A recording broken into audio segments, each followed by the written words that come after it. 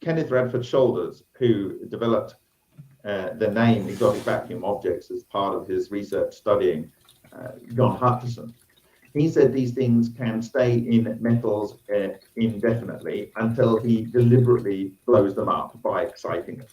Okay, and I'm daring to say here that they are quantum locked. They are locked into their relationship with the matter that surrounds them. They have an intense boundary like an event horizon. So I've given many examples over a period of time, but I will talk about that also a little bit today.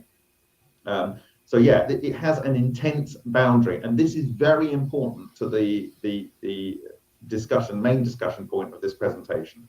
So having an event horizon is that almost nothing happens outside of this event horizon, and everything happens inside the event horizon. And so if you're outside, you're safe, it's not a problem, and you go across this unseen wall and boundary, and you could be torn apart. Now there may be this drift area, and you might like to think of that as the ions being shot at this black spot, and then it's emitting these 433 AMU emissions over a period of time. And so that you've got these particles, they've been caught, they're drifting in, and then they're being assembled into these heavier ions. Can be excited to blow up, producing subquanta or cell-similar fragments. Okay, and what I'm saying here is, again, referring back to Ken Shoulders, they consider the metal indefinitely, but then if you overexcite them in a way, they can blow up. And this is going to be very important to the technology and the testimony from the technology, which I am going to be concluding and discussing with respect to this vibrations in the steam loop. These traveling subfragments can disrupt matter as they travel. And this is the action of strange radiation. We're going to show a couple of examples of that. I did a lot of the work in the previous presentation on that. So is this a unique finding? The unique finding of Stanislav Adamenko and the team of scientists working there for maybe as much as 6 years in the former Soviet isotopic factory outside Kiev in the Ukraine?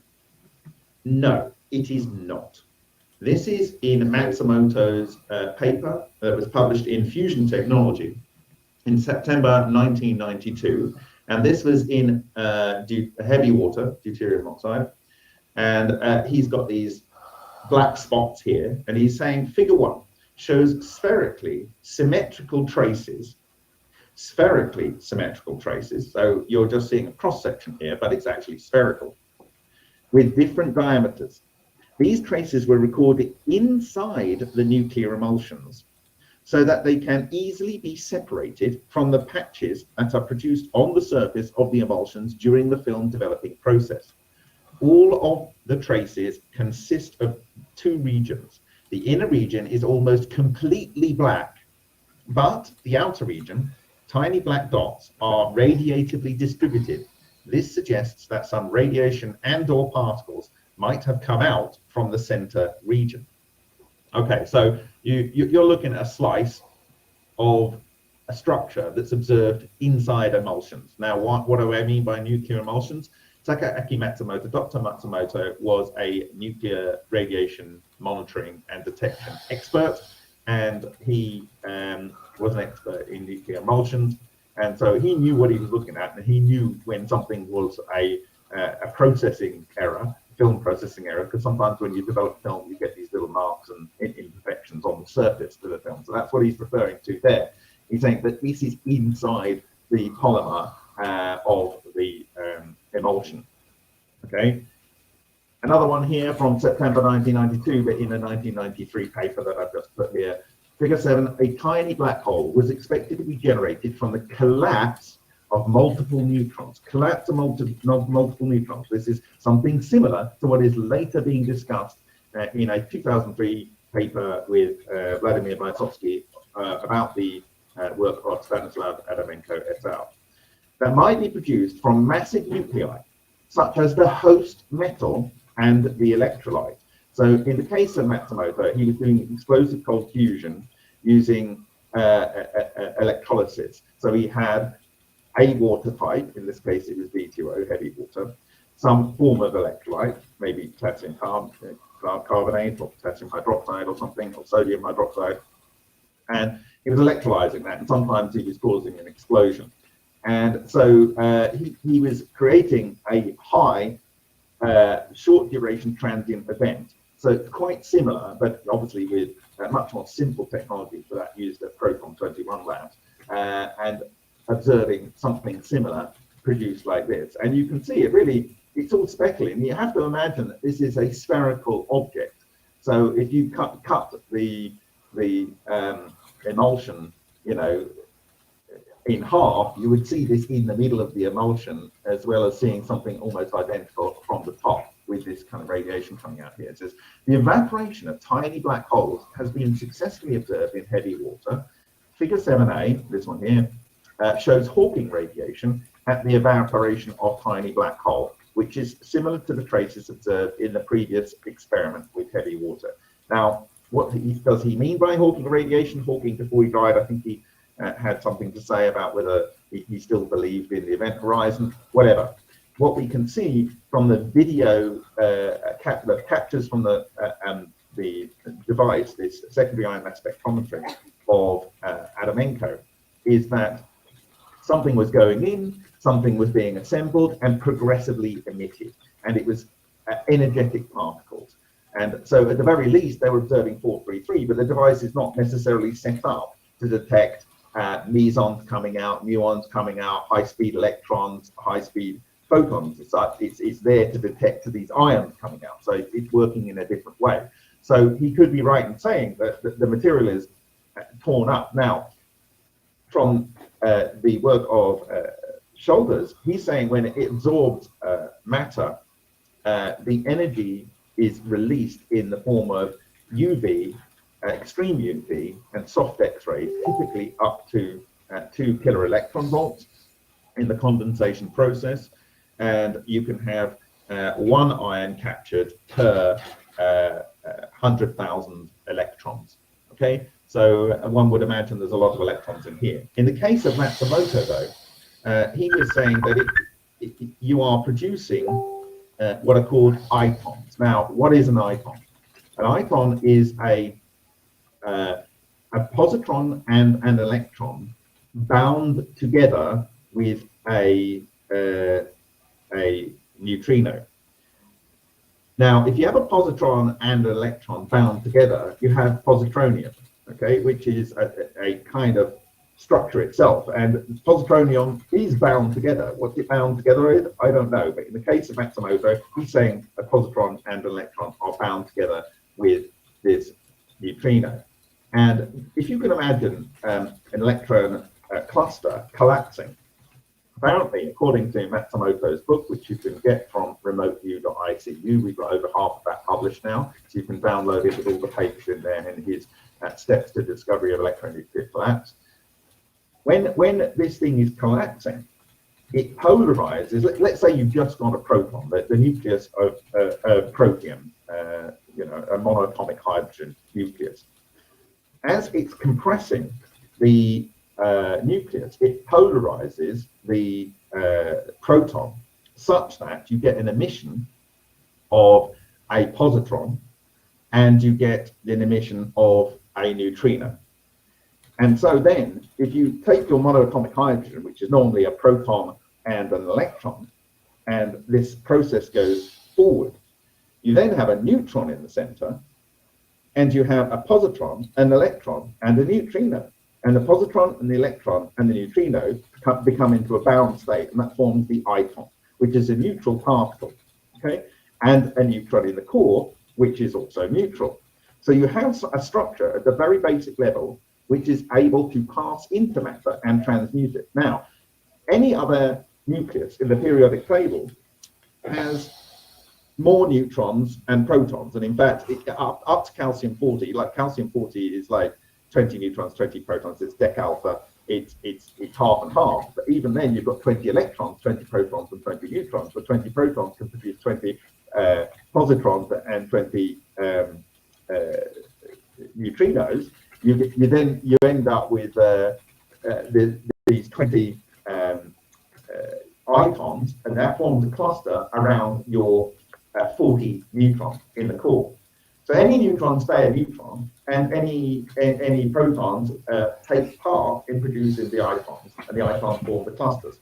And it's interesting because S.V. Adamenko observed that in some of their experiments, they got emissions of heavy nuclei with 5,000 to 7,000 AMU emitted.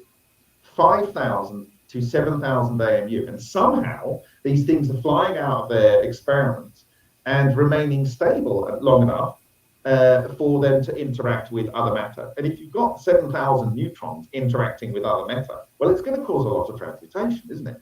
If you get electronuclear collapse where the itonic shell is able to collapse further. Now, the itonic mesh, this shell that's surrounding it, this is what Matsumoto said is what ball lightning is, and he said that this is a more detailed description of what the shell of an exotic vacuum object is. And he agreed that what he was doing in 2001, he agreed that essentially they were talking about the same thing, exotic vacuum objects and itonic clusters. But Ken Shoulders was not a theoretician. He said often that he's not into theory. He just described what he saw and could repeat what he saw every day of the week. Okay, whereas which is important in science, one might like to say. Okay, so now whether Matsumoto is correct, I don't know, but certainly what he's saying produces something that's neutral and can do the things that were observed by Stanislav Adamenko. Now, Matsumoto didn't stop there. In a paper in 1993, he published this. Figure 7b through 7f, these ones here, shows the typical feature of the black hole. The conic shape, materials seem to spout energetically from the bottom of the cone, right? So he has these cones here, and you get these structures coming out. And whether this is, he said that you had a white hole and a black hole, and this did this material organization. So here, this is a white hole and a black hole. And so you'll actually, rather than looking at top down, these are slightly more, these are exploded black holes or something like that. It's in this paper from 1993. But the interesting thing for me is that this particular structure, he's often saying that it synthesizes a lot of carbon, and I've discussed in many presentations why carbon comes out. It's because it's triple alpha. Alpha is the most stable sort of grouping of nucleons, and many synthesized elements become alpha conjugate nuclei. And if you make alpha, it floats away. If you make beryllium 8, it decays to 2,4 alpha, it blows away, and it's helium. So the first stable element that comes out of these systems when it's doing electronuclear collapse and electronuclear regeneration is carbon. And so you see these carbon marks on here. Now, this is on the fracture sample from John Hutchison in a presentation called Hutchison Effect, Magic Incarnate. In this YouTube link, you can go into a big discussion about this in relation to Matsumoto.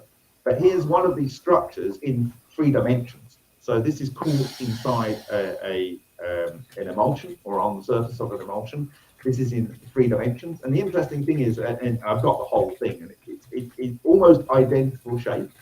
And funnily enough, the actual areas here are almost identical in terms of their positioning. So there must be something very regular in what happens when these things blow up. They must happen in a very particular way.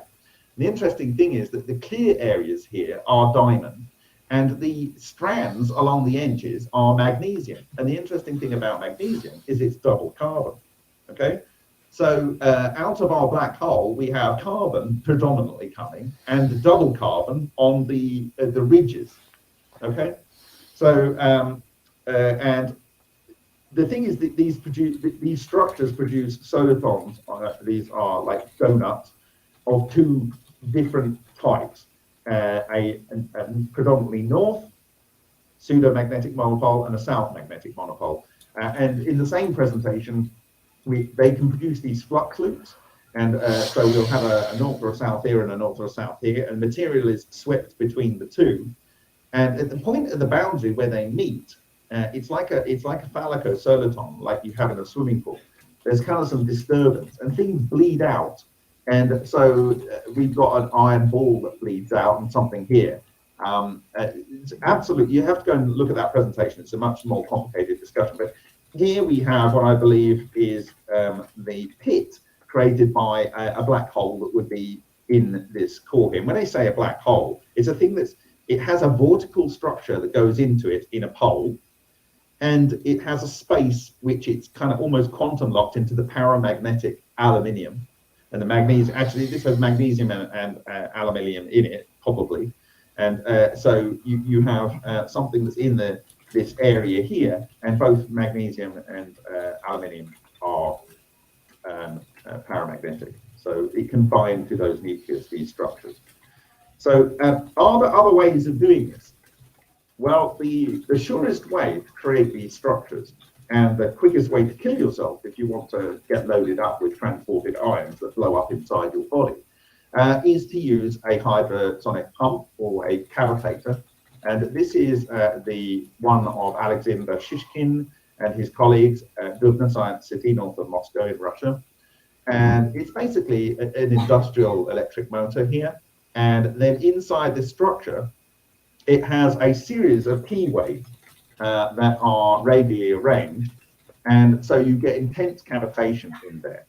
And this, in a presentation which I'm going to just drop into here, which is a new type of penetrating radiation, he talks about the other ways that they've created these magnetic monopole-like structures. So I'm going to drop out of this now, and I'm going to go to that presentation for you to look at. So this is the presentation. You can go and look at it on our YouTube channel. You can go and see the original Russian presentation and my translation of it. But this is a new type of penetrating radiation, Alexander Shishkin, and this is from October 2018. Okay, so he talks about the fact that this type of high energetic radiation, which is often 120 kiloelectron volts, sort of seemingly when it blows up, and it's much more energetic than characteristic X-rays, were observed by Charles Glover Barkler in the 1910s, and after he won the Nobel Prize in 1917 for discovery of characteristic X-rays, he literally spent the rest of his life trying to work out what J radiation was. Okay, and many other authors investigated this phenomenon of J radiation. When it came to post 1989, many people in the cold fusion field observed these emissions of 120 kiloelectron volts.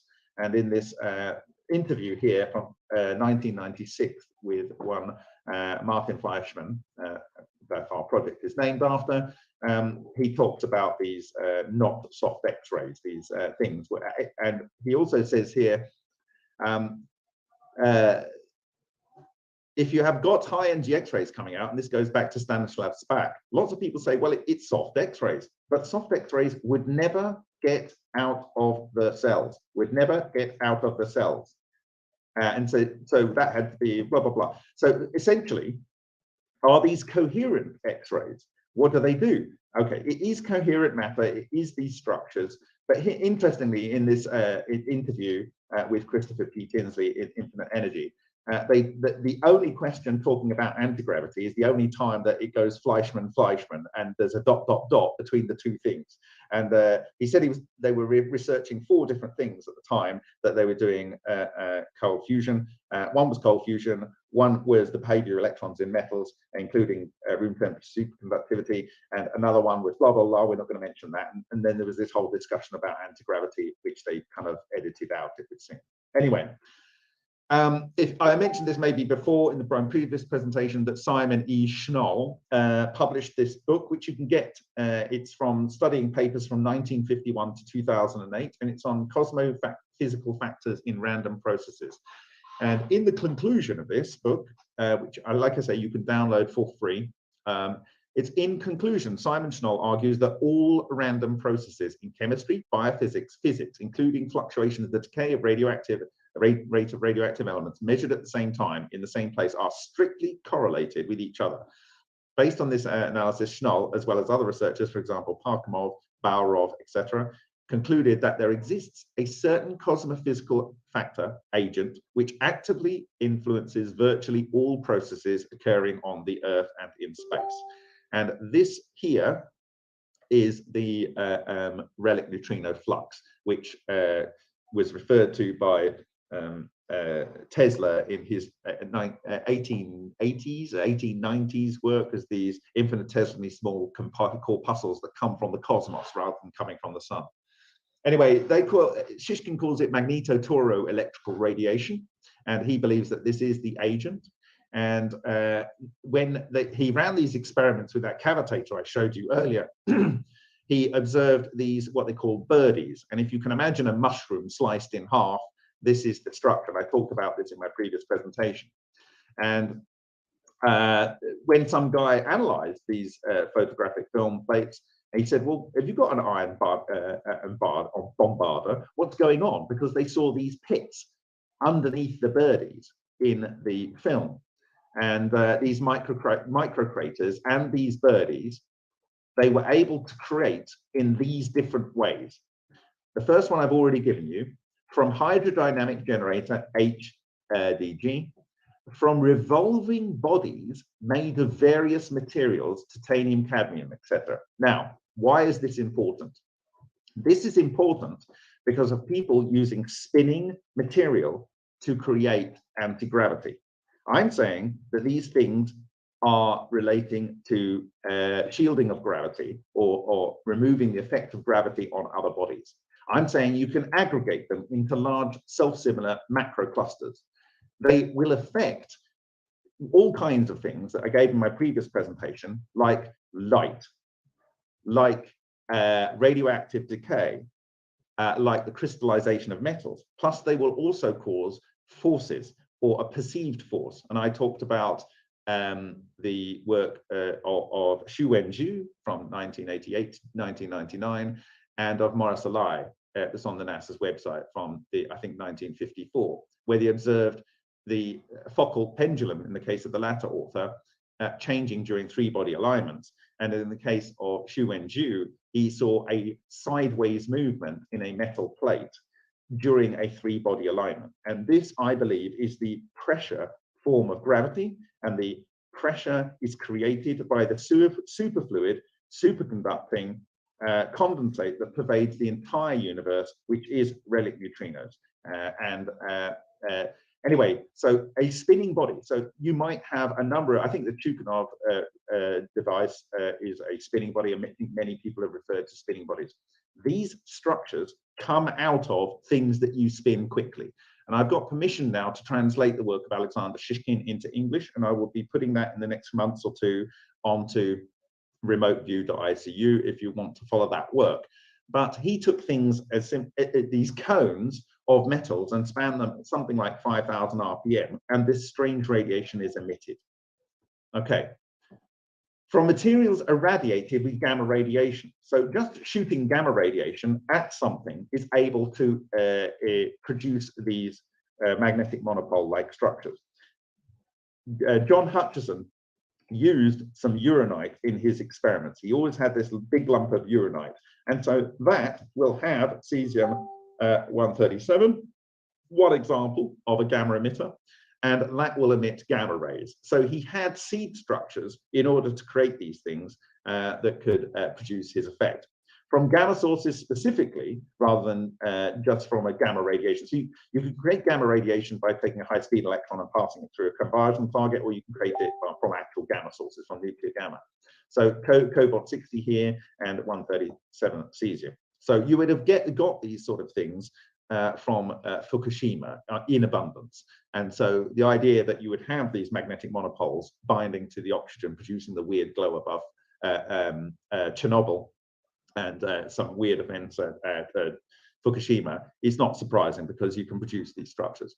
By applying a high voltage pulse of plus or minus 590 volts on an X-ray film in an opaque package, so that's one way of doing it. Corona streamer discharge. Okay, so corona, this is very, very important to the technology that I will be discussing that's relevant with the vibrations in a steam room, because a corona was used, a corona discharge was used in that technology. But of course, a corona stream of discharge is what you get in a Tesla ball. Okay, so a Tesla ball, in theory, if it's at the right energy levels, should produce a quanta of these strange radiation. Okay, and these two generated type of generators, I don't know what they are actually. And essentially, he says with his device, he calculated that 1 hour exposure would damage red blood cells from the number of grays produced, and it would basically red blood cell damage and damage to the genetic material in white blood cells. And so essentially he's saying that 1 hour exposure to his cavitator would kill a man. And Leclerc and his partner, with their cavitation device that produced every element in the periodic table, they also observed strange radiation tracks away from their device, and they almost killed themselves in a 1 or 2 hour experiment. Okay, so be careful when you're doing these experiments. Weird effects can occur around anti-gravity craft, as well as technology that relies on these phenomena. Things like time distortion, anything that uses a transistor will cease to work very effectively if you get within the event horizon or within the sort of kind of boundary around the event horizon. You need to be careful with that. Now, there's a note at the end here. Yuji Bazhatov, who sadly departed, probably because he was exposed to this radiation for too much time, he says that there is a way to protect yourself with a fluoroplastic plate. So, for instance, PTFE or boron. And the thickness of the sheet of glass must be 2 centimeters thick. And other authors like Shoulders and Shishkin are suggesting thin layers of conductor and insulator, say metallized mylar sheet. I build them out of aluminium and cellophane, alternate layers, and so on. Boron obviously is a neutron absorber, so if you've got something with 5,000 to 7,000 neutrons, it's probably good to have that there. And fluoroplastic, I believe that fluorine is a good fuel for this, and so it causes a bit of a disruption to the things as they're flying through the air, and so that's the way that it interacts with that. Okay, so this is the point that I want to add in here from Shishkin. Now, we've been talking about him, that he said in a private conversation to me in 2018. He says, after a while, my cavitator stopped producing strange radiation. In order to get it to produce it again, I had to physically move it to a different part of the lab. After a while, my cavitator stopped producing strange radiation. In order to get it to produce it again, I had to physically move it to a different part of the lab. So, what we know from the work of S.V. Adamenko is we've got something that's locked into the metal. We know from Shoulders that these things can stay in metal indefinitely. We know from, and I've shared this in many presentations, we know from Matsumoto, these structures grew on crystal boundaries and they ate spherical sections out of the material. This was observed by John Hutchison as early as 1979. Spherical sections inside a piece of metal were consumed, okay? And we have observed this in our own Vega experiments last year and shared this widely. And we can see the whole process occurring on the macro scale, and we've showed how it grows in the crystal boundaries and it eats out these sections, does the transmutation, and so forth. And so this is very, very repeatable. But what we have shown in many of our Vega experiments, what Matsumoto showed in 1990 in his paper on his palladium deuterated rods, the material that's eaten in those, and other authors, is that it eats out to an area and then it completely stops. Like nothing gets eaten beyond it. It's like a perfect boundary. And we've actually created things in Henk's work where we've got a structure that's 10 millimeters across, and it's completely cut copper. It's completely cut copper. Now, if it was a thermal effect, the copper would melt and so on, because it's a very, very conductive, thermally conductive metal. But the fact that you have a coherent matter structure, and on the boundary layer, it eats everything, and then outside the boundary layer, it does nothing. This is what I'm talking about.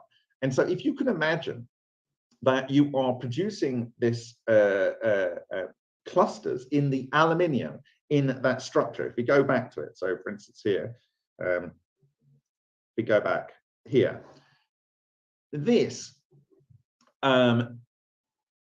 is producing an area around it where this flux of relic neutrinos from the cosmos is being sucked in and aggregated into these structures. And Shishkin says, in fact, if I go back to his presentation, I missed that. So let me just go back to his presentation, because there's one point we missed here.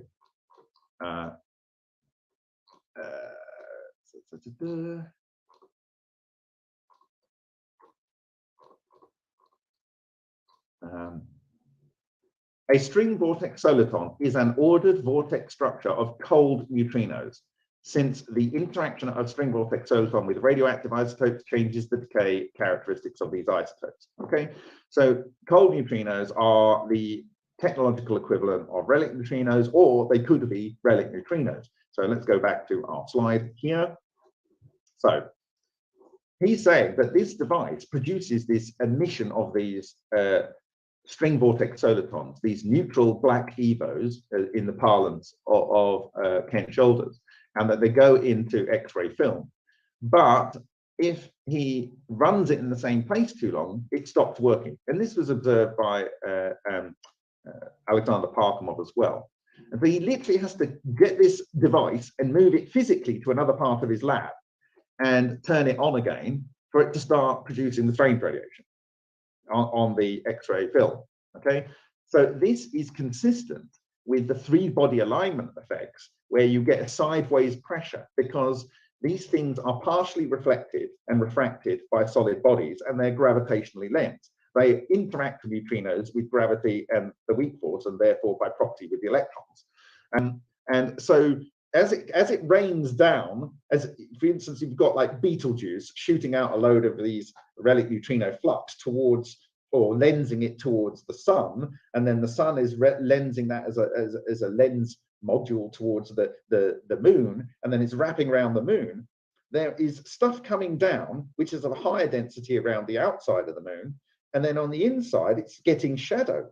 And all life uses this, all random processes use this, all matter use this. Okay, and so you've got a higher amount on the outside, and it's pressure gravity. You've got pushing in from the outside, and that's why your Morris Elias in 1954 on the NASA website has a Foucault pendulum that moves out of sync when it's in three-body alignment, and that's why you have this sideways movement on the plane by Xu Wenju.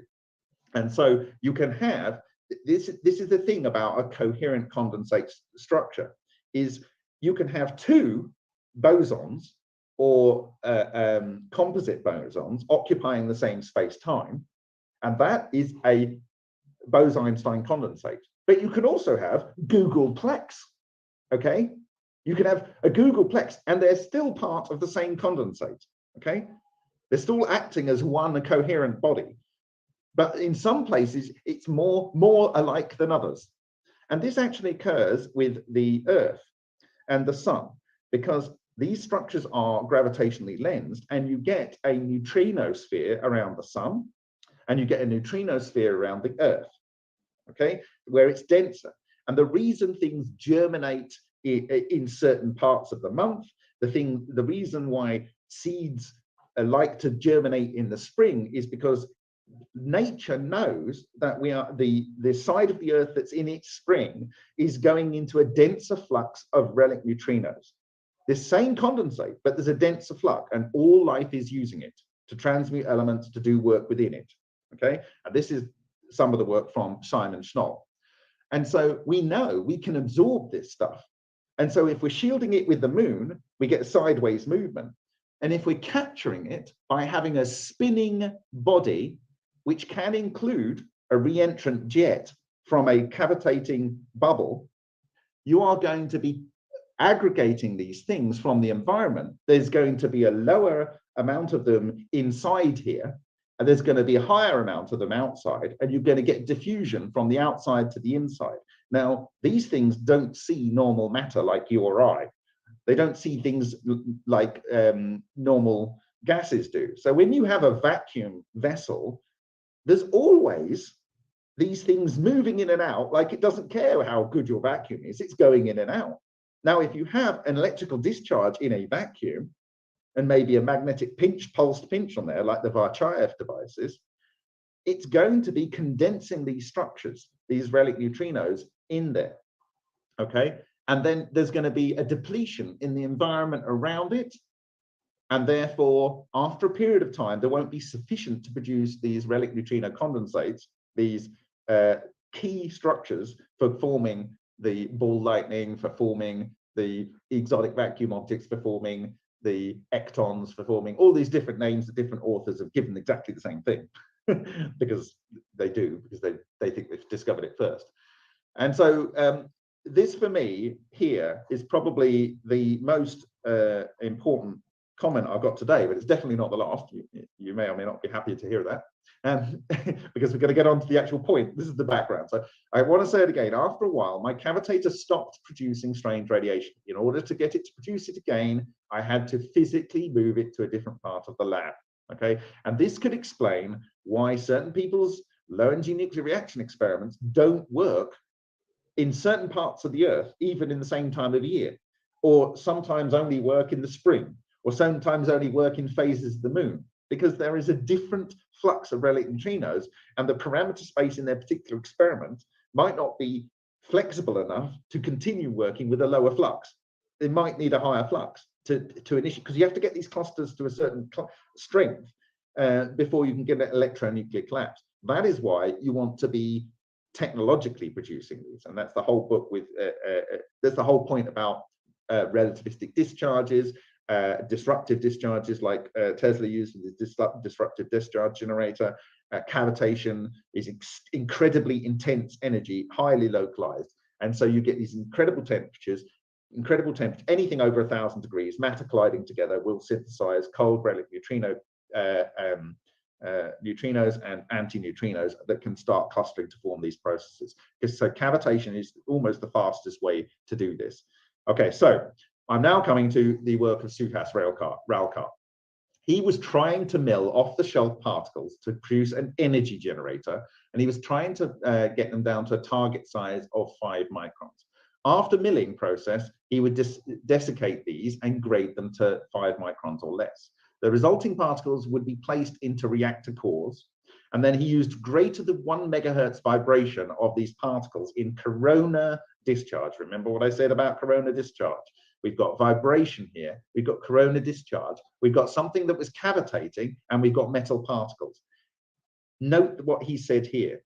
In his reactor, if he didn't corona discharge but caused a spark, the core would blow up. It would blow up. So cavitation of metal in water, this makes the charges, the magnetic charges, via cavitation and resonant modes. What am I talking about, resonant modes? Well, I think probably the best way to talk about that is cymatics. I don't really need to go into cymatics. You all know what I'm talking about, okay? And so it almost doesn't matter what your structure of your plate is. It will set up some resonant modes. Now, these things, this is a key point. So let's look at this structure here. These things like to live on a surface, so they like to form in surface boundaries. But if you add sound, then, for instance, if you've got iron or you have aluminium, for instance, you want to make an anti-gravity device using aluminium plates, okay, and you're using discharges, which produces static electricity, which gives you a lot of charge separation, and then you're spinning those plates, which are going to allow you to get towards producing these clusters, and then you are vibrating it. What you're doing is these magnetic monopole, pseudo-monopole structures that are bound to the paramagnetic aluminium are bounced, and they're bounced, and they form on the antinodes where there's no bouncing going on. Now, we've done this every day of the week in a $35 experiment. You can go and find out how to do. A 5-year-old can do it, and it's called Ultra. You use a ultrasonic domestic cleaner you can get it off Amazon, have it delivered in a couple of days, and you can transmute elements using aluminium and water and sound. Okay, you get the cavitation, you get the charge separation, and you get the resonant modes. And the resonant modes appear almost instantaneously. We've caught it all on camera, and it's all shared, and you synthesize elements. And it's because you get this, in my view, these charge clusters forming, and you get the charge separation, the intense energy localization, the resonant energy localization at the nodes and antinodes, and you then get this aggregation, and you get these intense magnetic vortices and soliton pairs, phallico-soliton structures. And this is what is going on. If you have an aluminium plate and you're spinning it, and then you have magnets on there, the magnets will do this. They will create vortex pairs. They will create induction effects. And the vortex pairs, because the relic neutrinos have a magnetic component to them, they will condense in these structures. And so you've got the sound creating an assistance to the self-organization, and you have the magnets moving around, also helping with the self-organization, because in the aluminium, it's forming these eddy currents. The eddy currents have a vortical center, so you have another means of aggregating these around the edge. And this produces a cluster that gets bigger and bigger and bigger. You cannot see it. You cannot see it because it's moving material in the ether. It's a moving material in the ether. And so this produces a large torus, probably 2 tori, depending on what you're doing. And this will produce a gravity shielding effect. It's preventing the action of gravity on the structure that's inside this structure. But things that you approach these kind of things with will not work. Things like phones, watches, any kind of electronics, because they use the Josephson effect, they use tunneling for transistors to work. This will not work. So electronics will not work around the technology that drives UFOs, okay? And it also messes with consciousness, because our consciousness works with this technology as well, okay? So you will have difficulty having a normal train of thought, and your perception of time will be completely distorted, because this is what causes time. Every random changing processes, the progression of time is counted in the change in the environment around you. If you don't have a change in the environment around you, time didn't happen. So if you remove the thing that causes time, then you can't perceive time. And if you remove the thing through which consciousness and connection to reality can work, then you will not have the ability to think in the same normal way that you do. Okay, so anyway, that was a little aside, but I'm talking about cymatics here, and I don't really need to go into it. There's many different patterns you get, so it almost does not matter which sound you put in. But what I will say is, if you have higher frequency sound, you have more nodes and antinodes. Okay, so you can even it out. Okay, so let's go back to here. So makes the charges via cavitation and resonant modes. So that's the resonant modes I'm talking about. Aggregates via resonant modes. So I'm talking about the fact that you have these magnetic structures. They are able to move to the area of least movement, which is the antinodes in your cymatics. And it stores aggregate particles. So once you've got them to a certain cluster size, they become attracted to anything paramagnetic. So in terms of a gas, oxygen is incredibly paramagnetic. It's bizarrely paramagnetic compared to all of the elements, all the way up to something like holmium or something like that, of the paramagnetic element. And so this is why you've got those weird glows above Chernobyl, because it changes the spectral bands, just as Xuan Zhu observed during 3-body alignments, because he has a different density of the relic neutrino condensate. Okay, so stores the aggregates in metals, and we know we can store it in metals because you've seen it in S.V. Adamenko's work right there. And we know that Ken Shoulders says it can stay in metals indefinitely. And this is what was going on in Suhas Raukar's reactor. Okay. So he then had a foil maker, and this was a fast, he only did this to produce a fast way to make nickel foil for part of the electrode. And he pulsed water flow electrical discharge with 19.46 kilohertz sound, and this would have assisted the formation and aggregation of these structures. Plasmoids were found in, and what I've got here is another slide down here, and this is the work of Bogdanovich, and this is a black torus. This black torus here, this is so good at grabbing the light. So the EVOs can be spheres or tori. Okay, this is a tori. So the event horizon on this is real time. This is a plasma flow discharge by Bogdanovich at the Moscow National Nuclear Physics Laboratory. So he has water flowing down here onto a metal plate, and he's discharging high voltage through here, and it's producing this plasmoid, which is you've got a plasma globe behind, but it's not being able to get through the torus. So this is an example of this going on. And actually, Suhas did this.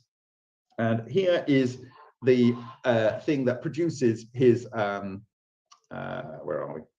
Am I doing? It's gonna, there we go. So he has a metal plate in here, and he is got water with an electrolyte coming down, and he's doing a discharge on that. And the metal plate collects nickel, and it produces this nickel foil, which he actually uses ultrasonics to delaminate as well. And this goes into the reactor. So let me just find, oh dear. The fuel is processed in this. This is PZT, and these are 1.5 kilowatt horns.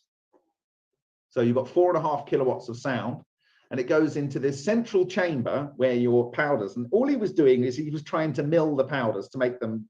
So he's taking off-the-shelf powders that are not at 5 microns because they're expensive and they're not easy to get in India. But you can get powders of different scales, and the idea was to just mill them and put them in here with this sealed thing. And then he had a cooling channel, and this outer chamber here was for cooling, because there's a lot of it. You've got 4.5 kilowatts of energy going in here. So he was only trying to make it smaller. And the funny thing is when we looked at it under the SEM, in almost every case, there were transmutation of elements. So this is the powder that's not processed, not fully processed, because he's not graded out the different scales. And we found different elements being synthesized in there, like niobium and zirconium that weren't in the original material, and a lot of lead, 57% lead, 14% lead here, 51% lead. So why lead? Because it's the heaviest stable element in the periodic table. So if you're doing this nuclear collapse and you're building and building and building elements, you get to lead. And if you go beyond lead, it doesn't like to create radioactive elements. So it comes back to lead. So you end up building more lead. And if you pushed it harder, you would start to produce things that were unpleasant. You don't want them. That's what Adamenko did, and that's what Leclerc did. Okay. And here we've got, what have we got? Again, more lead, niobium, and so forth. So those are the sort of things that he was producing. On the foil, we were getting things like gold, 31% in this little band area here. This is where the plasmoid came in and collided with the metal. And so we've got gold here and palladium here. And so we observed gold in the first couple of slides with the work of Adamenko, and here we've got it being produced in a nickel system, and we have these other elements, but also it produced this structure, which is in my view, with lots of other data that we've had since, this is a collapsed coherent traveling matter wave, and you can see the torus here, you can see the poloidal, that you've got a toroidal motion here and you've got a poloidal motion here. So this is one part of the overall structure here. And this was by weight 94.5% silver. There was no silver in this reactor. So this is one particular coherent matter traveling wave. Okay, so this is synthesizing elements. Now, what was he doing? This is the actual reactor to maybe give you a better idea of what's going on. Is it going to do it? So you've got the metal going backwards and forwards. This is vibrated with your thing here. He has a discharge of 200 volts and it was at 300 kilohertz. Okay, so not only was he doing plasma flow discharge like the Moscow Nuclear Physics Laboratory, producing those large plasmoids, he was also using ultrasonics. Okay, and then this foil and the powder goes into his reactor tubes here. And so the foil gets scrunched up into a ball. It's a very simple construction. Scrunched up into a ball, you have your powder here, and you have an ultrasonic horn, which is actually at 1 megahertz. Okay. And then he has a tungsten thoriated electrode here. That's why do you have thorium? Because it lowers the work function. That is the ability for the electrode to emit electrons. And it penetrates, and the tip just comes through the nickel foil. So the nickel foil actually here is just to provide a conductor, a large size conductor, to allow for corona discharge. And the tip of the tungsten thoriated electrode is an initiator. Now, if he gets a spark between here and here, then this ceramic tube blows up. Why? Well, I've already discussed this in many presentations, but when you have the material condensed into the electron condensate, all the electrons, let's say there are 10 to the 23 electrons in a particular structure, which is much smaller than they would ordinarily be. Then you blow this up by disrupting it with a discharge. The coherent electrons then return to their normal electron charge. So you've got, let's say, 10 trillion electrons, right? But they're all acting with 1 minus charge. Okay, you disrupt it with an electrical discharge and it blows up. And at the point that it starts to dishevel, all of the individual electrons become a -1 charge. And then you have a Coulombic repulsion between all of them. And it's incredibly violent. And Ken Shoulders talked about how, sadly, this can make unbelievable weapons. He said about a 1 cc of fluidized electrons would do a 10 by 10 by 10 meter volume, and basically everyone would be completely destroyed. So the point about what's going on in here is his metal is completely loaded with these monopole structures. And what do you want to feed it? Well, you've got a hydrogen atmosphere. Let's have a look at the overall reactor here. You've got 8 of these cores around the central tube. You've got a helical water around the outside, and it comes through the center, and it comes out at, let's say, 95 degrees C. When we wanted to test this, we didn't want any phase change, okay? And so you have these multiple cores, and then this whole thing is in a hydrogen atmosphere. So it doesn't matter that you haven't sealed these things very well. It's not important, because you want the hydrogen in there as part of the fuel. Let's go back to here. Now, I'm going to actually show you on here a little bit more information. So this is the generator working, and it's producing steam there. Okay, it's wet steam, so there's a problem with that. And is this where he gives me some fuel? No. You can go and have a look at this. This is on steamit.com at MFMP. And I describe in detail, but I have here the ultrasonic horn that connects to the reactor core. So it's a very simple construction. You have a ceramic tube here. You can imagine you've got your, have I got the diagram here? No, I haven't got the diagram here. You've got the nickel foil. Through this tube, you have the welding electrode, and in the center here, you have that processed powder. Inside that powder, it is completely loaded, chock full of these magnetic monopole structures, these exotic vacuum objects, bound in the metal, like you saw at the beginning of the presentation in S.V. Adamenko's work. How do we know this? Well, because he gave us some fuel. He gave us some fuel, and I discovered my first strange radiation looking at this in various different ways. This was on this polymer that's on the outside. So I had a magnet here. We know these things can be affected by a magnet. So I had a magnet here, a little neodymium magnet, a neodymium magnet here. We had some neutron bubble detectors here, and this was left for a number of weeks. And we had these, whatever's coming out of this fuel, this is not graded and not sifted. So he didn't know that this had strange radiation emitting from it. We discovered it by getting some of his fuel. and it came out and it was drawn into the direction of this magnet over here. And we've got this structure on here, and when we looked at it under an Olympus scanning laser microscope, we see the telltale signs of the impacts of strange radiation. There's one track here, and these kind of double pits and group pits of the kind of appropriate scale. One of the reasons I thought to use a magnet in that way was the work of Keith Fredericks, who created these spots and observed these tracks. This is from Matsumoto, this star formation, and this is a similar torus that's rolling along the surface, flipping over end to end, same as you've got here in Matsumoto's work. And he actually used a nuclear emulsion like Matsumoto, and because Ken Shoulders said that these things can be emitted from your fingertips, that's the easiest way to produce EVOs.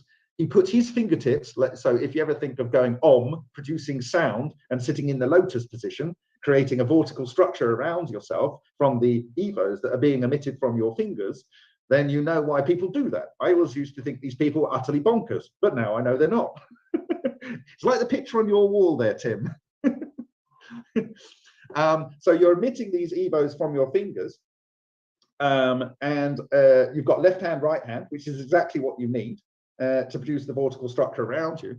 So you put his fingers on this film and used this neodymium magnet and produced these different traces. So this is interacting with biology all of the time. Okay, so here is this thing here. Now I have. So I'm just going to step away to talk about the fall off of these structures. And I've shared this slide with you before, but what we've got going on here is we have two brass plates. This is the cathode, this is the anode. This is causing electron bunching. Electron bunching leads to coherence of electrons. That leads to coherent matter, okay? We then have the coherent matter, the macro ball lightning forming here. When it disrupts and explodes, we have the emission of part of the original structure of the coherent matter structure in the form of a coherent matter traveling wave. And here, if I press play, you can see it flying out of there. Maybe you can see, so it goes boom, and this coherent matter traveling wave comes out. And recently, using computer animation software, I've simulated how this works with toroids and so forth. So we've observed all forms of strange radiation track in 3 dimensions using this type of approach. And here is a undiscussed strange radiation track interacting with aluminium in work from the 1990s by Ken Shoulders. So this is where an EVO came through here by Ken Shoulders. This is a dual EVO. When I say dual, it's like a condensate of possible, and I'll talk about this in a separate presentation. It's possibly a singlet electron condensate where you have spin up, spin down, but like a massive, massive singlet state, or it's a positive electron structure in a massive coherent Itonic cluster structure in the form of a thing that's much larger than a normal positronium coming through. And this is why, because they have this magnetic link between them, they can spread apart and they come back together, just like a phallico-soliton does in the swimming pool. But down in this bottom side part here, you have this type of strange radiation track where the helical structure of the coherent matter traveling wave is traveling through. And because the binding energy of the electrons and the ions in this coherent matter traveling wave structure is far higher than normal ordinary matter. Normal ordinary matter has no way of being able to resist this. And this is why it makes unbelievably unpleasant weapons. This is why the Hutchison Effect did really, really weird stuff, because an ordinary matter cannot deal with this. Okay, so this is what I'm talking about. This structure here has a very defined boundary. And when it goes through this aluminium, which is a highly thermally conductive metal, it's literally cutting it exactly the same shape as the coherent matter traveling wave. Okay, it's not spending long in here, but it's completely removing the material. This is what I'm talking about with an event horizon. Outside of it, it's largely unaffected. Inside of it, it's completely changed. Now, in this particular video, which I've analyzed in detail, this is about 5 frames within one of our Vega experiments. This is done in Canada by David Bouthier. You can see several coherent matter traveling wave structures going around. This one here is beautiful because you've got the positive and negative structure orbiting around each other. But we've got one that comes up here. It orbits around this one before it even gets there, and it comes over here, and this one comes up here, and it's orbiting around here. This one comes round and bends around, and then this orbits in the other direction. But they're not really interested in where the anode and the cathode are. They're only interested if they come within a certain distance of each other. They literally they go in exactly the direction they want to go in until they look ahead or look behind the structure of another one of these coherent matter traveling waves, in which case they move very, very intensely. And one presentation where this is very, very clear, maybe not so clear, but you'll have the slides, is this one, which is a sequence of frames where we've got a large plasmoid structure in the reactor. But we have this one that comes out. It comes out here. It goes over to the left, it goes over to the left, it bounces off the cathode, it gets re-energized, comes round to the right now, comes round to the right, comes round to the right. And then another one is blowing out of the birthing zone over here. And it comes in and it's doing its own trajectory. And then in one frame, 1/60th of a second frame, it starts to come orbiting around the one that's just come round from the side. So it has no influence, and then it has all the influence in the world. And then you see another one here in purple coming out, it's moving in its own direction, and then it starts to interact with the two that are now nearly perfectly in sync. They're self-cohering, they are self-organizing coherent matter traveling waves, okay? And there's no resonant chamber in here, they're just doing it because they're so influential on each other. And this one comes in and it starts to wrap around this one, and it's wrap around, and then these three come together. But for whatever reason, these two may have performed a decent, stable structure. But by the time it gets to here, this one has disrupted them, and they kind of wobble out, and they go on their own merry ways. But another one down here bounces off the bottom, and then it comes up, and it's hilarious. It comes to here, and then it orbits 180 degrees only around this one's path, and then it starts to follow it. So the influence on each other is phenomenal. The ability and desire for them to collect and organize, but they're organizing at a distance. And this is what Ken Shoulders observed. They form bead chains. Matsumoto observed this as well. We have observed this. Many authors have observed this. And in fact, even if you go back to the original work that was a reference for Ken Shoulders, this is the Lafferty book here. There is a book in this, a page in this book where they actually characterized where cathode spots produce these structures. And this is probably way back in the 60s or 70s. And they produce these parameterized groupings. So you have one on its own, and then you have two that are orbiting, three which are equidistant, 120 degrees, and so forth. And so you can imagine that's like a collision of one of these self-organized structures with the surface, but within them, they have their own substructure, which I've discussed in other presentations. Okay, so why am I talking about this? It's about this aggregation process. And just for some fine detail, this is from Zhigalov, Vladislav Zhigalov. And he looked at one of these birdies that he produced in a laser, using a laser, which was suggested by Lowe in 1973 as a way to cohere matter. You actually use coherent light to cohere other matter. This was suggested in 1973. He used laser into water that had been exposed to sunlight with, or being outside with 0.4 Tesla magnets underneath it for about 10 days.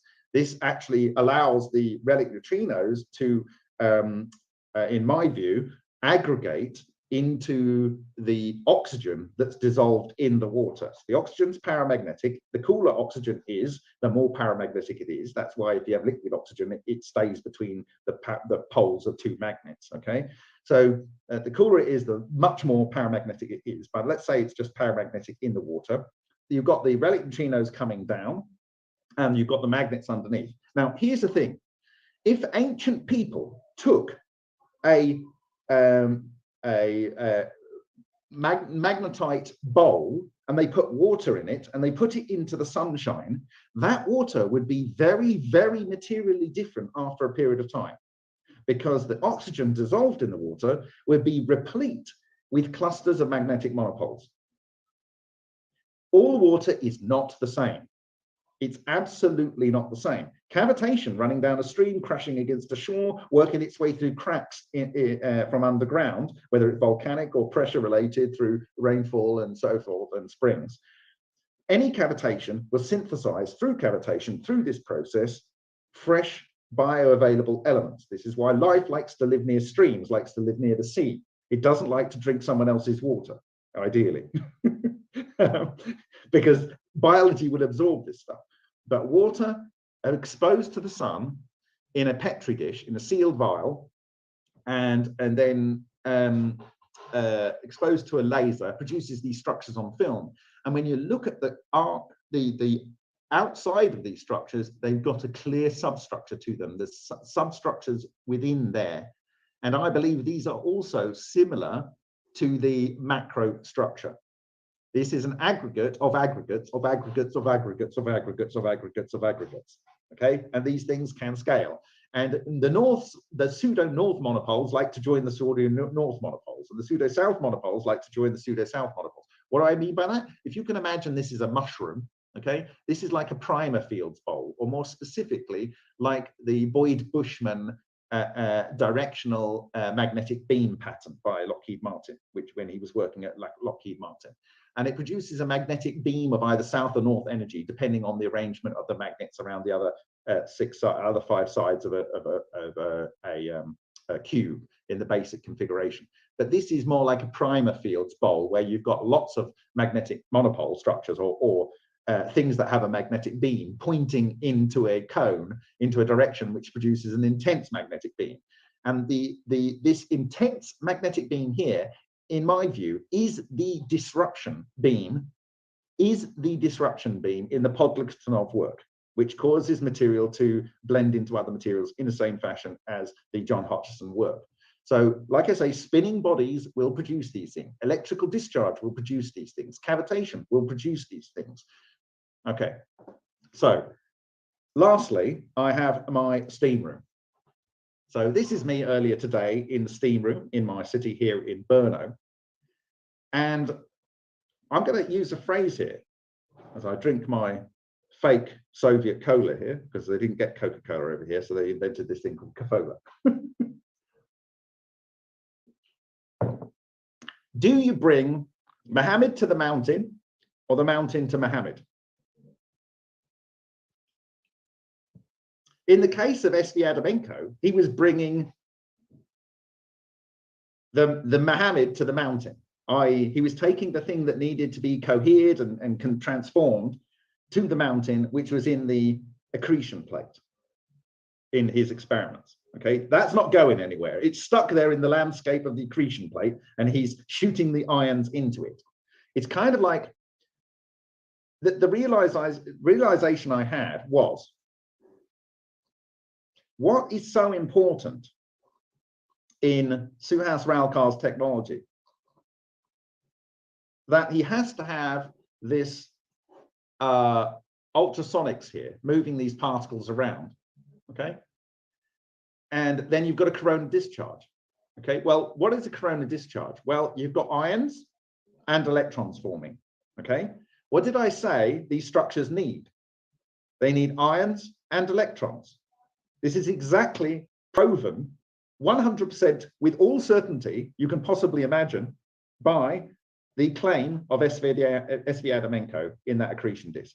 They feed on ions and electrons. Okay, Shoulders said, what do you do to keep an exotic vacuum object alive? You feed it electrons. Okay, all right. And if you don't feed it enough electrons, they die. But they will reside indefinitely in metals. He has metal powders in here with absolutely replete with these structures. We know because for 2 or 3 months afterwards, we saw it shredding polymer, and we caught them on a web camera, the one that I'm looking to you on now. And in fact, I can show you that. We're nearly at the end. You'll probably be pleased to know. In a different thing. So this is a side view. So you've got the ultrasonic horns and the reactors here, the water on the outside, the water on the inside. Let's see where I do the strange radiation analysis. Give me just a second.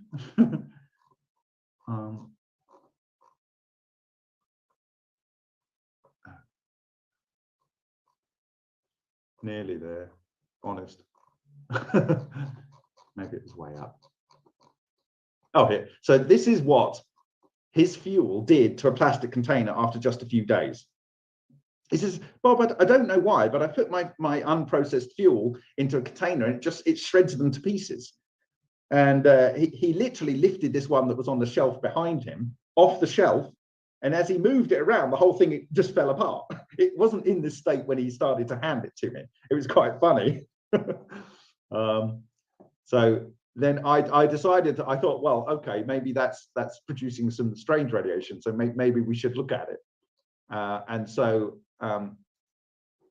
you can see this macro photography. So these are the stars of Matsumoto. And what these are showing, and you've got the helical, sorry, the toroid running over each other. It produces these train tracks. And here's a star, and the structure's coming up. This is a blowing up macro cluster that's here, blowing up macro cluster, blowing up macro cluster here. And it shreds these two lines side by side. It's literally shredding the polymer. There's some closer, different macro. Here's some nice shots here. There's the train tracks here. So you can go and have a look at this. So this is this little container here. It literally was so destructive, and the energy in these things. And I don't know. I think S.V. Adamenko found these were large numbers of giga-electron volts, each one of these structures. So I then used Cosmic Ray Finder, and I put PTFE here. This was because it was just something to cut out the light. And little did I know, and later find out, that fluorine and carbon are good fuel for strange radiation, i.e. exotic vacuum objects in dark mode. And so you had them coming out here. They were excited by this PTFE tape, and they came into the structure. And I think we have a number of traces there, but they're not the best. So we'll go to the next one, which is up here. I changed the orientation so it was more flat on, so it had a longer run through it, and it shifted over time to here. And this is my favorite trace. And the reason this is my favorite trace, because it exactly lines up with one that was found in the first Lion that we looked at, the first Lion reactor, the actual geometry of the trace. And this shows the structure of where it's moving. And so this was determined from the pixel size on the detector. And so this is not three body interactions. This is not a piece of grit between two things making a trace as it rolls around. This is something that came out of that reactor, out of that fuel, after an exotic vacuum object destabilized and blew up, a macro cluster. And a fragment came out. It went through the polymer, it went through the air, it went through another piece of polymer, it went through the air, it went through many layers of PTFE, it went through the plastic on the front, through the IR filter, through the lens, and into the CCD, leaving this track. This is incredibly energetic, and it must be neutral. And this is overlaid onto the Lion track here at same scale. And interestingly, I didn't have to rotate the actual track. So you've got the monopole structures here, but you've actually got the excitation of the CCD. Okay, so why am I? So we know 100% that it was emitting strange radiation. In fact, we observed it on X-rays and so forth. But I think observing it using a CCD is probably the most interesting of the findings. So back to our thing here. So why was he using ultrasonics? Or why did it work? Well, it's a case of he needs to feed these things with as much of ions and electrons as possible. And in the reactor, he has absolute buckets of ions and electrons, because he has this corona discharge here. Okay, but what we have shown is that there is this incredible event horizon where everything happens when you cross the event horizon. Everything happens when you cross the event horizon. Everything happens when you cross the event horizon.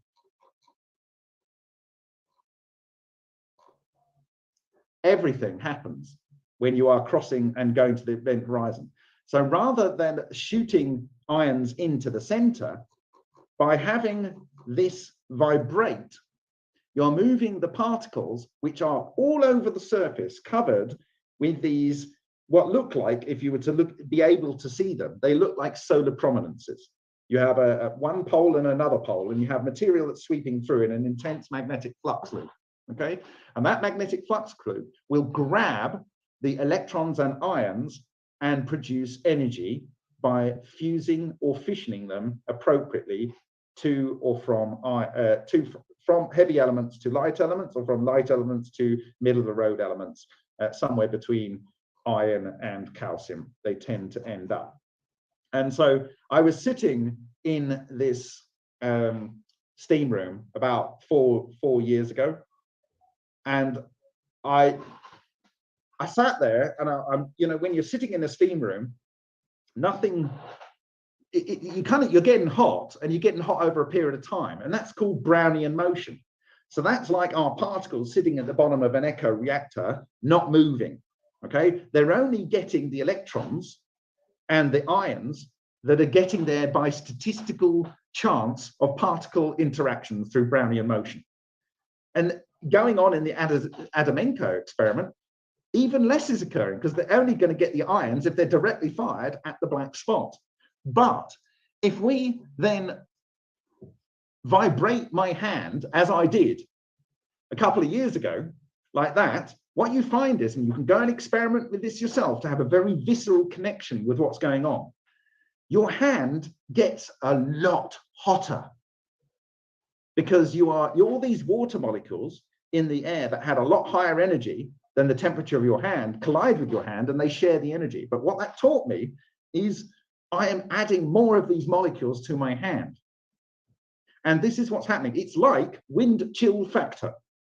It is like being on a motorbike with a helmet off and going on an icy road. If you stand on the motorbike, you're pretty okay. You've got hairs on your face and stuff, right? You're not so cold. But if you get on the motorbike and you go at 70 miles an hour, believe me, your face starts to freeze pretty darn quickly. Okay, this is what's going on in the reactor. So you need to make these structures. And in conclusion, I'm just gonna kill my presentation here. Okay, so can you see my mugshot, my ugly mugshot?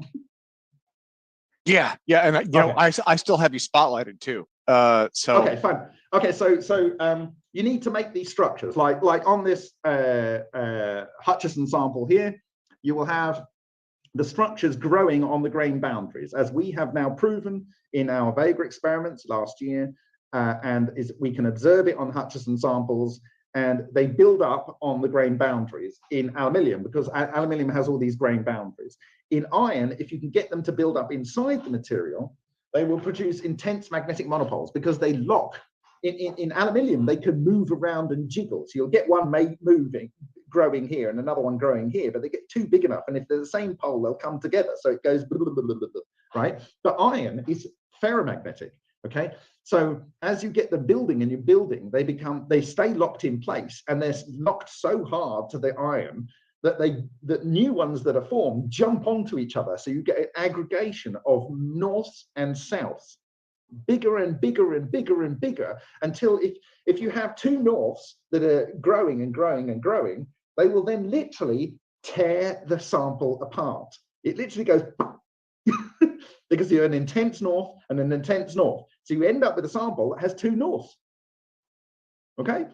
Now, when George Hathaway was talking about all of these different systems producing the same effect, and probably it was John having some interaction with it.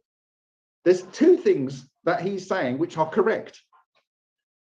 Yes, if you are electrically static, sensitive, as I am, I can predict when there's going to be lightning almost every time, right? Some people can do that, some people can't, right? There's a certain level of field that you can sense. Then you will know better when it's going to occur. But he also used an AM radio. And in the previous presentation, I showed you that when you get an electron macrocluster disheveled and the electrons that were formerly in the condensate state blow up, they then return to the state of normal electrons. They form a Coulombic repulsion, which is instantaneous, and that produces a scalar wave. That gets picked up on AM waves as broadband AM, and it gives you the pop. So he used two tricks. He used the fact that he's sensitive to electrostatics, and he used the fact that he's listening for those pops. And it doesn't happen immediately. You have to have patience, because if you haven't got things set up, you will not get the clusters forming very quickly. If you haven't got the parameters right, they will not form quickly. He had a high intensity discharge xenon tube. That is absolutely perfect for producing loads and loads of these by the bucket load, and you guide them to the sample area. They aggregate in the sample area. But he also sometimes used traveling waveguides, and he also used sometimes some uranite. As I said, it was always in presence. Uranite by itself will be producing these things, right? And you need to aggregate them and guide them to the active area. Once they are there at a sufficient intensity, they will lock into place. With aluminium, they move around, like I said, on the crystal boundaries, and in iron, they tend to stay in place and grow in situ, okay? And you could use sound, actually, to improve it. And I've talked about how you would use sound, and I talked about this before the Salvatore Pao patents were released, that you would use a technique that was developed in the 1950s to use a piezo material to convert high-frequency magnetron output, say 10 megagigacycles or whatever they call it, it's like 10 gigahertz or whatever it's are, and you convert that into solitons of traveling waves, scalar waves, which are just actual phonons that are of the same distance as the interatomic spacing. And this is specifically said in New Scientist in 1963. This is not patentable, okay? Sorry, Salvatore Pao and the US Navy. This is not patentable. And what this does is it causes these structures, these electron condensates, to grow in situ. And when they join each other, as we have shown in Vega, they wet together. And that produces superconductivity through the structure. And this is specifically said in the book, which you can download off remoteview.icu by Takaaki Matsumoto. And he said this in 1999, okay? And he said the structures, and we have demonstrated it in a huge scale using the Vega Valley. And so you have one ball lightning here, and one ball lightning here, and one ball lightning here, and they are wetting their electron condensate north-south magnetic monopole structures, pseudo-monopole structures together. And when they are big enough, they wet together, and this is one condensate. This is one electron fluid condensate, okay? And I will be producing a book of that. That is actually a 5mm by 7mm segment from the thing. It's the most incredible demonstration of what self-organized plasma can create in other matter by and showing how the magnetic and nuclear transmutations and everything is aligning up. But anyway, but my point being is that you can create superconductivity in the metals, and then once you get superconductivity, you have some very, very weird effects going on, like things become transparent, okay? And I gave an example, I think back in 2017, maybe I can quickly find the presentation if I don't do something very silly here. Yeah, and Bob, if I could jump in really quick. So we have 10 minutes left until David is on. We're going to have to skip the Q&A session for today, and that's totally cool. That's totally cool. I don't mind taking questions. I just want to share this. Oh yeah, no, I just want to let you know we have a hard stop in 10 minutes. So okay, great. But okay, so just see if I got the right one here. What was my thread? What was I talking about? now I've lost my thread. Yeah, but again, I can't thank you enough for I mean, you have run through so much material today. You know, this is a lot of food for thought. So if you're open to it, maybe we could postpone Q&A, because I know you're it's getting late your time, but oh no, it's actually okay. I'm normally up late. This is from an old presentation, but it's got some useful slides. So let me just switch back to show you my share. Okay. So I think I gave this presentation So what are you seeing now? I don't know whether you're seeing, what are you seeing? Yeah, so it's back on your browser and it's showing Okay. schema. Good, let's go here then. Right, let's find the slide I want to show you. So this is the bead chains by Shoulders. What I'm talking about is this famous experiment by Thunderfoot, where he mixes sodium and potassium in water. And so you have your silvery metallic thing. It becomes black as it interacts with the water, and then it becomes transparent. Now, I believe that this is because you have an electron condensate, or an intense amount of electrons that are interconnecting their wave functions in here, and it's interacting with light in a very materially different way. And then it explodes, and the explanation for the explosion is a Coulombic explosion, although this is an ionic Coulombic explosion rather than a pure electron Coulombic explosion. But this isn't exactly what I'm saying, but what I'm saying is that if you have this going on in the metals may actually become transparent. Okay, so if you had an anti-gravity craft that was using this technology, there's two things that you might, a number of things. I talked about the fact that it's likely that they will have plasma, and the plasma will grow through several colors from sort of the ionization of nitrogen in the air and oxygen, and then it will go through to UV, so it'll blue shift. It'll go it'll go like purple through to yellow. This is my prediction off the top of my head. It would go to a UV blue type look, and then it will start to look transparent.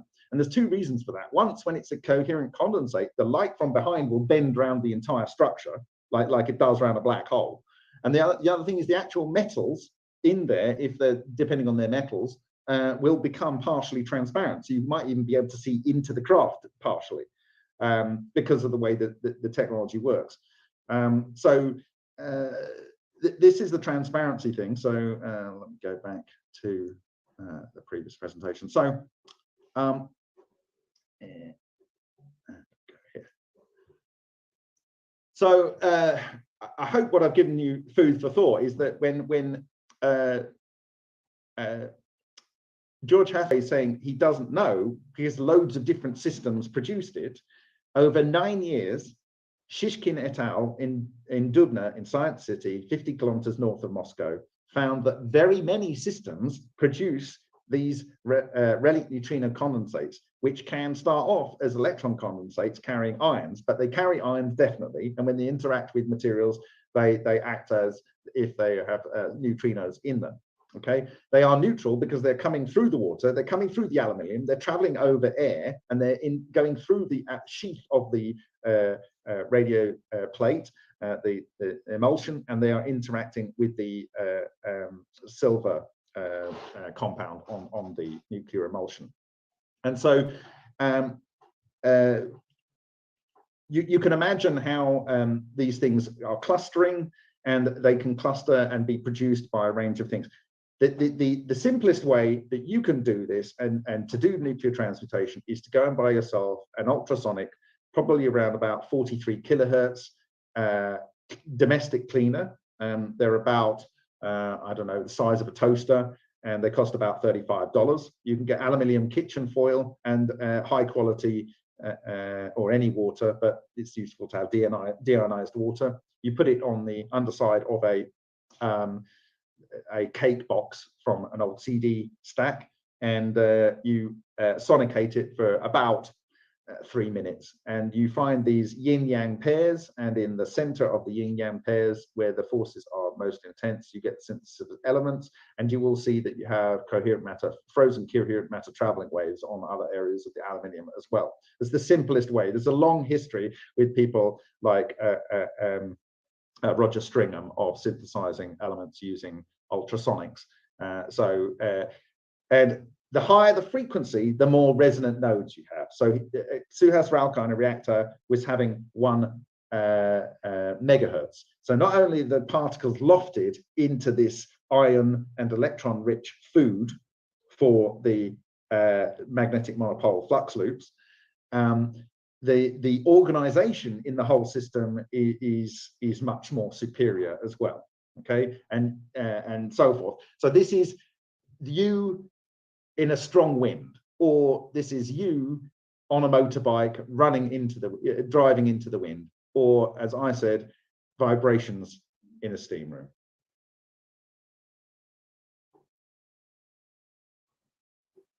Wonderful, sir. We have 4 minutes left. We have 4 minutes left.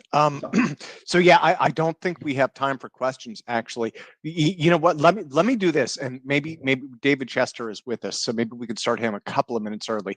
But let me remove the spotlight there. And what I want to do is I want to put this on gallery mode, and everyone, please give a tremendous, enormous applause for Bob Greenyer.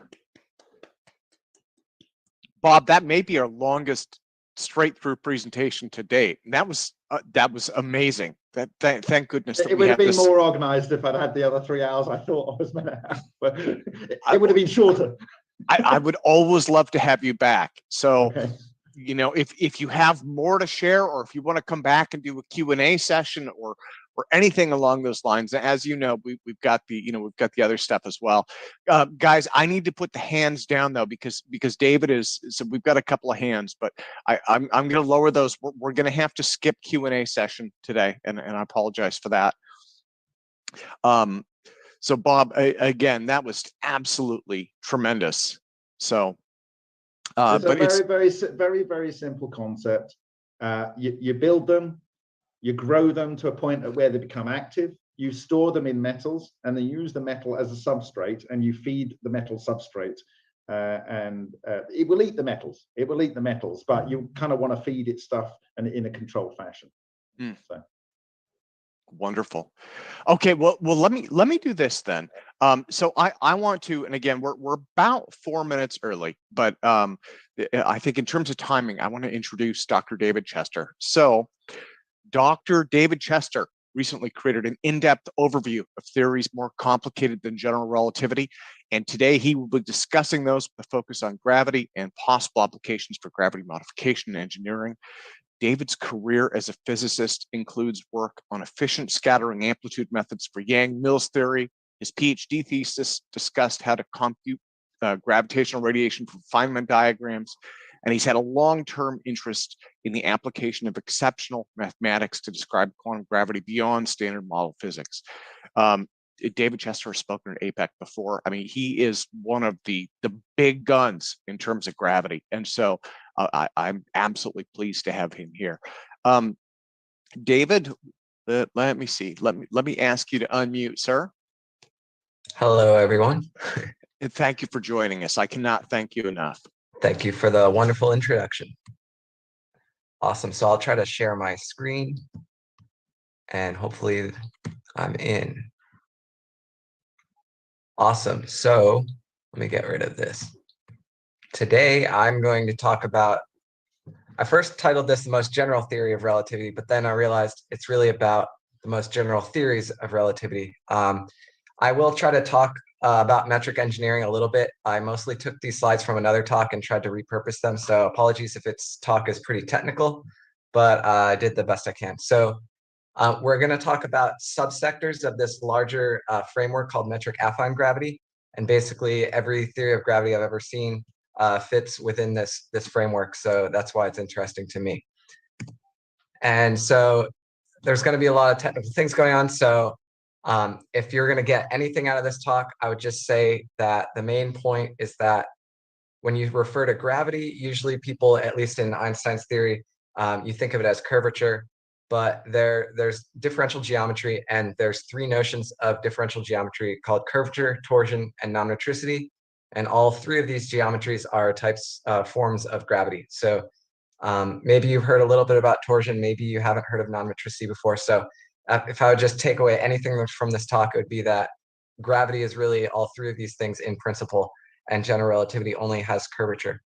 So, and then basically there's many different theories that you can study with different geometry. Some of them are equivalent to GR, and some of them have better properties such as global conservation laws or quantum behavior. So the motivation for this group here is obviously we're interested in alternative propulsion. And I'll briefly talk about the Alcubierre drive a little bit, and another paper that briefly mentioned prospects for warp drive in the context of these complicated theories. And just as a legal disclaimer, this talk will have a lot of mathematics, so I apologize for the technical details. If I had more time, I would have tried to simplify a lot of these things for this audience, but I gave this talk elsewhere and then just repurposed a lot of things. So once again, the main message is gravity is more than just curvature. And so basically what has been realized fairly recently in the past 3 years is that there's this quote unquote geometrical trinity of gravity. And basically you can have curvature, torsion, and non-metricity. And it turns out there are 3 different theories that have these different geometries. So general relativity has curvature, but it has no torsion and no non-metricity. And obviously the first thing to think is, well, if I use a different geometry, then I would obviously get a different theory, right? Well, it turns out that you can get these different theories that have different geometry yet have the same vacuum dynamics. So metric teleparallelism is one example. This theory has torsion, but it has no non-metricity and it has no curvature. And there's also this symmetric teleparallelism that has non-metricity. So it's often said that teleparallelism was kind of Einstein's failed theory of gravity, but in present day, there are now 2 formulations of teleparallelism that are equivalent to GR, which is quite interesting. So metric affine gravity basically is combining curvature, torsion, and non-metricity. And as such, it can contain all 3 of these equivalents. So if we had this triangle before, you can think about it as the triangle as being inside a cube, where at the corner of the cube, you could have all 3. So this was something I was working on about 2018. I was constructing this cube of gravity, and then I was mapping all these different theories. So if you had no curvature, no torsion, and no non-metricity, at least in this cube of, let's call them Einsteinian theories of gravity, you can imagine like there's no gravitation, so that's just special relativity, and that would be at one corner of the cube. And then the cube is in 3 dimensions, and this isn't space or anything. This is just an abstract space of theories. So you can have an axis with curvature, an axis for torsion, and an axis for non-metricity. And basically, since general relativity only has curvature, you could put that at a vertex at one corner of the cube, let's say 1, 0, 0, and the zeros represent no torsion, no non-metricity. And then so you can see that that trinity of gravity is basically a triangle corresponding to the different axes of this cube. So the metric teleparallel theory has torsion, and the symmetric teleparallel theory has non-metricity. There's also been this general teleparallel theory that combines both of those. That's been discussed. It's also common to discuss, actually the more common one is the Einstein Carton geometry and the Poincare gauge gravity that involves curvature and torsion. That's pretty common, commonly studied. There's also this Riemann-Weyl geometry that combines Riemannian curvature with non-metricity, which was initially introduced by Weyl. And then metric affine gravity is kind of at the other end of special relativity, where it has all 3. And so basically, these are theories, but technically I'm referring to the geometries themselves. But then obviously theories exhibit certain geometry. So the scope of all possible theories is actually much more complicated than this. This is just like a first approximation for diving into it. So this cube kind of brings that trinity together and shows more complicated theories as well. So I'll just briefly go through what curvature and torsion is, since there's a nice geometric picture. So typically, general relativity, you're worrying about transport of objects on some curved manifold. So it becomes difficult to think about how to move vectors around. So if you had different fields, maybe it's a vector field like an electromagnetic field, that's some vector field, and you can imagine maybe you have some electron that's emitting some radiation, and then the electron is moving around on some curved space-time, and you want to figure out how you can transport everything properly. And so one thing that's commonly done is to look at transporting in loops. And so the idea is when you go in a loop, you kind of come back to where you started. So if you kind of go in a loop and something changes, then that you came back to where you started. So that change is something non-trivial. So Another way to go around a loop is just to think about first starting at P, you can have some vector, and you can represent a vector as a partial derivative. So you have some d sigma, that's just some vector. And then, so if I start at P, I could transport to Q, and then I could transport to R. And I can compare, so I'll end up at some, that d rho will end up somewhere, that vector will end up somewhere, right? But then I could also go from P to S to R and compare where I end up, right? If I go from P to Q to R versus P, S to R, you want to compare the difference of those vectors, right? And so if there's curvature in your space-time, basically, when you transport those two vectors and come back to the same spot, if the two vectors are rotated between each other, then that is a characterization of curvature. And you would say that this curvature is associated to the area of that loop. So that helps to give some intuition for how the Riemann curvature tensor is formed. Basically, you have this area, you have the vector you're transporting, and then you have the difference of the vectors after transport. And that helps describe why the Riemann tensor is a 4 tensor, basically because you have two indices for the area, one index for the initial vector and one index for the difference between the final vectors. So we see that curvature is intimately related to rotation. For torsion, on the other hand, you don't actually need to even think about transporting a vector, but it's a little simpler than that, but what if you went from P to Q and then you went to Q to R, and let's say you just went in the X direction and the Y direction, right? But then you started at P and you went in the Y direction and then the X direction. If you turned out that you took the same translation vectors and you end up at two different points, which is kind of weird to think about, right? Like if you go left, or if you go right and then you go up and right, you should end up at the same spot. But if you don't, then that is a characterization of torsion. So you can measure the difference between the 2 points, and basically if that difference is 0, then there's no torsion.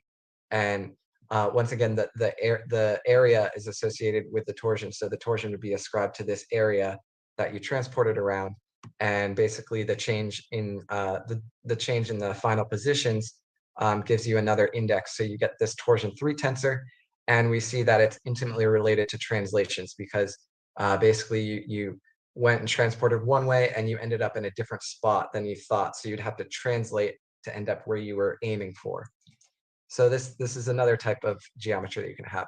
And then there's also non-metricity, which this is the weirdest one. Basically, you don't even need to consider transport on a loop. You just go on an open line. So if you go from P to Q, you could imagine taking two arbitrary vectors, A and B, and you could see how their dot product changes as you are transported over an open line interval.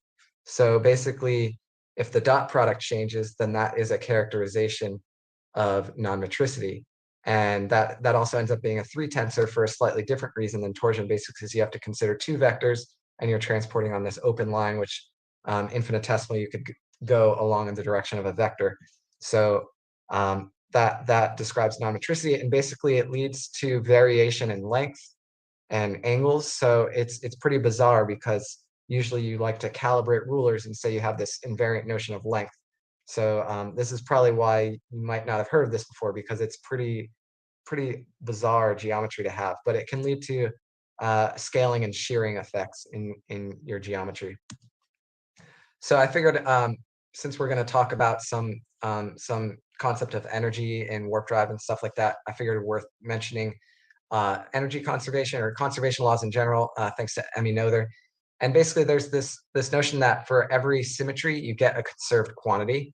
So if you want your laws of physics to be invariant over time, if we wake up today or we go to the next day, the theory that we're using shouldn't have to be changed. We want this universal theory that works every day of the week. So that actually defines what energy should be. It's the conserved quantity associated with the laws of physics being invariant over time. Similarly, momentum is conserved because physical laws are constant over space. And you could do a similar thing to talk about angular momentum and rotation. But these are local conservation laws. So when you consider energy conservation, right, in thermodynamics, you look at heat, coming out of a process or something like that, right? You're looking at the local events of what are going on, and you're tracing apart like where the energy goes from here to here in a local sense. And general relativity has some bizarre properties in the fact that you do have local conservation, but the global energy basically is not conserved. One simple way to see this, especially for an expanding universe, is that we assume that there's this constant dark energy density, and then the volume is increasing. So if you have a constant energy density, the total energy is the volume times the density, and if the volume is increasing and the density is constant, the total energy is increasing.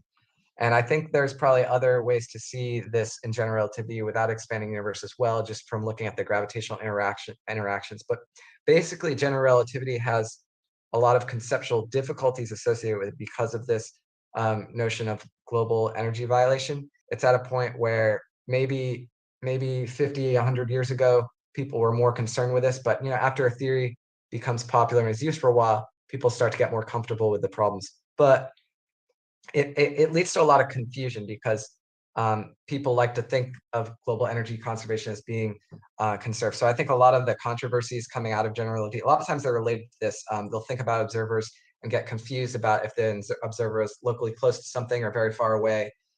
There's a lot of different apparent paradoxes that can come out from a misunderstanding of this, but it's not necessarily a problem. But I think it motivates that there could be better formulations that might have a more sensible global energy conservation as well.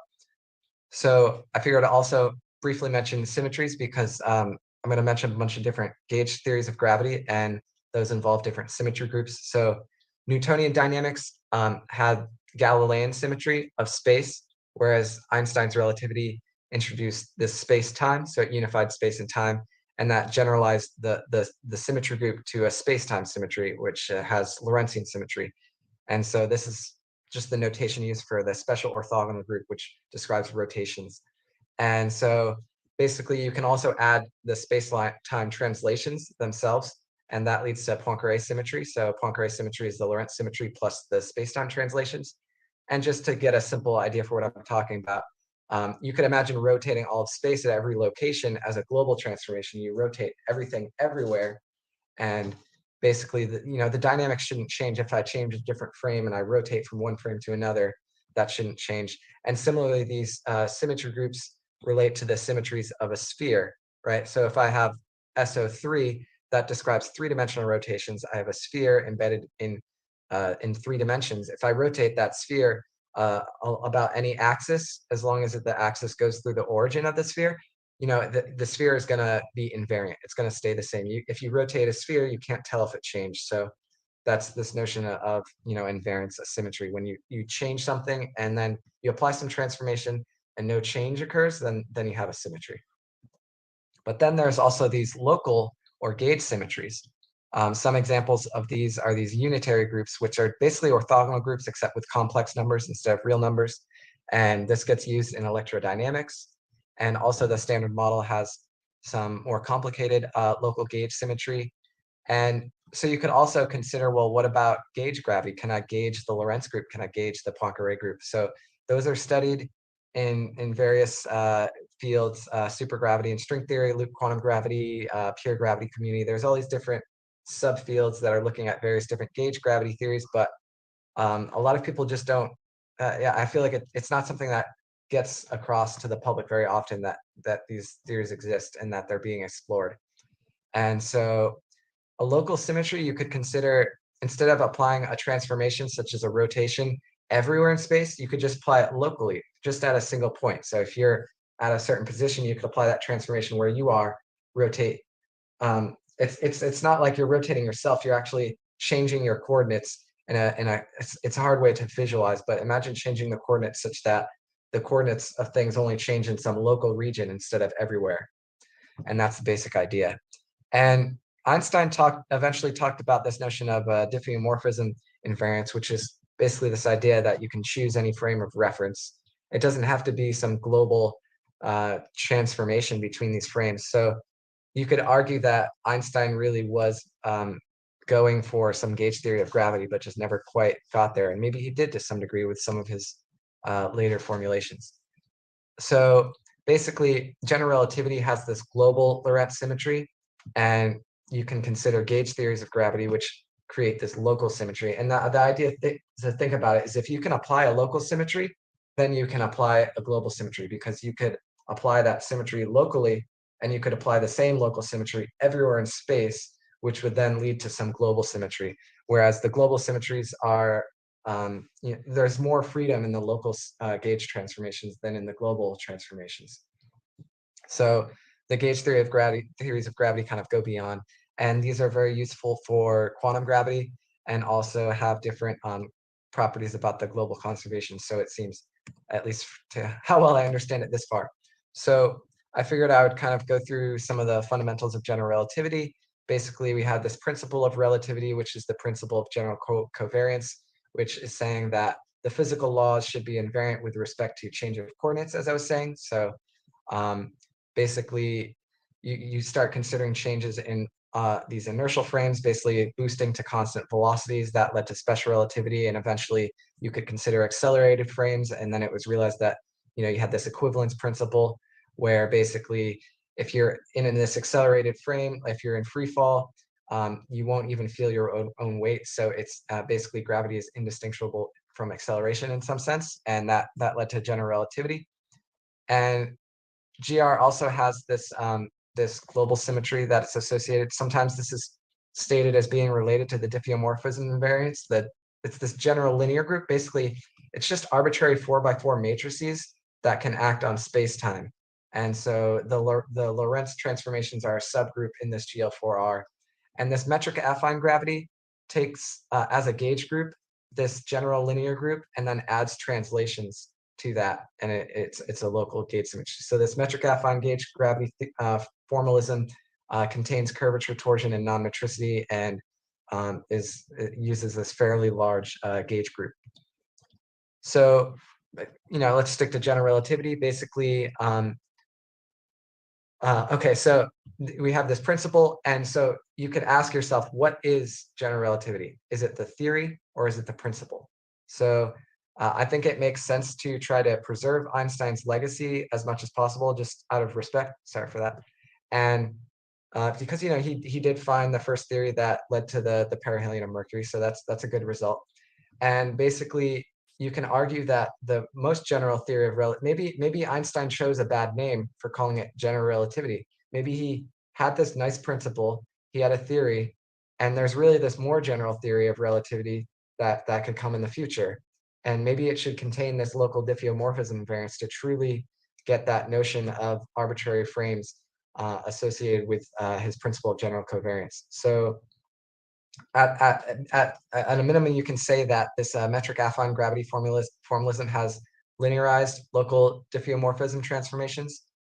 So what I'm talking about today, it's going to seem pretty complicated, and it's just first order. Imagine you could have a linear function, you have a quadratic, cubic, quartic. You could keep going to infinity. I'm just going to talk about linear gauge transformations, and that we're going to see there's a wide range of theories, but really we probably want to go beyond the linear gauge transformations one day, but we got to take it one step at a time. So basically, if quantizing GR fails, then we can still preserve Einstein's legacy and pursue the most general theory of relativity that is still following up on Einstein's philosophy and his principle in some way. And I figured I'd at least throw a shout out to Heaviside, because he introduced the first theory of gravity that predicted gravitational waves using Maxwell's equations. But as far as I can tell, if anyone finds a computation that actually gets the perihelion of Mercury correct, I would like to see it. Adamenko claimed that it worked, but no, he didn't get it. He didn't calculate it. Maybe that more calculations could be done, but I haven't seen anything. There are a lot of people that claim it can be made to work, but I haven't seen it. General relativity certainly was the first theory to find a solution. And basically, we can keep on going with these more complicated theories. And another interesting point is that this metric affine gravity theory is actually an elastic theory of gauge gravity. So we're actually imagining this this frame of space-time as this elastic medium. And an elastic medium is basically a fluid, except you have small displacements. So that might relate to the linearity of the gauge group. We're just going to allow for very small deformations and keep things very small in some sense. And so if you want to get all ethereal about it, you could say that this fictitious medium is the ether. And because gauge theory, it's usually stated that the symmetry itself associated with the gauge symmetry is a gauge redundancy, implying that the gauge symmetry is unphysical or not real in some sense. So it's kind of funny to look back on history and think of Einstein removing the ether, but then basically failing to realize that there's all this freedom that you could get from keeping it in, but still pretending that it's not a real thing, but using the mathematics associated with it. And in my opinion, I don't even subscribe to the idea that gauge theory is implying that it's unphysical, but that's kind of the mainstream consensus. So I think it makes sense to at least put this perspective out there, because then you can say that you have this ether theory where the ether doesn't exist. And then if that gets established, maybe in 50 years later, someone can say, hey, there's actually something here. Maybe the ether does exist. Maybe it is physical, but one step at a time. So for this talk, I'll say the ether does sort of exist mathematically, but not physically per se. And so we could continue with a little crash course with general relativity, and we can unify space and time into this space-time 4-vector. It leads to what's called hyperbolic geometry. It's non-Euclidean because basically the signature associated with time, even in flat space-time and special relativity, when you start measuring lengths, the time comes in, and the fact that you get a minus sign here and a plus sign here denotes that you have hyperbolic geometry. But in general relativity, it's even more complicated. You get this curved space-time, you get this metric tensor G mu nu. And so this is a generalization of the flat space-time. And yeah, this is a helpful picture for thinking of space-like separated foliations. So you could imagine taking like discrete time slices and then kind of breaking this up in here and then separating space and time again within the framework of general relativity. That's something that's commonly done, especially for quantum gravity and also the Alcubierre drive. So the next thing to look at is after you have this metric, you have a connection, and this leads to a covariant derivative. So you have derivatives in calculus, right? That tells you about rates of change. But now when you're transporting on this curved manifold, you need this derivative that transforms properly because everything is curved. And you get this connection. It's a pseudo tensor, it's called. It doesn't transform like a tensor. For instance, tensor has transformation properties associated with the Lorentz transformations, right? So if I have some vector, I can transform it with a Lorentz transformation and bring me from one frame to another. And the values of the vectors will be different in the different frames of reference, but the Lorentz transformations tell us how to convert the information from one frame to the other such that we can figure out how to calibrate everything so everyone agrees on what is actually happening. And so when you have curved space-time, you want to make sure you have these vectors and tensors that transform properly. And so basically, anytime you have a derivative, you're going to need this covariant derivative in order to get tensors that transform properly, and that involves this connection. And basically, you can then look at the acceleration of different particles in some curved space-time manifold, and this connection ends up basically, it's kind of like a force equation. This is kind of like F equals ma, except in GR, it's called a fictitious force. So we're seeing gravity, basically, if the connection vanished, then there would be no gravity. And so the fact that the connection is here, if that was finite, you would get this gravitational fictitious force that would be encapsulated in this term.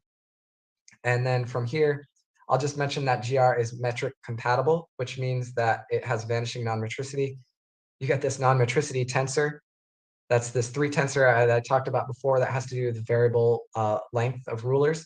And in general relativity, in arbitrary theories, the non-metricity tensor is the covariant derivative of the metric tensor, but this vanishes in general relativity. So there's also this notion of torsion, this torsion 3 tensor. You could take this connection here and then generalize the connection of this affine connection. It's the same thing. Just pretend these two are the same thing. And if you just basically subtract 2 of these affine connections and switch 2 of the indices, take this anti-symmetric piece here, you'll find that in general relativity, this torsion tensor will vanish. And what's kind of actually remarkable is the fact that although this affine connection here is not a tensor, this torsion tensor actually is a valid tensor that transforms properly, which is kind of interesting. So yeah, GR basically has curvature, but it doesn't have non-metricity and it doesn't have torsion. So from here, once we have our metric, we have our connection, we can then talk about a curvature tensor. And there's different types. Basically, you can take a combination of derivatives of the affine connection to get the Riemann curvature tensor as a 4 tensor because it has 4 different indices of spacetime. But then you can contract 2 of those indices. It's kind of like taking a trace of a matrix. Like if you have a matrix, let's say an n by n matrix, you take a trace, you add up all the elements on the diagonal, and then you just get this single number, this scalar. And so you can generalize that concept to arbitrarily higher tensors. So if you have a 4 tensor, you can contract 2 indices and get this 2 tensor. This is called the Ricci curvature 2 tensor. That's found in Einstein's field equations. And then you can also take another contraction here, and then you get the Ricci curvature scalar, which also appears in Einstein's field equations. And then so we have this field equation where we're getting curvature, but something has to source that curvature. And so we get this energy momentum stress tensor that is the source. And basically all of matter is formulated in terms of its energy and its momentum and its stress. And from there, that leads to the sourcing of curvature of spacetime. So matter is what curves spacetime, and then spacetime, as it's curved, moves matter. And because this ends up being a differential equation that is nonlinear, you get this it's pretty complicated to work with Einstein's field equations because of the nonlinearity. So sometimes it helps to make approximations where you start where everything is small and you kind of pretend everything's flat, and then you just source a little bit of stuff and you kind of go back and forth. So you see how matter curves space-time, you see how that affects matter, and you can kind of push things to both sides of the equation and get more accurate predictions by doing things in a more simpler way.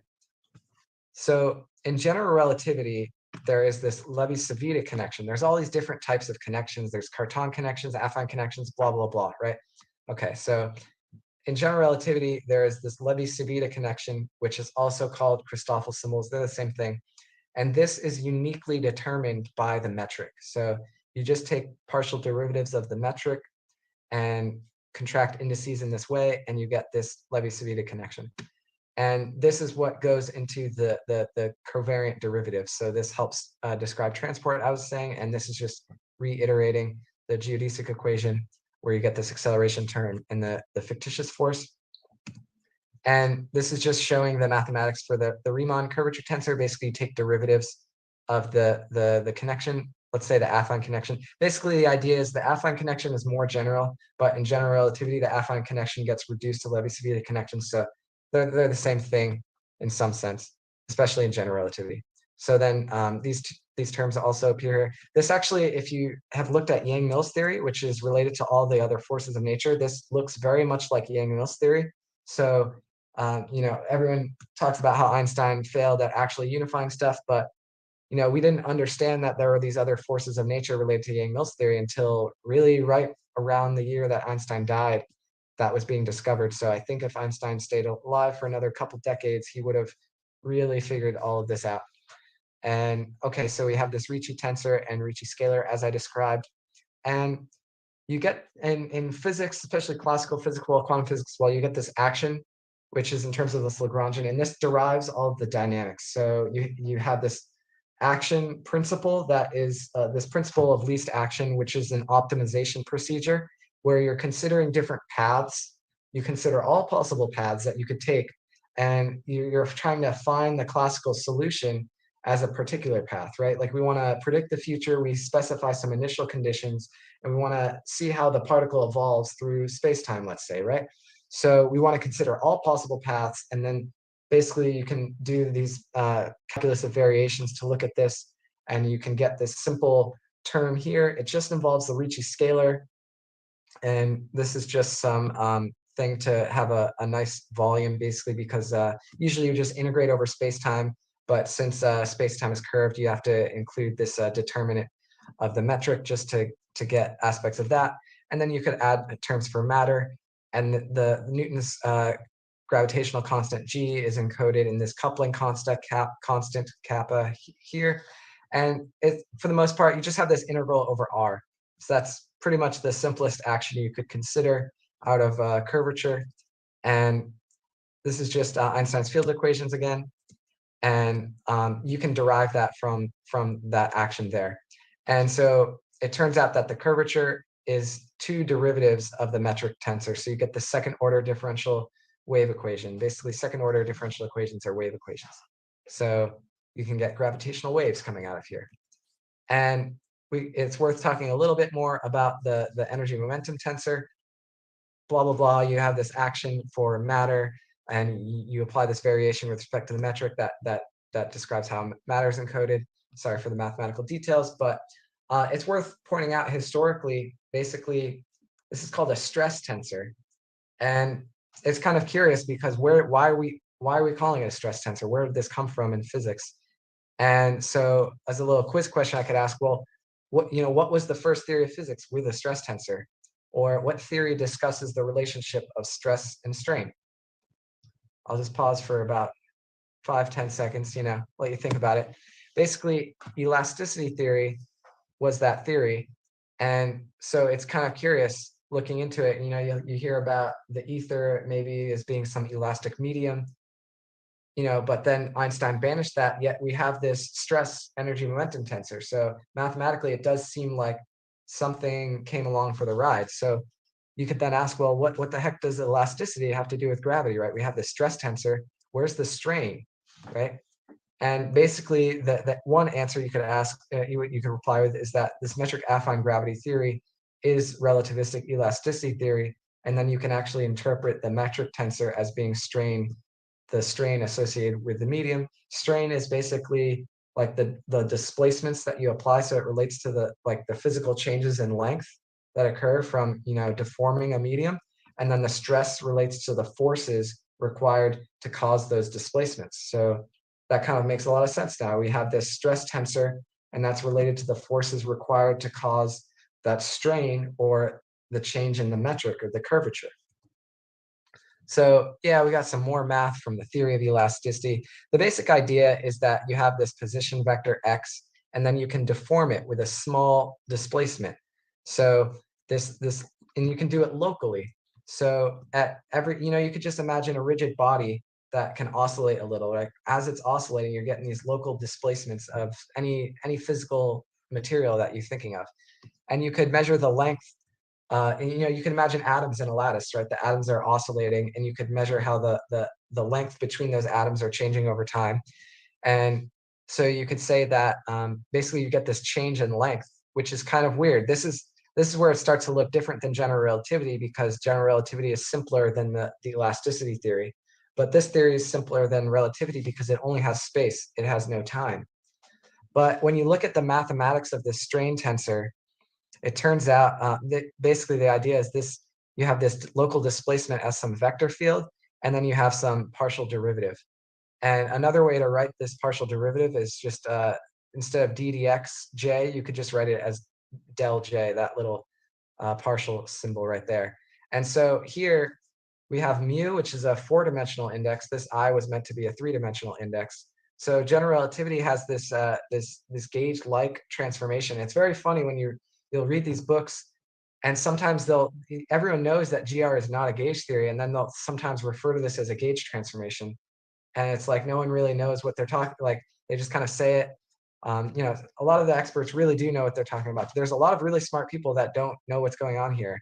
And it's because you can consider diffeomorphism transformations, and it really is a gauge symmetry, implying that general relativity should be replaced by some gauge gravity theory. But even in general relativity textbooks, you'll see stuff like this sometimes, which looks very similar to the partial derivatives here. You just have a symmetric component indices. And in fact, you won't see this term right here. So in a sense, GR is simpler than the elasticity theory because there's an additional term here. And basically, this leads to, basically, we need more mathematics. All of the gauge theories use these linear terms. And so this is a second order term. And so we need really complicated mathematics that I'm not going to get into in this talk to actually nail the gauge gravity. I should have put this slide earlier, sorry for this, but this is just a quick sketch of the derivation of Einstein field equations from the Einstein-Hilbert action.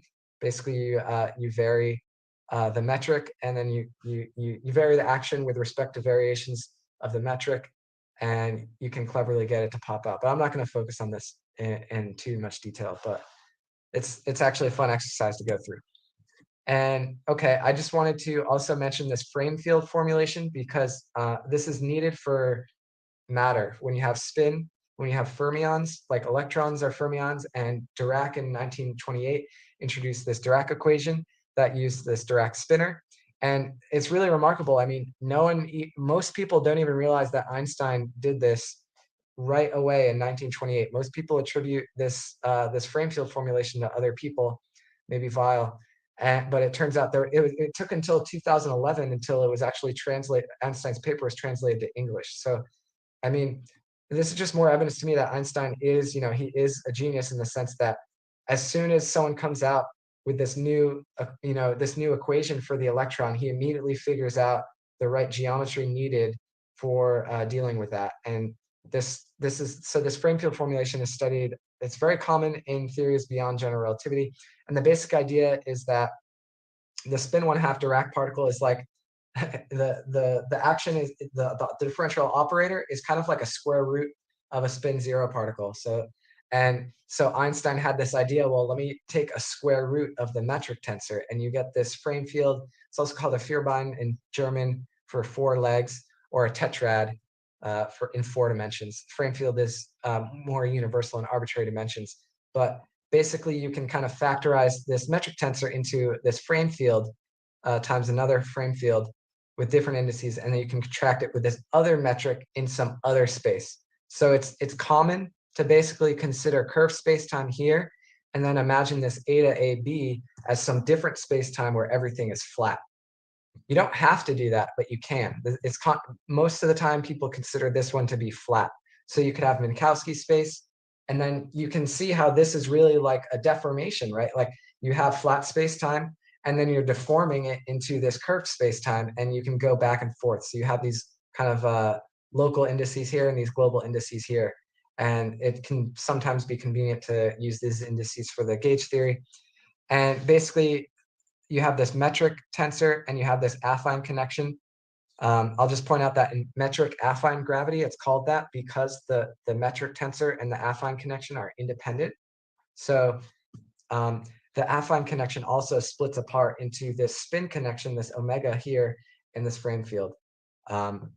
So yeah, you can use these different formulations even within the same theory. So you could have general relativity, and you could either apply the frame field formulation or not. But it seems that you basically need this formulation to deal with spinners in curved spacetime, which we have. So that's helpful. And basically, another formulation you can do, commonly studied with frame fields, is what's called a first order formulation. So in general relativity, you have this action in terms of the curvature tensor, and that depends on the metric, which is 2 derivatives. When you take a first derivative of the metric, you can combine that in different ways to get the connection, and then you can take another round of derivatives. You have some spin connection here. You could take another derivative here to get this curvature tensor. So typically, GR is called a second order formulation because they have those 2 derivatives. But you can kind of replace the metric as being the dynamical field with this affine connection or the spin connection. So you have the spin connection be the dynamical field, and now it's quote unquote first order because you have this Lagrangian. It's the same exact thing. I mean, this is just a metric tensor essentially that's contracting indices. You still have this curvature tensor. It's the same theory, but within the different formulation, you then treat it first order, and then you vary with respect to the connection rather than the metric. And that makes it more like other theories in certain ways, such as Yang-Mills theory. And so, okay, you can have different connections. And the next thing, we're going to transition away from general relativity for a bit. So another common theory is this Einstein Carton theory. Within that theory, it's the same exact Lagrangian, except now when you go to the first order formulation, we allow for this affine connection. And when you study that, you realize that the affine connection can contain torsion in general. So now I have this Levi-Civita connection plus this contortion tensor, which contains the torsional contributions to the affine connection. And so then you can say, well, I have this larger theory. And if you keep this to be basically the Einstein-Hilbert action with the affine connection here, you'll get Einstein's field equations. And then you'll get this additional equation where the spin density sources torsion. And what you find there is that the torsion is only inside matter. And it's not even this, you don't even get like a wave equation for the torsion. It's just like, there's no calculus. It's just A equals B. And so whatever the spin density is, that immediately determines the torsion. So in Einstein Carton theory, which is very commonly studied, and people ignore they try to ignore the fact that they're actually studying it. They'll pretend it's general relativity when they're actually studying Einstein Carton theory. And in this theory, when you have your Dirac fermions coupled with it, wherever there's a spin density, that creates torsion around it. And this is kind of mind-blowing because it's sort of anti-gravitic in a way. I don't know if I would literally say that, but it sort of is anti-gravitic in some sense. And so when you study rotating black holes, if you go into literature and you really dig into the details, you're never going to see them talking about torsion, but there's actually torsion hidden behind the scenes in a lot of these studies. So it's one of those things where it seems like it's heretical. I think one of the main problems was a lot of Russians studied it during the Cold War, so there became this polarization around, oh, torsion physics isn't a good idea. But it's used ubiquitously in string theory. It's used in loop quantum gravity. Well, loop quantum gravity doesn't include matter, but there was a paper that showed you basically need torsion in Einstein Carton theory if you want to add matter to loop quantum gravity. So like anyone who's attempting anything in quantum gravity, basically they're struggling because they're forgetting about the torsion. This is just more mathematics about the Lorentz group transformations. Basically, you have the Lorentz group. There's this Poincare group that adds the translations. And the translations, space-time translations are related to momentum. Momentum is called P sometimes, so that's why they call it P. And then don't worry about this too much. And just to briefly motivate gauge gravity, furthermore, just because you might not hear about it a lot, but basically supergravity is a gauge theory. That's in string theory. So string theory is a gauge theory. Loop quantum gravity is a gauge theory. Poincare gauge gravity is studied. That's gauge theory. Metric affine gravity is a gauge theory. Geometric algebra, that's this other community. They have their own mathematical way of looking at things, and then they study gravity, and then they get a gauge theory of gravity. General relativity is technically not a gauge theory, but you can break the gauge symmetry and recover general relativity. And so basically, like any, in my opinion, any interesting theory of gravity that I've seen in academia that people are studying, a lot of them are gauge theories of gravity.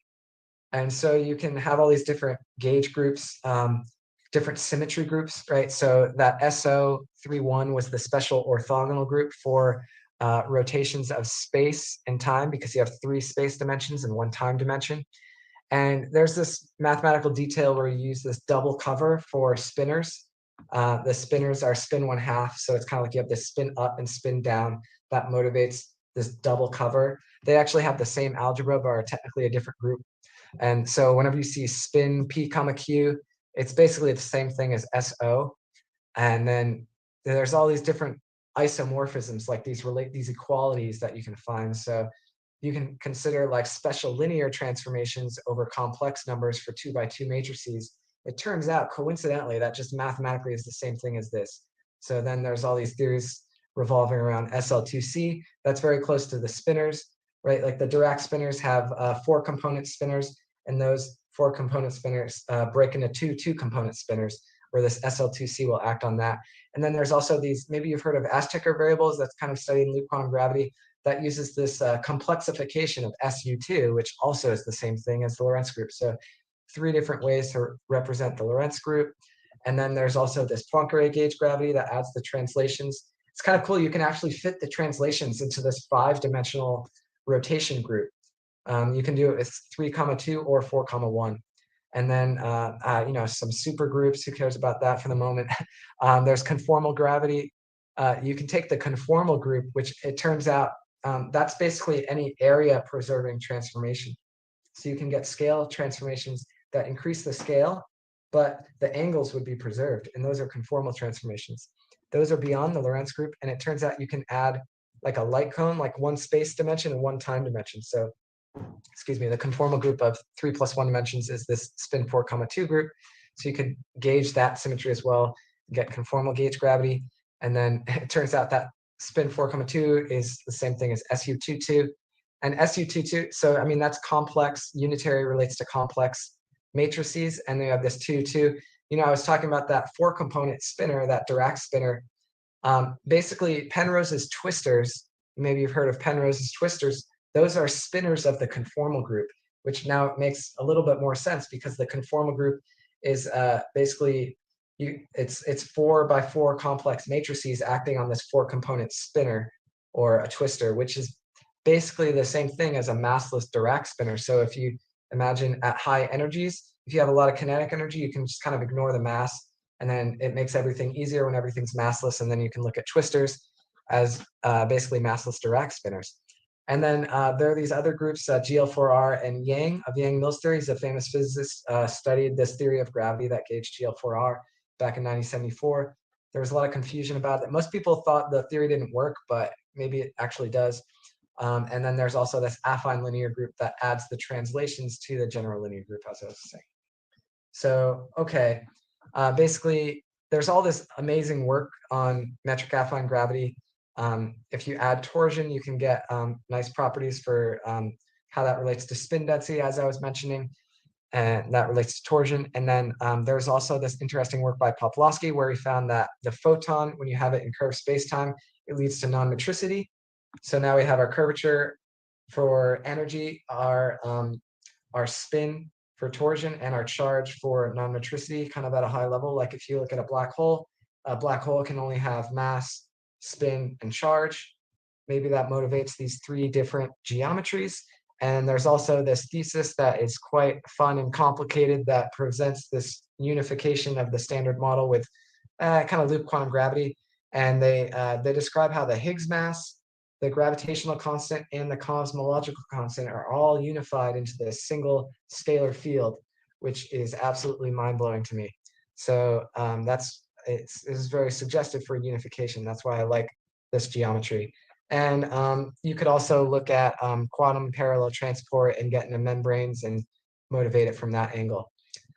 So I like to think of metric affine gravity as kind of like driving a Ferrari.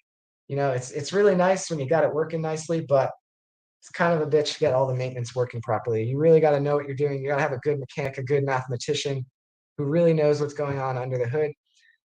One way to think about it roughly, this might be a slight oversimplification. In general relativity, you typically have this base manifold, and then you consider these tangent vectors, and you consider this tangent bundle, which is a collection of all the tangent planes on the manifold. So you have, and the tangent planes are nice to work with because everything is flat there. And so you can kind of think of that tangent bundle as being a collection of separate tangent planes, or you could think of sliding a single tangent plane to different places and describing how maybe the sliding changes the properties there. Or you could look at these affine spaces, and a lot of cases there you'll find that they'll think of something like a sphere as a tangent manifold that's rolling on top of the base manifold. So you have this tangent space as its own manifold that's rolling around the base manifold of space-time. And so that's a different construction, different way to visualize what's going on.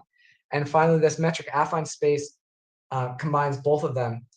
And so you could imagine you could have like slipping and rolling. Like if you've studied classical mechanics, when you study a ball rolling down a hill, it's much easier to just assume there's no slipping, right? And then it makes everything easier. Or you could just say, what if it only slips but doesn't roll? That's a lot simpler. But if you allow for slipping and rolling, it's kind of at first glance ambiguous about, well, how much is it gonna slip? How much is it gonna roll, right? And then if this entire framework is this fictitious medium that doesn't even matter, right? Like it's just this mathematical tool that we're using, we can allow for arbitrary slipping and rolling however we like, and maybe find different desirable, maybe it helps mathematically, who knows, right?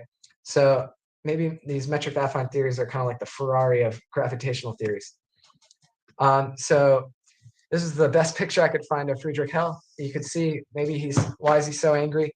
Well, it's because he did a lot of the pioneering work on metric affine gravity. And basically, you have to ask all these deep questions when you're studying this. Like, how do we even define length and angle? Like, which covariant derivative? Because like you could have the Levi-Civita connection. You have all these connections. So like, which connection should I use? Like, should I just restrict to what Einstein had? Should I add the torsion? Should I add the non-metricity? Should I use both? Should I consider, the one Einstein had and then use the total affine connection and use both of those and reconcile something different, right? You have to think about all these things. And then it gets even more complicated. Not only do we have this curvature tensor, this torsion tensor, and this non-metricity tensor, we get different curvature tensors because we can decide, well, like how much of the affine connection do I want to go into the curvature? And so when you start going in the literature, it's very difficult to make any sense of it because everyone is just simple, no one's going to the top of the mountain and seeing what the most general thing is. They're all just trying one thing at a time, and everyone's using different notations. It takes forever to disentangle all this, and this is why it's taking 100 years for us to figure this out. And I'm not even going to mention this final point. There's a million things you could. It really opens the door of a lot of different possibilities for questions you have to ask.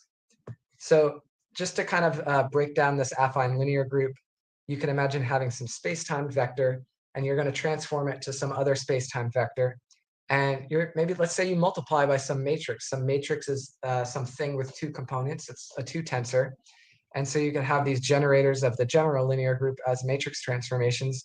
And then you could imagine translations as just adding something, right? Like if I have space and I just shift everything over by some constant value, then that's just adding something, right? That's what this b mu prime is doing here. And what's kind of remarkable is you can embed all of this in the 5 dimensions and just think of, oh, sorry, I'm missing a vector here. I should have put, I keep presenting this and keep noticing this and forgetting to fix it. There should be like an X and a 1 here. So if this is a 4x4 matrix, this is just like a 4 vector. You can embed the 4x4 matrix and the 4 vector into this 5x5 matrix and then have it act on this 5-dimensional vector that I forgot to write here as X and 1. And that would give us our X prime and 1. And then you just throw away the 1. And then you got your 4 dimensions again. See, so now you see like people talking about extra dimensions. Here's a utilization of 5 dimensions. It's just some math trick, right? And so you have this affine linear group. You can break that down to the Poincare group, and that would isolate spin 3,1 and leave the translations. Or you could just remove the translations and get this general linear group. And then both of those contain the Lorentz group. And yeah, that's just showing the commutation relations. I'm not going to focus on that too much, but you can work through mathematics for how these, you get matrix representations for the generators and they satisfy certain relations. But yeah, this is basically decomposing. I'll mention this. You have this L as your matrix, your generators for your matrix transformations of the general linear group. You can decompose it into symmetric matrices and anti-symmetric matrices. And it turns out that the anti-symmetric generators are associated with the Lorentz group. Those the J mu nu are what I'm using for the generators of the Lorentz group. And those are used for space-time. And so there's other ways you can break down AL4R as well. I'm not going to go into it in too much detail, but you can also get 3 time dimensions hidden in here in this clever thing that I like to study. So then you can kind of look at the subsectors of metric affine gravity with this affine linear group and start to break it down. And basically you can pull out this Lorentz group and associate it with curvature. And it's understood that the translations naturally relate to torsion. And so basically whatever is left has to be for non-metricity, which is this coset. It's not even a group, it's not even closed. So yeah, if you go in the literature and you look, I'll mention this theory of non-metricity. They don't say what the gauge group is. It'd be nice if someone talked about the gauge transformations of this theory of non-metricity, but they're struggling because they don't even know what group to choose, probably because it's not even a group, it's this coset. You gotta take this group and then remove generators out of it and it doesn't even close. So that's just a little technical detail. And so if you have this affine connection A right here, you could decompose it into the Levi-Civita connection and this contortion tensor and this disformation tensor. More buzzwords. But I tried to show this slide because it does outline a simplicity that I haven't seen anyone write it in this simple of a way. If you look at the indices here, they're all the same. The structure is the same. Like you have these terms, just one term plus, plus, minus, plus, plus, minus. The structure of the Levi-Civita connection, the contortion, and the disformation is all the same. It's just that what goes into them is a little bit different. Here, we just have the partial derivatives of the metric that leads to this Levi-Civita connection. This is the torsion tensor. If we combine the torsion tensor in this way, we get the contortion tensor. And then this is the non-metricity tensor.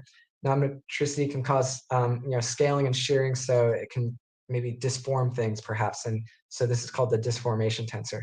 So this kind of at least gives you a little bit of, there are all these tensors, it's a little complicated, but there's at least a little bit of hope in seeing the simplicity that these three things all sort of are the same mathematically in some sense. They have similar structure. And so these those covariant derivatives now involve this affine connection here. And if you studied Yang-Mills theory, there's going to be a covariant derivative there, and they'll often write it like this. And this is the matrix formulation of the Yang-Mills theory. So if you had QCD, you'd have 8 gluons and 3 quarks. It turns out you could represent the operators for those gluons as 3x3 matrices, and that I and J would be components of those 3x3 matrices. So this would be like a collection of 3 quarks. You have a 3-dimensional vector of color space, right? And you have this, it's just a vector in space-time with these extra components for the charge. And it turns out that gravity, it looks pretty much like the same thing. The only difference is this is a vector of space-time and this is a vector of, say, color space, right? But so that further motivates, why we might want to go to extra dimensions, because we could combine space-time with the gauge symmetry associated with the other forces to kind of unify energy, momentum, and charge, let's say. And it's also remarkable, there's a lot of work in the literature where they're finding ways to compute solutions of gravity, classical gravity, quantum gravity from Yang-Mills theory. But they're still trying to figure out the precise reason for all this, why all of this works. And the basic point is we're all trying to figure out, how do we make gravity look like Yang-Mills theory, and so we can unify it with the standard model. And so there's this other formulation of gravity that uses differential forms. It kind of removes some of the indices. So if you don't like tensors, it's more math to learn, but the good news is you see less indices here. So that's a little bit simpler, right? And when I was talking about the transport, I mentioned that for curvature, you could transport around a loop and see how the vector space rotates. And that loop is associated with this dx mu wedge dx nu. This is like an area element associated with the loop where the curvature is located. So then this here depends on these local indices, and it completely removes these global indices. So now we have this formulation that's completely independent of the base manifold. It's independent of the actual structure of what's going on, and it's purely gauge theoretic. And then you get this, so it's a 2 form because we're hiding 2 indices. And the torsion 2 form leaves 1 gauge index here.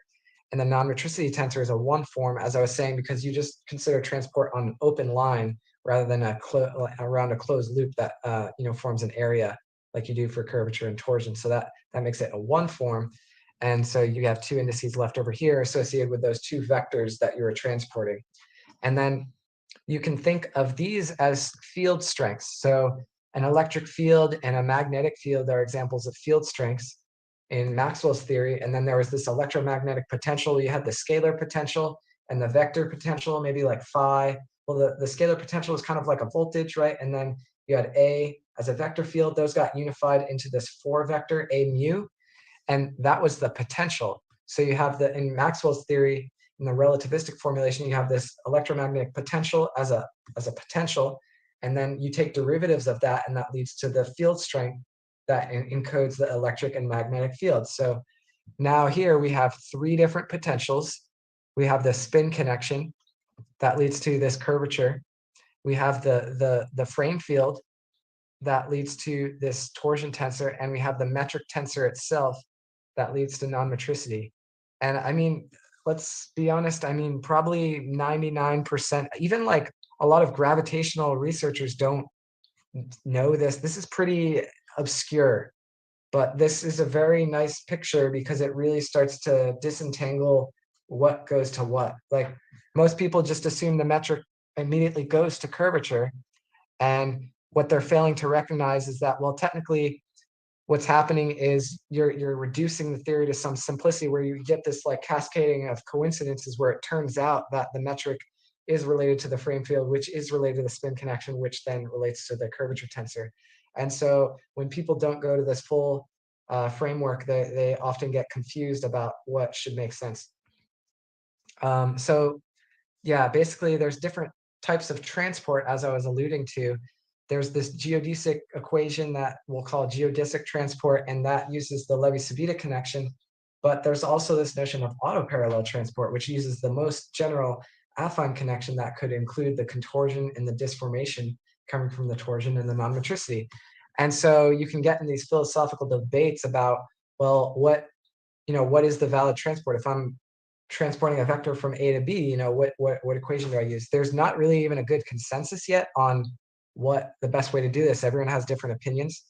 As far as I've seen, one good opinion seems to be, like, if you have torsion, you can imagine kind of taking a string and like twisting it, and then it'll cause you to like spiral in a helix. And so if you had a vector field and there was torsion and you ignored the torsion, then you would be on the geodesic transport, right? So imagine, let's say you have torsion, it's going to cause some spiraling leading to a helix, let's say, and you forgot about the torsion. So you did the transport one way, you go from A to B, and you get this vector, and it ends up where it ends up. It turns out the autoparallel transport allows you to take another path from A to B, but it's a different path, and you wouldn't twist the vector as you're transporting it. But when you end up at B, the path is chosen such that you land on something that it twists it in the way that the vector would have rotated as if you transported along the geodesic, but accounted for the torsion.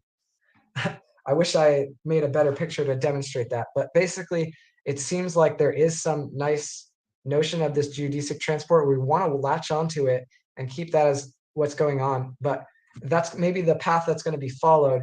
But it also is helpful to consider the autoparallel transport to maybe correct for something. That's at least one interpretation that seems sophisticated and interesting. That seemed sensible, at least. So I'm not even going to mention that last comment.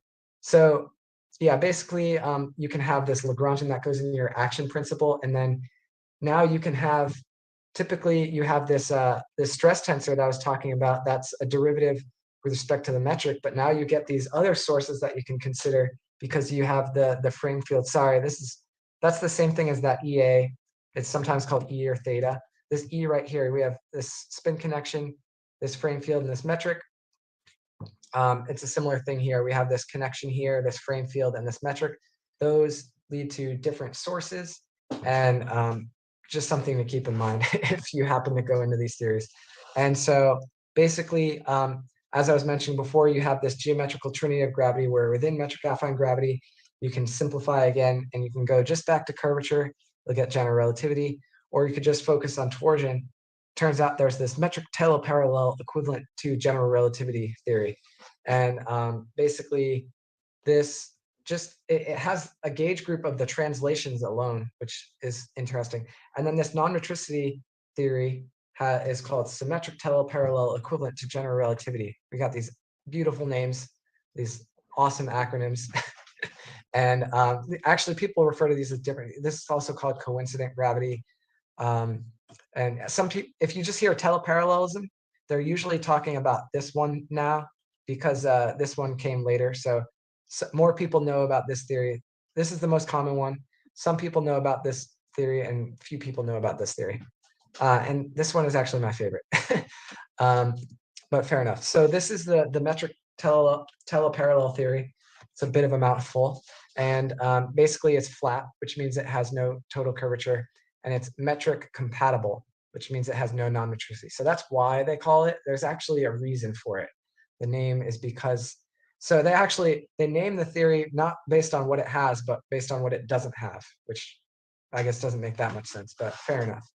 So that paper, they didn't even cite the original theory where it came from. So this is, it was found in 1976. You get this Lagrangian for it. It's in terms of the torsion tensor. And basically the translations are the gauge group. And actually Feynman said that the translations are like the gauge group for gravity, but I don't think he understood how it was related to torsion. So, I mean, we have these, big figures in physics who providing us clues that some of these formulations are nice. And so, as far as I'm aware, this is the first formulation of teleparallelism that is equivalent to GR at low energies. And basically, what you can do is take the Einstein-Hilbert action in terms of the total curvature, and that total curvature is going to contain curvature from torsion, actually, and then it's going to contain the other curvature that you're more familiar with. And then when you set that to 0, you subtract all the torsion stuff to the other side, and then you'll see this pop out. In case anyone is interested in deriving this, that's how you do it. And basically, you can do the same thing for the symmetric teleparallel equivalent to GR theory. It's once again flat. So any teleparallel theory has no total curvature. And it's torsionless, which means that the affine connection is symmetric, because the torsion tensor was this anti-symmetric piece of the affine connection. So if the affine connection is symmetric, then there is no anti-symmetric part. So once again, we're naming this theory based on what it doesn't have. And it's symmetric and teleparallel, which means it could have non-metricity. And you do the same trick again, and you can find that you get this Lagrangian, and you can, it's actually, don't worry about trying to derive the field equations. If you're interested, I'd love to talk to you more. It's a fun calculation to try to do. And basically, this theory was found in 1998, but then it was rediscovered maybe 3 years ago. And it has this covariant energy momentum tensor instead of a pseudo tensor, which helps for a lot of considerations with energy conservation. So it's actually remarkable looking back in the history, because there were a lot of people complaining about various properties about this pseudo tensor. There was this Eddington pseudo tensor, and it worked nice for calculations, but it like physically didn't make sense in some regards. So this seems to fix some of those things. But people were arguing about this so long ago, people don't care as much anymore. But it's good. It's good to see that problem get fixed. And it allows for this coincident gauge, which is why it's I think sometimes called coincident general relativity. And basically, the disk formation becomes equal to the Levi-Civita connection, which means that you can set the affine connection to vanish, and then you get the Levi-Civita connection, and you subtract the disk formation to the other side, and now you have those two terms equal. And that's just a very nice, convenient thing to look at, because it allows you to connect back to old theories more readily, but then get these nice covariant properties. And so this is another way to write Einstein's, the Einstein-Hilbert action ends up, the field, you can get Einstein's field equations from this Lagrangian. This Lagrangian's been known for probably almost 100 years, but this can be recovered from this theory in a way. So that's kind of nice to see. And so then you could ask, well, okay, we have these different equivalent theories, but can we classify all of the theories that are equivalent to GR? That was the question I was interested in around 2018 before that paper came out. And I was looking into this paper as well, which found that, okay, you know how I mentioned this first order versus second order formulation? The first order formulation treats the connection as dynamical, whereas the second order formulation treats the metric as dynamical. So there's this history of Weyl gravity going back to, let's see, 1918. And at first, everyone treated it as a second order formulation just because that's the only thing they knew how to do. And so Weyl had his theory of gravity, and people argued about that. And most people decided it wasn't the greatest theory. But this theory from 2013 is claiming that basically, if you treat Weyl gravity as a first order formulation, then it leads to Einstein's field equations if the torsion vanishes. And so basically, this could be another way to get an equivalent. And so the Lagrangian is an R squared Lagrangian. So the Einstein-Hilbert action just had the R term. And once again, I was talking about Yang-Mills theory, which has it's a quadratic Lagrangian. And you notice this is quadratic. It has Q times Q. This is T times T, right? So if we have the R term, we have the T squared terms, we have the Q squared terms, it makes you wonder, well, what about R squared terms? Can I get that to work?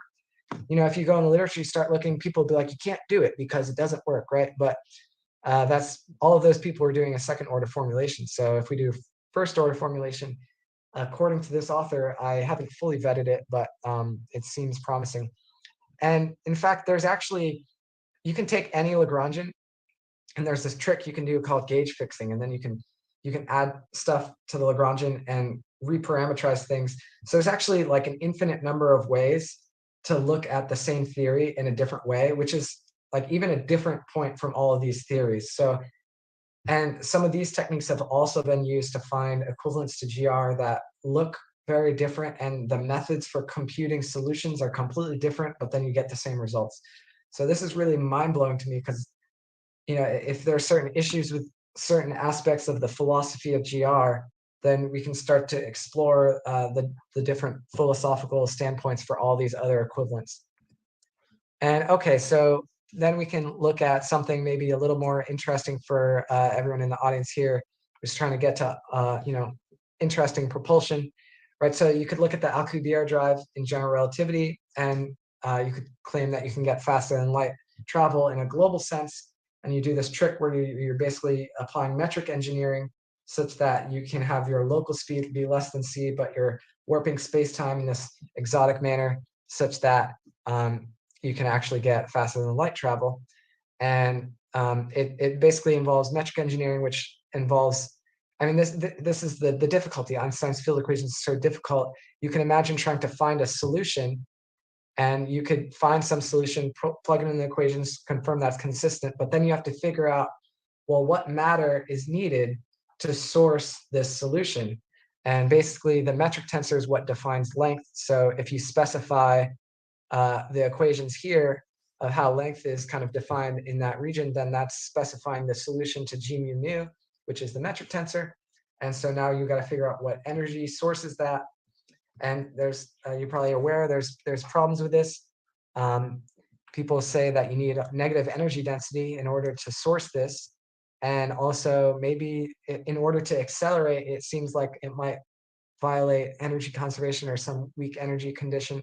And so basically, there was this paper that came out like a week ago or 2 weeks ago that I saw on Jack Sarfati's email list, where they used this metric teleparallel theory that I just showed you with the torsion. And there they say that a static observer measures positive energy of the source, while a Eulerian observer measures a negative one. So you can get into all these philosophical debates now about what is energy, right? And there's all these different perspectives, especially in general relativity. There's like Bondi energy, there's this ADM energy, that energy. There's all these different energies because we've been trying to figure out what's going on with this global energy issue with general relativity. But some of these other theories that came along later seem to fix some of those problems. So when you start looking at solutions of general relativity in these new theories, it provides you a new perspective that might help you figure out, well, like what is the good energy? And so this paper claimed to fix a lot of the problems with the Alcubierre drive and had a lot of hype claiming that this would be a good way to look at it. And then I was just searching around the internet like 10 minutes ago before I started presenting. And once again, in conformal gravity, they found similar things where basically they don't violate the weak energy condition when you look at it from the conformal gravity perspective. You're not required to use exotic matter. And I'm just pulling this from their abstract. I didn't even look into the paper that in much detail, but they're saying basically if conformal gravity is a correct extension of general relativity, then superluminal motion via an Alcubierre drive might be a realistic solution that's allowing faster than light interstellar travel. And also there's this paper that came out last year that was looking into some different geometric structures, and they found this positive energy warp drive. And there was also some people talking about solitons or sound waves and different things potentially being anti-gravitic. I saw on the news like a few months ago, and this is a completely independent work, but it's similar. They're talking about solitons, where basically they're stationary, solitary waves that exhibit particle-like behavior. And I guess they found that you can get these superluminal solitons, and they actually have positive energy, even though it kind of looks like they have negative energy. So when you hear people claiming that they found some negative energy thing, maybe just keep in mind, maybe it's not as controversial as they're claiming. Maybe they're actually looking at energy improperly, and it actually is some positive energy. And so this geometrical interpretation opens new doors to generating realistic warp fields for laboratory study and potential future manned interstellar travel. And so at this point, I don't even know what time it is exactly right now, but I figured this would be a good spot to at least pause, see how I'm doing. This could be a potential spot to conclude. Let me just see how we're doing on time. Yeah. So I'll just stop and see if we have any questions right now, or before I just kind of mini conclusion would be, even though Einstein's GR might not stay in its current formulation forever in the future, I do believe that we can still embrace Einstein's legacy and find a lot of fruitful value from it. And basically, these gauge theories of gravity have better behaviors for various different reasons, whether it be quantum field theory or getting into these different energy considerations, which seem promising for warp drive and LQBR drives. So I'll just stop there for a moment and see if there's any questions. I do have like another, I don't know, 30, 50 slides that I could go on. It's going into different formulations of gravity more, less about warp drive. I figured. Oh, well, David, yeah, it's Tim. Do you want to go through those then? I think we're kind of, and again, we might push up against the wall on this one. If you have another 30 or 50, it's up to you. Do you want to go to Q&A session, or do you want to keep going? Oh boy, I'm open to either. Whatever. I mean, if the questions are good. No, I'm just kidding. It's it doesn't matter too much to me. Well, if you're up to it, I mean, if you're up for it, why don't we go to Q&A session now? Do you think you might be open to coming back in the future, and you could kind of conclude from there? Yeah, and I mean, this stuff, I mean, it's just a bunch of math and stuff, like, I could keep going. I could show you this Lagrangian, but is that going to mean anything to anyone? Probably not. Yeah. Okay. Well, let me do this then. Yeah, and I cannot thank you enough. So let me stop your screen share right now. Sure. Let me see. Okay, stop your screen share, and then I'm going to put this on gallery view. And everyone, please give an enormous applause to Dr. David Chester. And David, I literally, I cannot thank you enough for coming on. The thing that always amazes me about your work is it's not just that you know the theories, it's that you can compare the theories, right? And there's like so few people in the world who are able to do that and say, look, here's what this one is doing, here's what that one is doing. So that's why it's so exciting, for me. Thank you. I really appreciate that feedback.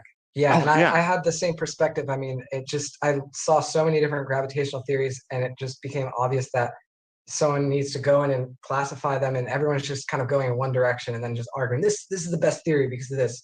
And then you start looking at all the different theories, they're all finding the same results in these different formulations. So there's some bigger picture behind the scenes. Yeah. Well, let me go to questions. Let me see, and I'm going to allow people to unmute themselves, but let me take an order. So Falcon Labs, and I think that's Mark Sokol. But I'll go there first. There he is. Go for it, Mark. Okay, let me just share screen for a second so I can show you this. Did they share the right screen? Oh, okay. Yeah. So this is a video I found on YouTube about general relativity, talking about Mercury's perihelion precession. Sure. His general equation for the planets reduced down to exactly Newton's equations, just plus one extra term. And that extra term was 2gm over c squared r cubed. So g is the big gravitational constant that tells us sort of how strong gravity generally is in the universe. M is the mass of the sun, c being the speed of light, and r being the distance of the planet. Yeah. So I think that's enough context. So basically, obviously, solving general relativity exactly is very difficult, and it wasn't done. In order to confirm the orbit of Mercury, the perihelion. I mean, they didn't solve general relativity exactly. So, and I mean, it's kind of complicated history because some people argue that even the experiment that confirmed GR may have been fabricated in order to make it look like GR was right. But then over time, as we did more measurements, it does seem like the prediction held up. And so what happen is when you study GR, you can linearize GR. So then there's linearized gravity, and that was used to confirm the perihelion of Mercury. And so then you can, I mean, it depends how deep you want to go in the literature and talk about. I mean, basically Yeah. what they were insinuating is that most of his math basically equaled Newtonian mathematics, except for this one equation, which was only derived knowing the perihelion precession of Mercury, having past couple of years being able to look at it. Yeah, I mean, obviously Einstein was heavily motivated to try to solve this problem. So I mean, I think that was the main thing he was looking for. So, you know, he was looking at the data and trying to figure out a theory that matched the data. I mean, that's what people do. And it turned out he was able to do it. And, you know, you could argue, I get it. Like, I'm interested in linear approaches to gravity. Like, and there's a lot of theory. I mean, that's why I mentioned the heaviside gravity, because Maxwell's equations are linear. So you could say, well, maybe linearized gravity is all we need, right? Like, why do we need to go to all this nonlinear stuff? But I mean, it gets to a point where you got to look at all the experimental data. And so, and it honestly, with the perihelion of Mercury, the story gets very complicated because there's all these different approximation schemes for general relativity. And then, you know, different people say different things, and it just depends. Like, I've tried going in to the weeds on looking at, like, okay, well, like, how accurate do we measure it? How accurate do people compute it? And there's varying layers, like, of people who will argue at different generations, like, oh, well, I calculated, you know, more, and like, so yeah, I mean, we can go for it. Another important part of Mercury's perihelion precession is actually the planet Venus and Earth. You know, our planet tugs on Mercury as well, and that's changing its perihelion precession a lot more than this equation is.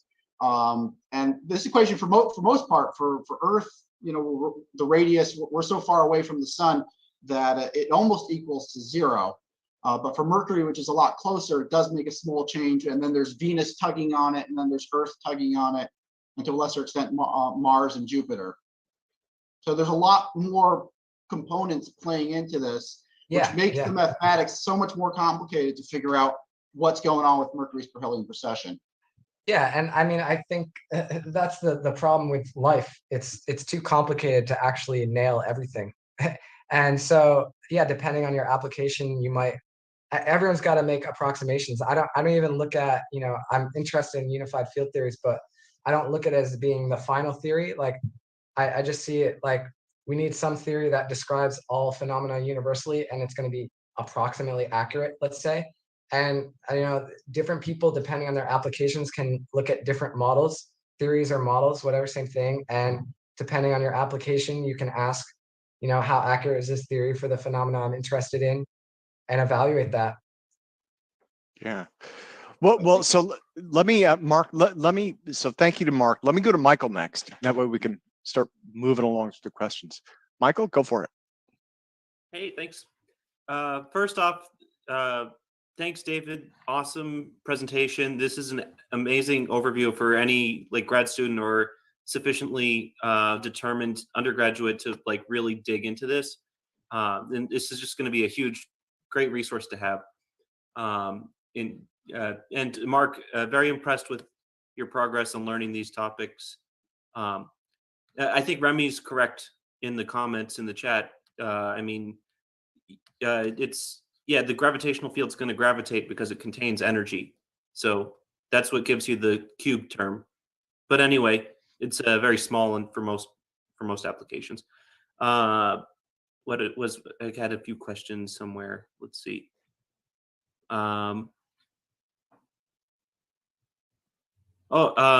Have we got you in touch with Ken? Nah, I can ask that later. What else? So, what do you think about a graviton that's equivalent to the squeezed vacuum state? Are you familiar with squeezed vacuum states? Let's see. I've studied squeeze states in quantum mechanics. Let's see. By squeezed vacuum state, what are you referring to exactly? So you apply the Bogoliubov transform to vacuum noise, or a matrix that would be flat spacetime or equivalently like isotropic vacuum noise, and then you apply squeezing to that. are you thinking of like the quantum electrodynamic vacuum? Yes, I Or- mean, so basically my understanding comes from the quantum electrodynamic side, Yeah. where I'm looking at it from a perspective where you've got space-time refractive index instead of curvature because they're equivalent. Right, And right. the quantum electrodynamic virtual particles define that refractive index, and it gives you a mechanism. Yeah, But I think some of those ideas are interesting. From my perspective, I'm just fascinated with the standard model, and I'm fascinated with the mathematical similarities between Yang-Mills theory and general relativity. So I would prefer to think of all, like, just generalize electromagnetism to all other forces, right? And you can, like, you have the strong force, you have the weak force. And so, I think a lot of these pursuits of kind of looking at these vacuum dynamics are interesting and worthwhile pursuing. In my opinion, I would just like try to go to Yang-Mills theory, but that's just because of my interests. And so I would, in my head, I would just immediately say everything you're saying and kind of convert it into being like, maybe it's not just squeezed photons, virtual photons, but also gluons. Like, why not? well, it's squeezed anything ultimately. Exactly, exactly. Yeah. But if you're unifying electromagnetism with the weak and the strong force, squeezed anything within that. Yeah, sure. Yeah. I mean, that's probably, I bet there's a lot of interesting stuff you get out of that. Yeah, I think so. I think it's worth discussing further. Then the other thing I wanted to mention is, because I'm more looking at it from the experimental results, because squeezed vacuum states, they've been observed, but for some reason they haven't been attributed. They're not like, they're considered an excitation, I guess, but they haven't like been given a name as their own particle or anything, which is weird. I don't know why. But the other thing I wanted to mention is, are you familiar with spatiotemporal optical vortices? Not precisely. That would be they're photons with orbital angular momentum. With orbital angular momentum. Huh. Okay. Oh, okay. Maybe I have. Like some people call them Majorana photons, or Okay. Yeah, Yeah. I've heard about some of those. yeah, Yeah, and condensed matter and such. yeah, and then, well, I mean, you can have these structures in free space too, though. That's the interesting thing. They've been That is interesting. yeah. So a lot of the EVO stuff, I wonder if that's a component in that, because now you've got a Maxwell's equation solution where your fields are still orthogonal, but you've got this toroidal geometry. Okay. Yeah. I would be interested in looking into that more. Yeah, as I was mentioning in the chat before, I'm interested in this That will definitely toroidal. relate to- Sorry, I interrupted. Go No, ahead. that's fine. I'm interested in this toroidal solution that relates to torsion for fundamental particles. So at one point, yeah, I could see that happening. I mean, any particle with spin should have this torsion field, and it probably would connect to what you're saying in some way. And also, it seems that in order to do the path integral for hydrogen, you need torsion as well. I'm interested in some of that toroidal geometry. Feel free to. Yeah, there's a lot of other terms. It's been discovered independently at least 4 times now, to my knowledge. So people use like all those different terms to describe the same thing. But yeah, we'll definitely discuss it further. And then the last, I did one more thing. What was it? Oh, I just had it. I'll just get it in the comments afterwards. Yeah, sure. I just shared my email in case anyone wants to have any small side discussions or anything like that. Yeah. Well, Michael, thank you. And so let me go to Mark Fiorentino next. Mark, sir.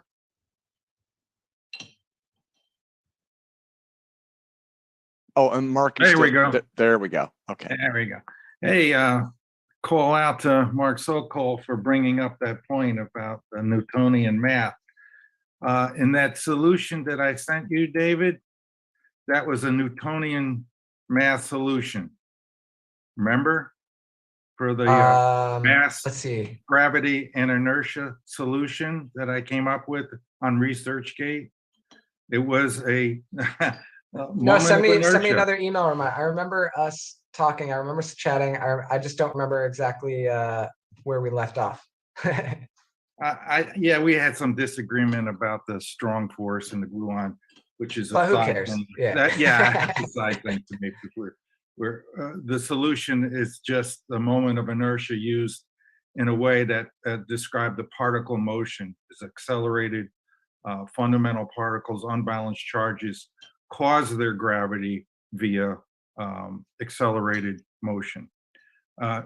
Bending the ether. Now, the question I have for you, the first question, I got really two. The first question is, you use the term curvature a lot here for gravity. I would like you to define what type of curvature are you talking about? I was talking about curvature of a space-time manifold as typically studied in, yeah, I mean, I'm imagining this mathematical thing of a manifold coming from some topological space that is, you know, you have this topological space, you got all these points, and then you get this geometry, and the points are connected. There's differential structure, it's continuous. You can, the manifold's differentiable. Continuous, very good. I like that. Could you think of it perhaps as maybe a simple contraction? The curvature is moving inward toward the origin of the gravitational field. So what, have you ever considered that to be a contraction of space, and that's the curvature? Well, yeah, so I mean, I guess it's depending on precisely how we mathematically define contraction, but one interpretation of that would be that non-neutricity is an example of deforming length, which you could look at as a type of contraction.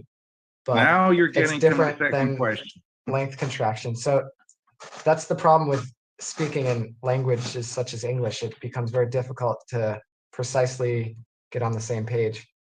So, But there's possibilities I could think of. so, Yeah. you're talking about the Ehrenfest paradox as the method for the contraction then? Probably not. Yeah, oh, no, that's exact. That comes Let's from see. special relativity.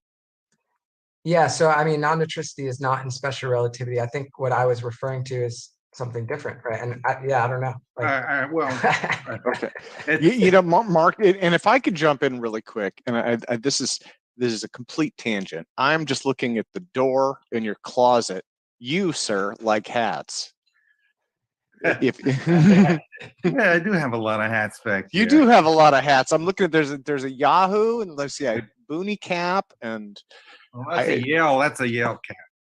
okay. Tommy John and Tommy Bahama. I got them all. Yeah. You do. You have quite a collection there. Quite a collection. Yeah. Anyway, let me get back to this other thing. The last question.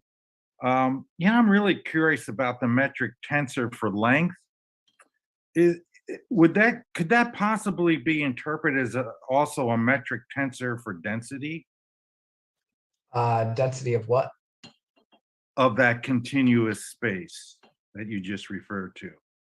If space were really real, an ether, it would then have to have a density, correct? I If mean, it it were real. depends. Refractive If it index, were- I think. Sorry for cutting in. Okay, I mean, so you could have some stuff and it could have some energy density or something, or it could have a density of some quantity. Assuming, yeah, if you're going to calculate a length, the length is going to be dependent upon the density of the material. If you believe that there is a material there, you're calculating a length or density for. Yeah, I mean, density is like 1 over volume. So if you're messing with length, that'll affect the volume. So you can consider different things depending how you look at it. I mean, you could fix one thing and then change something else and see how that changes over there. Well, could the volume And the short proton well, for that. uh-oh. Sorry. Well, Bernie, let Mark finish. Because we're neck deep in I'm pretty almost complex I'm stuff. almost done here.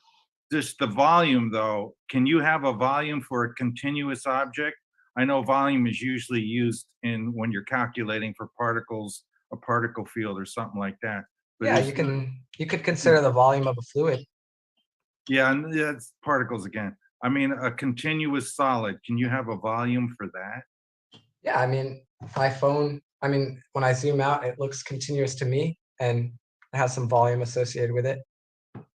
Okay, so is there anything like that, a calculation like that in any of Einstein's work or your work? It's Weyl curvature. You got to think of it in terms of either curvature or refractive index and their equivalent. And the refractive index is derived from the amount of particles in the ether. They're virtual particles, so it doesn't have its own reference frame, but that's the idea, I think. Put your email on the thing, please, sir. I want to get more explanation for that. Yeah, maybe that might be helpful, because I think you guys have pretty much completely lost me, and I'm guessing a fair Thank you, amount of David. our audience is. I appreciate your work and your efforts, David. Very nice. Thank you. Thank you. Well, Mark, thank you, sir. I also remember the question that I had. Let me If you're see. okay with that. Yeah, do you want to go really quick, and then after Sure. that? So, David, are you familiar with the results from Gravity Probe B? I've heard tangentially about it. I didn't look into the details of it. Let's see. Well, they seem to have shown that their gravitomagnetic field does exist. Yeah, the Again, lens so- stirring. Yeah. Yeah. So, would that be is that equivalent to the torsion concept, or is it generated by the torsion? No, I actually think that so this is where I would argue that the analogy between electromagnetism and the mode general gravity breaks down, because torsion is a type of it's like a gravitomagnetism, but it's a different type. And the way I would articulate that is to recall that gravity is a spin 2 particle, whereas electromagnetism is spin 1. So it's almost like when you combine, you get the polarization of the graviton. You can get it from multiplying 2 spin 1 tensors, polarization tensors together. And so you should really actually think of, a typical curvature that you're thinking of, or gravity, as being like electric, and then one of them being electric magnetic. Maybe the electric magnetic is like a lens stirring effect, but then you could have like a magnetic electric or a magnetic magnetic. So there could be generalized gravitomagnetic effects that are difficult to understand from just electromagnetism alone. So I think there's multiple types of gravitomagnetic effects, and some of them are only in some theories and some have more. So if you had a theory without torsion, you could still have the lens stirring effect, and then the torsion is completely independent as a different thing. It's pretty confusing, yeah. That's a good question. Is a property of the particle itself, then? I mean, it really depends. I mean, you can just look at it as a property of space-time, like the manifold itself can have torsion. I prefer theories of torsion that restrict it to the spin density, that are sourced by spin density, but the metric teleparallel theory doesn't set it up that way. That's more the Einstein Carton theory. So we're talking about a very broad theory space here, then. Still. Yeah. That's the problem, is that there's like an infinite number of theories you can consider. Well, in that case, I definitely recommend reading up on those spatiotemporal optical vortices and other things as well. Yeah, that sounds interesting. That will interesting. narrow it down for you, hopefully. Cool. Awesome. Thanks. Oh, okay. Well, let me go to Michael Boyd next, and we've got about 20 minutes left. And again, David, thank you so much for presenting today. Sure. Michael, go for it, sir. Hi, David. Thank you. I'm curious. You use the term negative energy. Would you explain what you mean by that phrase, negative energy? Yeah. So I mean, this is coming from the kind of standard approach to the Alcubierre drive. They found this solution to Einstein's field equation. So they got this metric tensor, and then they had to figure out, well, what energy do I need to source that curvature associated with that metric? And usually you just think all energy is positive, right? Like that's whatever, you got kinetic energy, you got mass, E equals mc squared. Everything's positive energy. Typically gravity is always an attractive force. There's no gravitational repulsion that's kind of related to the fact that all energy is positive. So they realized that it seemed like you needed negative energy, almost like negative mass or something, like it's typically not assumed to exist. So basically the first solution of this Alcubierre drive, they found that they needed this negative energy, which seems like it doesn't exist. So dark energy, it's like dark energy, like the it's actually not, no, not really. So that's the thing, that they were like, it's just a math thing. They said, in order to get this warp drive, we need some type of negative energy that we don't even know if it exists. It probably doesn't exist. So it was kind of left open for further research, well, maybe we'll either discover some negative energy, or maybe we'll find some different solution that maybe can get around this problem without requiring negative energy. And so some of the recent papers that have come out when they're looking at these theories that are slightly different than GR, they're actually finding that there's different ways you can look at energy, and it gets a little complicated, but basically some of the stuff that they thought was negative energy, from a different perspective, it turns out it's actually not negative energy at all. So now it seems like there might be ways to use normal matter, not exotic negative energy that probably doesn't exist, and use normal matter in some way to create it. And now I haven't looked into the details of these enough to really comment too much more than that, but that seems to be. Let's think about it differently then. To have gravity, would you need to have matter or mass? Typically, you need something to source the gravity, which is any type of energy, which could include mass or momentum or stress, which is kind of like it's basically like when you have a material and you like shear it, you're putting stress on the material. Like you have a stress ball, right? You push the stress ball. So you need something that's going to like deform the space-time manifold, which is usually energy or momentum. But so it doesn't just have to be mass. So if you had massless particles, those massless particles will have energy, kinetic energy, and that kinetic energy will actually warp space-time. So like photons are a massless particle, supposedly. Is that? Yeah, that's a perfect example. The speed is constant, irrespective of the frame of reference, whether it's in space or on the surface of the sun. The speed is always the same. Yeah. So wouldn't that mean that the photons are independent from the force of gravity, or wouldn't that? It turns out that you can still. Yeah, it gets pretty complicated, but it turns out when you solve the equations, it turns out that you can still have photons participating in a gravitational force, yet they'll still always move at the speed of light. It's it actually can work that way. So yeah, you can just you just write down the stress energy momentum tensor associated with the photons, and then you figure out how that sources that, and it'll have some back reaction. Now, I mean, I would say that we still might not have a consensus on what the best way to unify those two forces. There's definitely a lot of good candidates out there, but so you could maybe argue that there's new physics we haven't understood yet for the interplay of electromagnetism and gravity. But at low energies, the story seems pretty clear that I mean, because another big result of general relativity was the fact that photons you got this like ring of light that goes around the sun. And so a big part of the confirmation of general relativity was looking at how light bends. Yeah, but that would be gravitational lensing you're talking about, wouldn't it? Yeah. So that's all I'm referring to. So so I got your email. It's just to verify, it's David C at quantumgravityresearch.org. Is that correct? Okay, that is correct.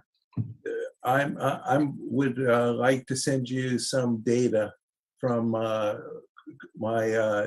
have some inventions using gravitomagnetism that uses nano bumps and nano pits. Yeah, we'll send Michael, send that over, and let's take it offline then. Yeah, so I'm going to take that offline, but I have one final question is about how do you deal with what's called offset spatial divergence, which is basically, if you accelerate, say you accelerate towards Alpha Centauri at half the speed of light, and then you come back to Earth, that the people they're all going to be dead and gone, and you're going to be like so many thousand years in the future. This is offset spatial divergence. How do you deal with that when we're talking about these equations? Is there any of them that are dealing with that? Well, I mean, you could consider transport and calculate, like you got to get to another location. Yeah, I mean, I mean, obviously, yeah, the theories are going to deal with that. I mean, you could consider how long it takes to get from A to B. Maybe you make some warp drive device and figure out how to get to B really fast and come back. But you got to look at time, how it works in everyone's different perspectives. So the theories might deal with that, but it might be difficult to go really fast and come back and you know, make it back without having all your friends dead. That might be quite a challenge. But you know, the theories at least allow you to analyze those scenarios. Okay, thank you very much for your answers. They're appreciated. Definitely. Awesome. And Michael, thank you as well, sir. So let me go to John Quinn, and then I will come back to Bernie after that. I'm kind of squeezing things around. John, go ahead, sir. Thanks so much, Tim Ventura, and our presenter, David Chester. Great talk and amazing overview of so many kind of brands or variations, modifications of general relativity theory. Just really quickly, this kind of cabooses to Mark Fiorentino's point about contraction, the importance of contractions, maybe if I can kind of go from there. In a different field of geometry, we don't have well-defined tangents and metric tensors all the time in fractal geometry. But what we do have are families of contraction mappings that can define generic compact sets that have different kinds of ways of measuring things. Sometimes a metric might converge, sometimes it might not. And this allows us to kind of evaluate singularities because we can work in arbitrary dimensions, not even necessarily integer value. And so the notion of diffeomorphism and variance, I think, can play into this if we just normalize diffeomorphisms to be contraction maps in some greater space. Then we could maybe take a subfamily of those diffeomorphisms, the diffeomorphism group in general relativity. Loosely speaking, I think you were saying it doesn't contain all diffeomorphisms. That's why you need to add in the non-metricity or at least the torsion, if I'm not mistaken, right, to get the full diffeomorphism group. But anyway, if you normalize that, so they all have some kind of norm less than 1, then you have this family of contraction mappings.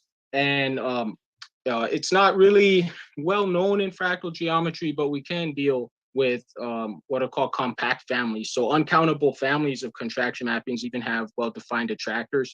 And they turn out to be the crystal groups and the quasi-crystals in the work of Baca and Moody. Yeah. Is this being used in the context of gravity?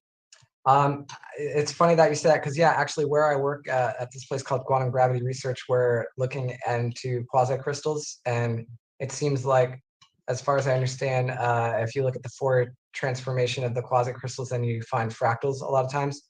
So yeah, I'm currently slowly working on basically a quasi-crystal projected from E8.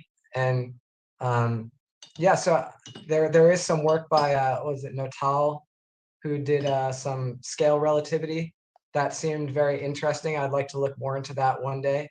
And it seems like El Nashi kind of got too excited and destroyed all the hype because he kept citing himself, and he got more citations than anyone, had the highest impact factor, but then just ruined the credibility in the field.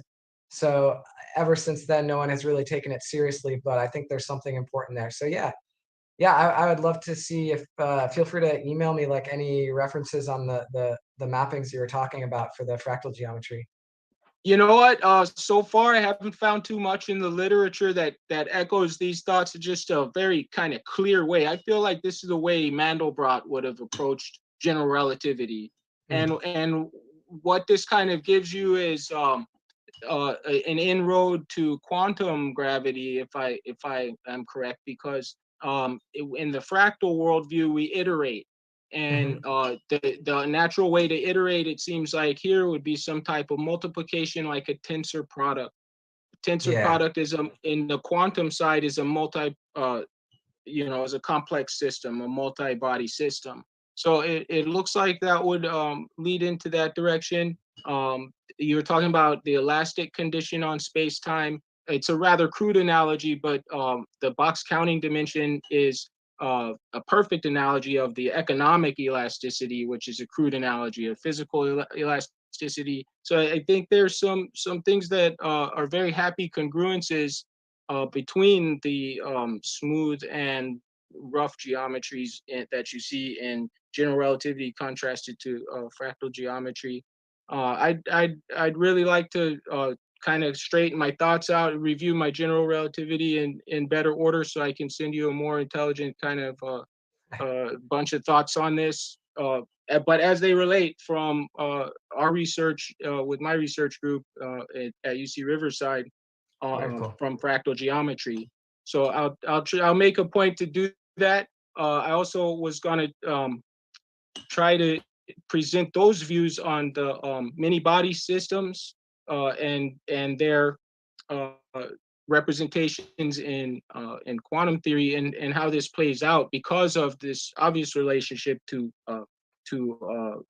fractal geometry, how this plays out to some other applications. I think I see it in what you call the Drake equation, which is so accessible to everyone here. I think we're all wondering, like, where are the aliens, right? Fermi's paradox. And I'll I don't want to take up too much time, but I was hoping to kind of bring that perspective to an equation we can all kind of sink our hands on or grab onto and try to do stuff with and apply to mind.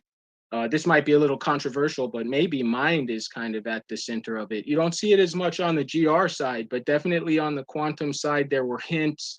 It looks like we don't need conscious observers now, but maybe it'll come back. That all said, thanks so much. A great talk, David. Definitely, thank you. Yeah, interesting thoughts. Wonderful. And John, thank you as well, sir. So let me loop back around to Bernie really quick. We've got about 10 more minutes. And David, thank you again for your time, sir. And let me see, Bernie. David, great work. There we go. Always quite the time trying to understand hyperdimensional physics and systems being described, but you did a pretty good job of it. If you don't know of trying to enter some of your rotational based systems into that, if you haven't looked into his simulations and programs now. Sorry, did you mention, I saw you had the Wolfram book, you just broke up for a bit. Are you referring to Stephen Wolfram? Yes, sir. Yeah, so I actually did the Wolfram summer school like a year ago. And I was just a TA for the winter school. So I'm currently working with Xerxes there, who's under Wolfram. Yeah, so he has his hypergraph model of graphs and this and that. So I did a project looking at curvature, torsion, and non-metricity on discrete graphs for discrete models in the Wolfram summer school. So yeah, I've been following what they're doing, and it's very exciting. Nice. I could see how it would relate to your work for sure. Well, Bernie, thank you. Oh, and you're cutting out again. Sorry, one last comment. If you can hear me, Nasima Hermines' Schwarzschild proton thesis on holographic universe and the vacuum catastrophe theorem.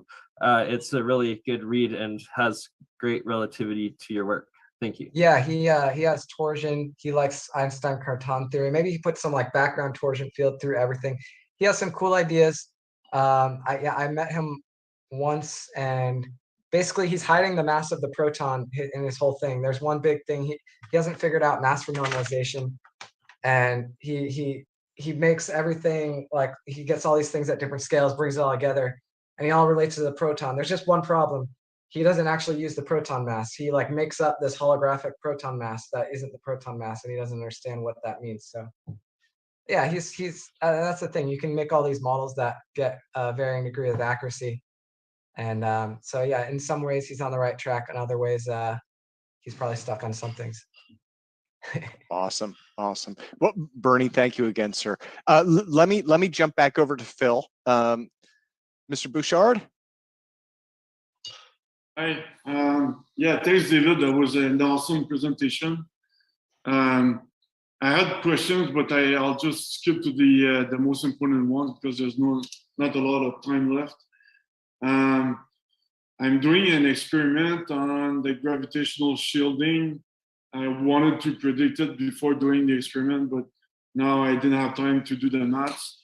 And I was wondering, the energy of a graviton, is it similar to the energy? I read that it's slightly different than the energy of a photon, like the Planck multiplied by the frequency, but the graviton considers the mass. Why would the mass be considered in the equation if it has no mass? Yeah, I saw. I didn't follow that equation. Yeah, I would think it would just be the same. I mean, you could just look at any quantum as have energy related to h bar times the frequency. Yeah, and the graviton doesn't typically have mass. I mean, you can get into some exotic theories that have very, very small mass for the photon graviton, but let's ignore those. And yeah, I don't know what that equation was about. I didn't follow it exactly. So I would think it would be basically the same as the photon. Oh, okay. All right. Cool. Thanks. I appreciate it. Okay, and Phil, thank you, sir. Let me go to Will next, and then we'll go to William Alec after that, and we'll just keep going until we hit the top of the hour. Mr. Riken? Oh, you're muted, Will.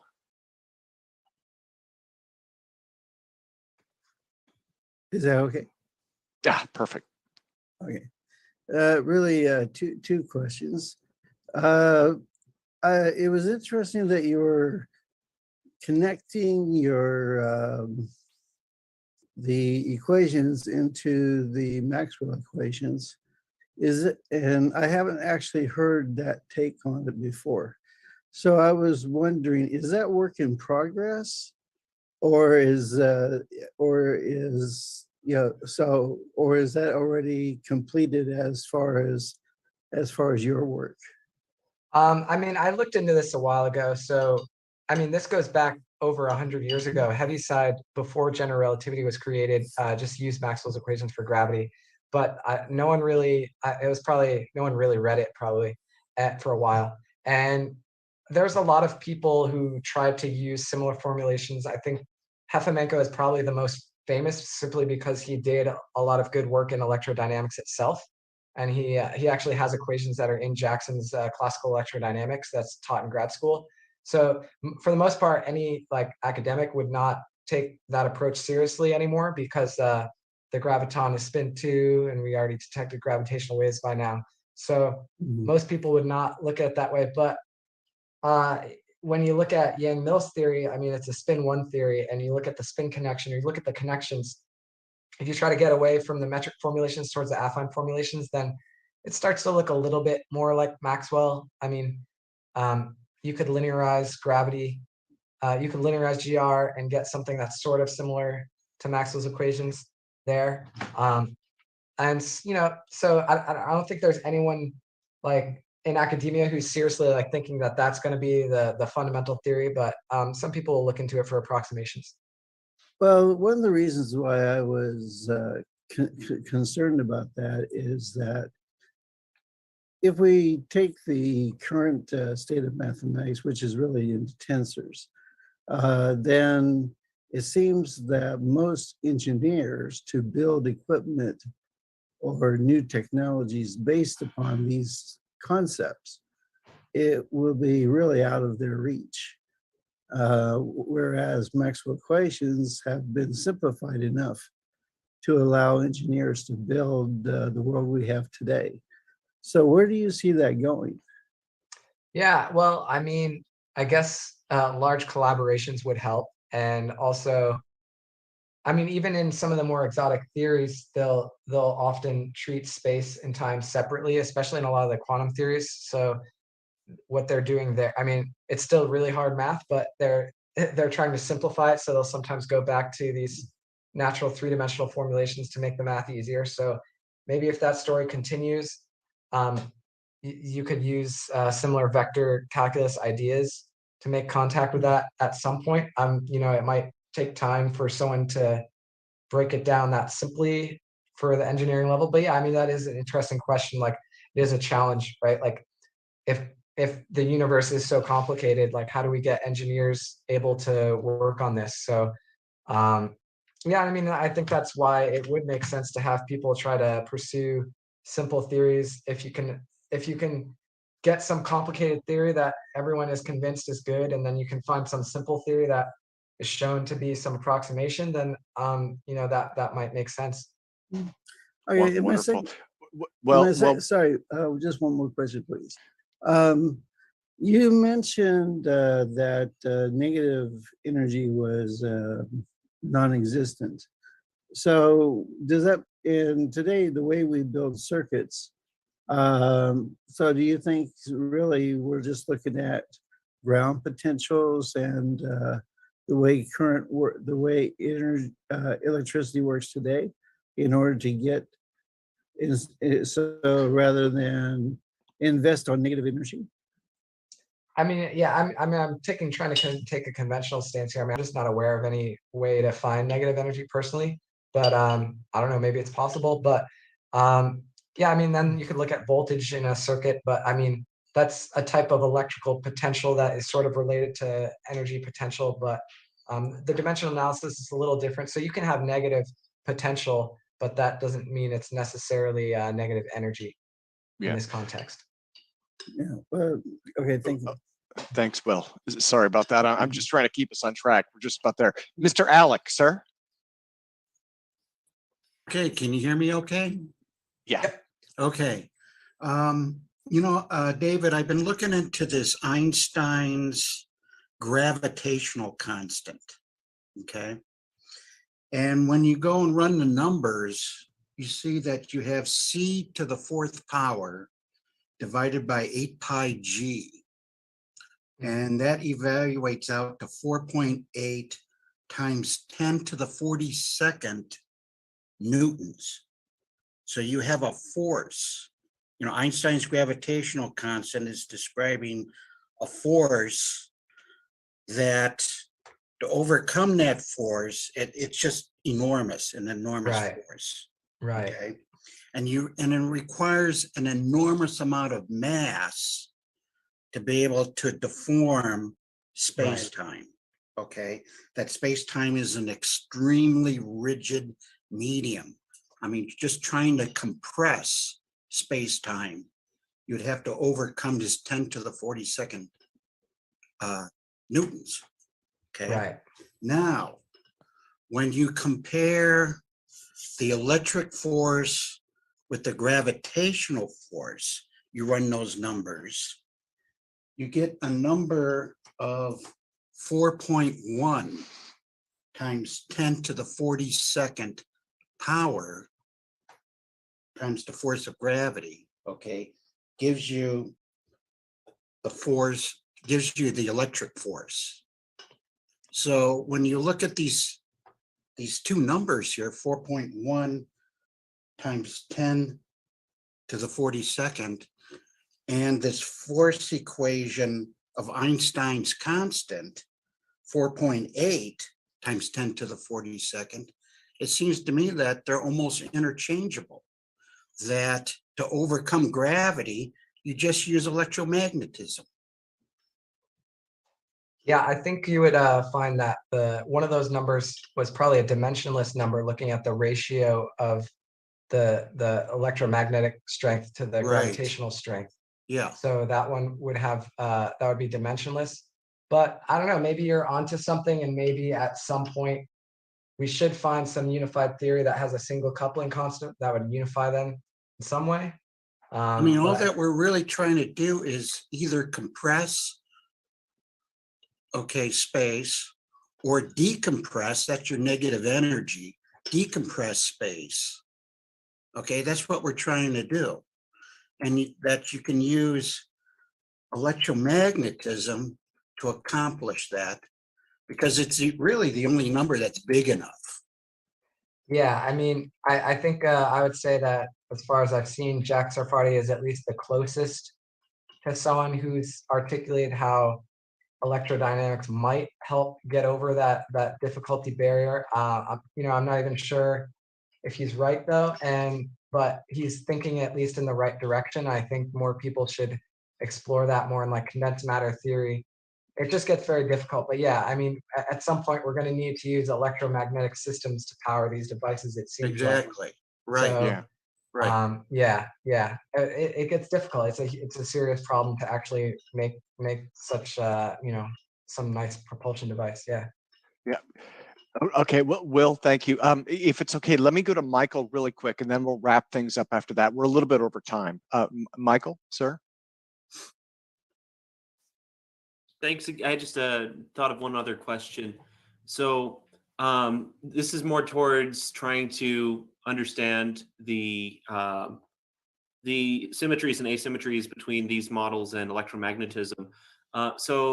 If you're familiar with Dirac's quantization argument with the magnetic monopole that's a stretched dipole, if you look at that in terms of Maxwell's original equations and quaternions, it looks a lot like simple residue theorem from complex analysis in terms of how that ends up. Do you think there's any similar potentials with 1 over r that can be mapped to gravity that would allow a residue theorem for the mass? Let's see. I'm not exactly sure. I'd have to review more detail to see precisely what you're referring to, but yeah, I mean, there's some deep topology there with the magnetic monopole story. I mean, Alan Guth actually was studying magnetic monopoles and then accidentally discovered cosmology. So I think that's a big clue that there's something there. I mean, there's all these topological studies of gravity as well. So Hopf vibrations. So that would be another example. So yeah, I mean, you have like space-time, like when you get in the exotic gauge gravity stuff, you have these like fiber bundles and you can have Hopf vibrations. So I've been looking into like these Hopf vibrations from E8, for instance, and trying to find like nested Hopf vibrations.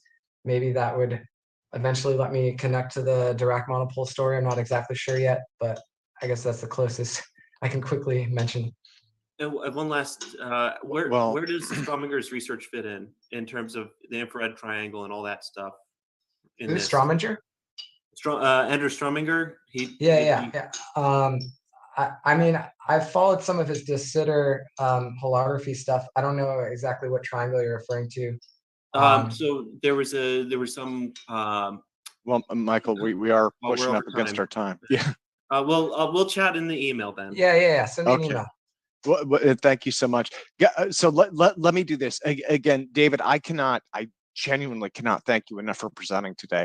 Everyone, please give Dr. David Chester a giant applause. Thanks. I have never met anyone who can compare various theories the way that you can. That's why it's just so incredibly impressive, and it's such an honor to have you here, sir. Really appreciate it.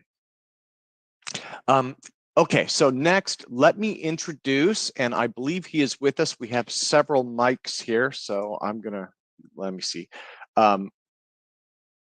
Retired mechanical engineer Mike Melia will present an approach to inertial propulsion and discuss a video that he's put together showing a proof of concept prototype. So as you'll see, a primary drive is delivering perpendicular rotation in his device, and in normal circumstances, any peripheral force should manifest itself within as part of this rotation. But contrary to this, the drive that he's going to demonstrate is creating a linear thrust at a 90-degree angle to the direction of rotation. So again, Mike Melia will be discussing this, and now I have to find out which of our mics he is. Sir, Mr. Melia?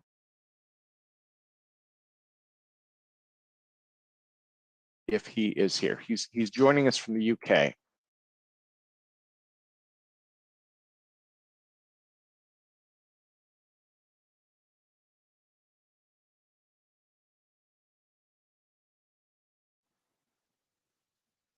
And he may not be here. We'll give him another moment.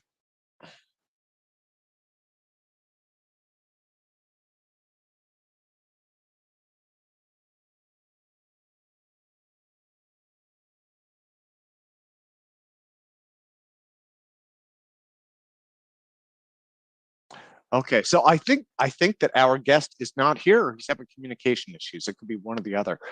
Guys, do you want to do open discussion then? Oh wait, there he is. He's having problems with his microphone. Okay. So he is here. Okay, I see him.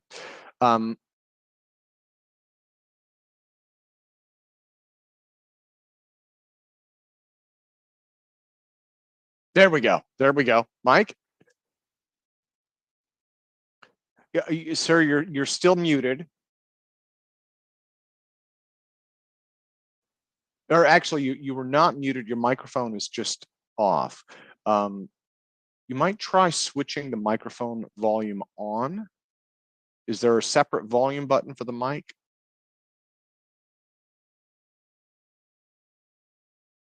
The other thing you may look at is on your computer, you may have a volume control for the microphone. That may be all the way down.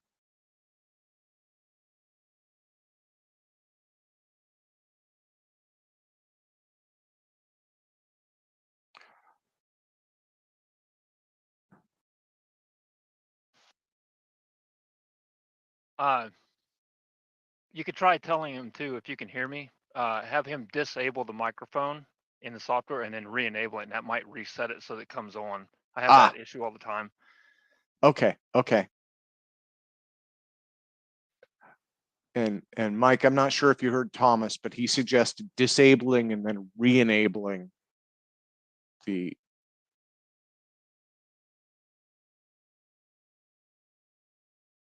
Oh yeah, he said he'll try that.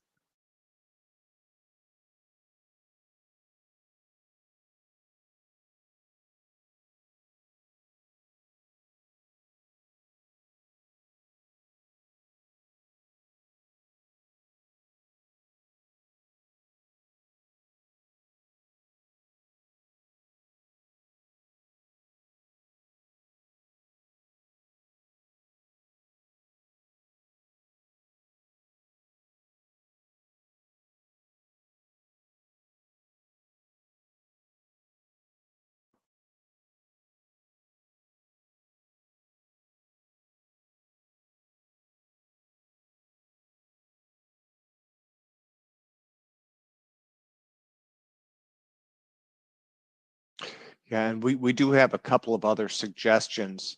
Josh suggested turning the auto adjust volume off and adjusting it manually. You may be able to turn that up. And Billy suggested that it's possible that it's muted in the Zoom window.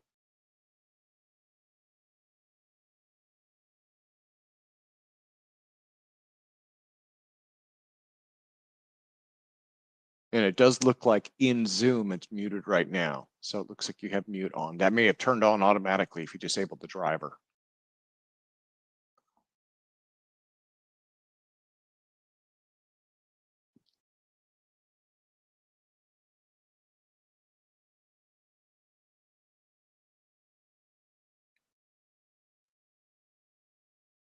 Well, why don't we do this, Mike? While you work on this, why don't we go to open discussion if that's okay? Which mic is this? Because I'm looking every Mike I've come across, their microphone is still showing the red X, Yeah. So I believe, I'm pretty sure. In fact, I'm going to rename him here. Mike Melia. There we go. Mike Melia. I'm just renaming him. Yep. I'm just renaming him now. And it looks like it looks like his microphone is off, but it was on a few moments ago and it was also dead then. So why don't we go to open discussion, guys? And again, I apologize for the technical issues. And then for Mr. Melia, when you do have it there, no worries, we can pop back in. Or if you'd like, we can also postpone. And I could do a test session with you another time. We could get the mic set up. I'll say in that open portion, it'd be nice if some of these people who are working with math to this degree could work on, the formulas for basically finding how much energy at what frequency of photon is necessary for bonding versus ablation on various materials. because that would basically expedite manufacture capabilities so that we could try their theories out. Just, drop of the hat, next to no money, not having to, get a giant grant or anything else like that. So cheap, fast, and easy to manufacture technology is going to make this all go a whole lot faster. We'll be, 100 years from now, kids will be like, oh yeah, they thought this was hard while they're like in school learning about it. Yeah. Well, and again, let me say to Tim, isn't there a call-in number that they can just call in with a cell phone for audio? There is. Mike, would you like to try and do a call-in number? The quality probably won't be as high, but that would be an alternative. Let me paste that into chat just in case. And if where Yeah, I was gonna say the only other option I can think is for him to completely shut his system off and reboot it, and then rejoin the call, because that might be something that the computer's just having an issue with because it's been on for a while or something. So, or he was running something before he joined that is conflicting with like Zoom. Skype does that. It will take control of your mic and not let go of it to go to the Zoom call. I've had that issue too. So if you have anything else that's using your microphone, make sure all those programs are turned off, and then do a disable and then re-enable, so you can try to get Zoom to pick it up, and then go into your Zoom settings then and force it to the microphone you're trying to use. Yeah. So that should help. Actually, it looks like they have two machines set up there. Oh, which one is this? Oh, that's Falcon Labs. Oh, I see. Okay, that's rebroadcasting. Well, yeah, I would say, guys, let's just do open discussion for now, if that's okay. Or if you'd like, Mark, would you like to do lab updates now? That's something else that we could do. We're in the middle of working on some stuff. I'd rather show you in a little bit when it's all ready. Plus I have a meeting in half an hour, so Yeah. We're time. Do you have that phone number he can call into? I'm trying to find it. Actually, I just pasted it in there. I just pasted in the local access numbers. He's in the UK, so he needs to find it. Or use Google Voice to call in, which can run into all of its own problems. That is really disturbing, by the way, Mark, seeing his face through your filter when he moves around. I just realized what that was, but your voice. Actually, that's not what that is.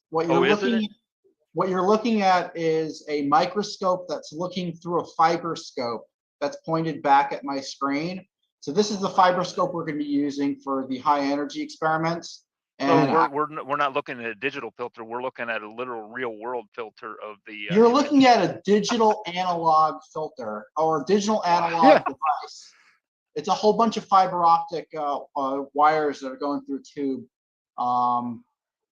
Basically to protect to keep the camera away from the experiment. Yeah, flashback to the 1980s. Flashback to the 1980s. I remember that. Remember the fiber optics came out? That was one of those, back in the day. Man.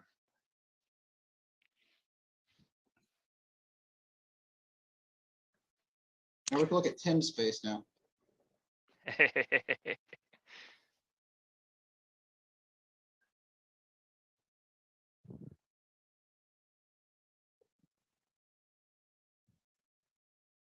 Tim, I don't see the phone number in the chat.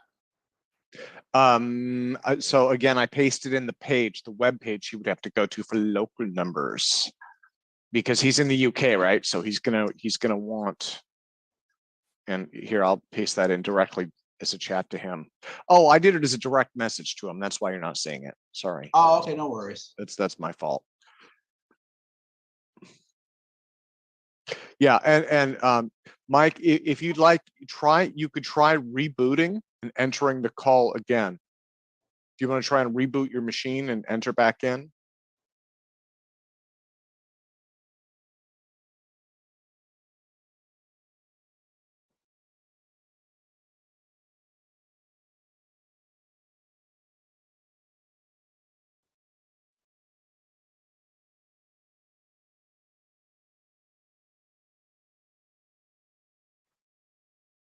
Well, so Mark, to ask about this fiber scope, it looks like the visual quality on this is not as it's not as high as I would have guessed. I guess so.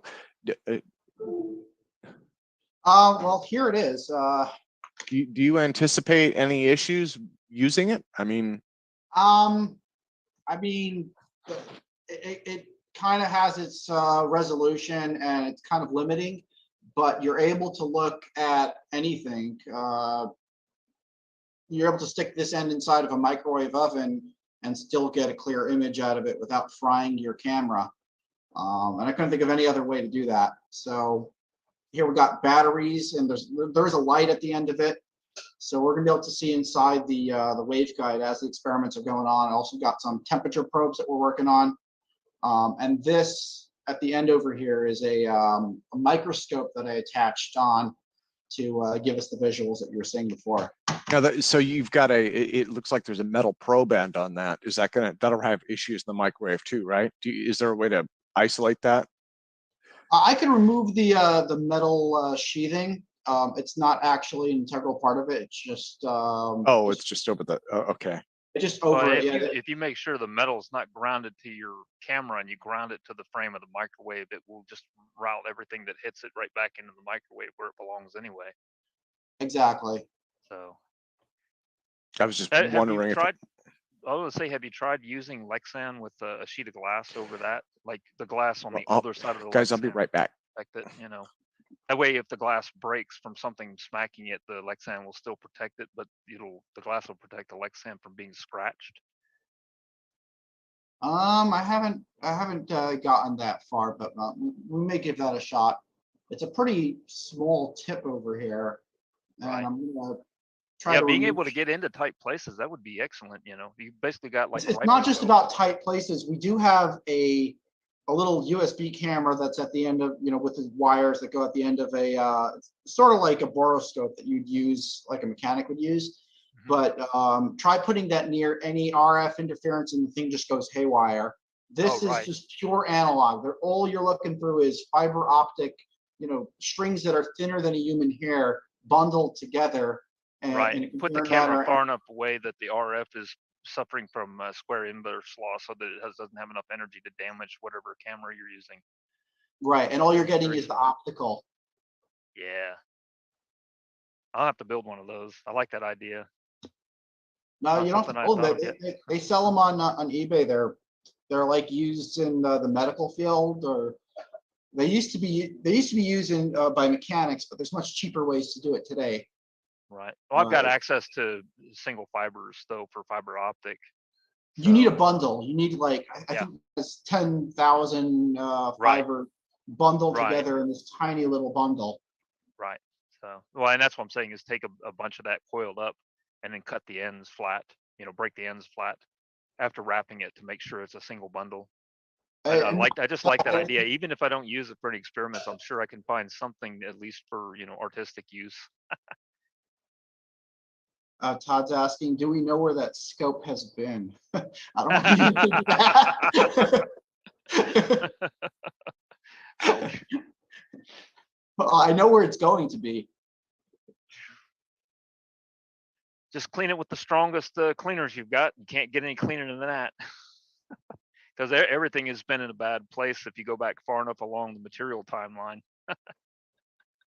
You sure that water that you're drinking hasn't been inside the intestines of a dinosaur at one point?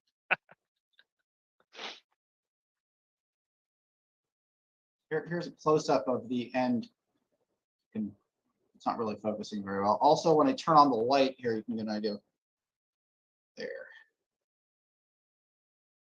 Okay, and let's see if it looks like Mike is logged off. Okay, so maybe he'll come back.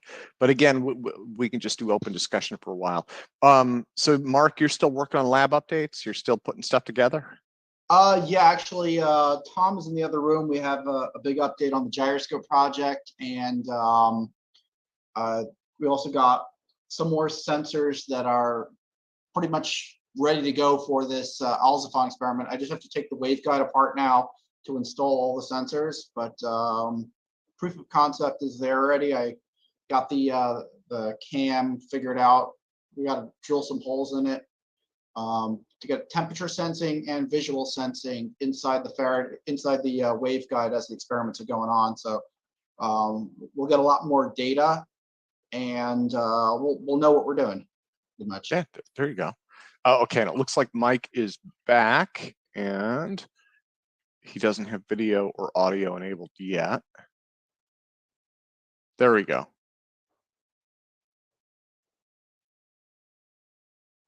Okay, it looks like his video is still off.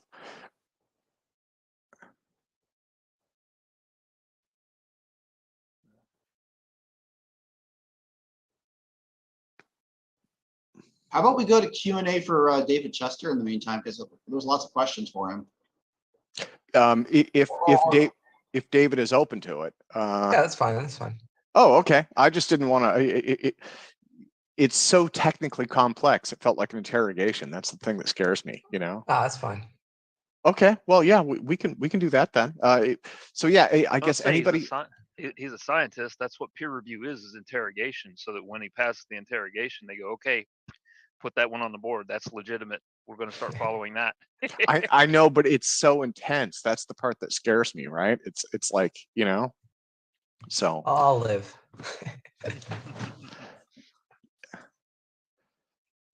Yeah, well, okay. So yeah, anybody with questions for David Chester then? And David, thank you again, sir. And oh, I should let me do the let me see. I have option. Sorry, let me link this out. Option Y on Mac or Alt Y on Windows, or the button in your Zoom menu, but Option Y on Mac or Alt Y on Windows for questions. And go ahead.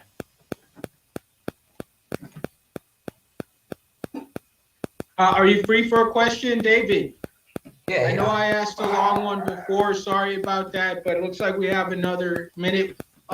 What about stuff like entropic gravity and some of the stuff coming out of that, modified Newtonian dynamics? Just, do you have any thoughts on that, or are you kind of anti? I mean, I don't have anything against it necessarily.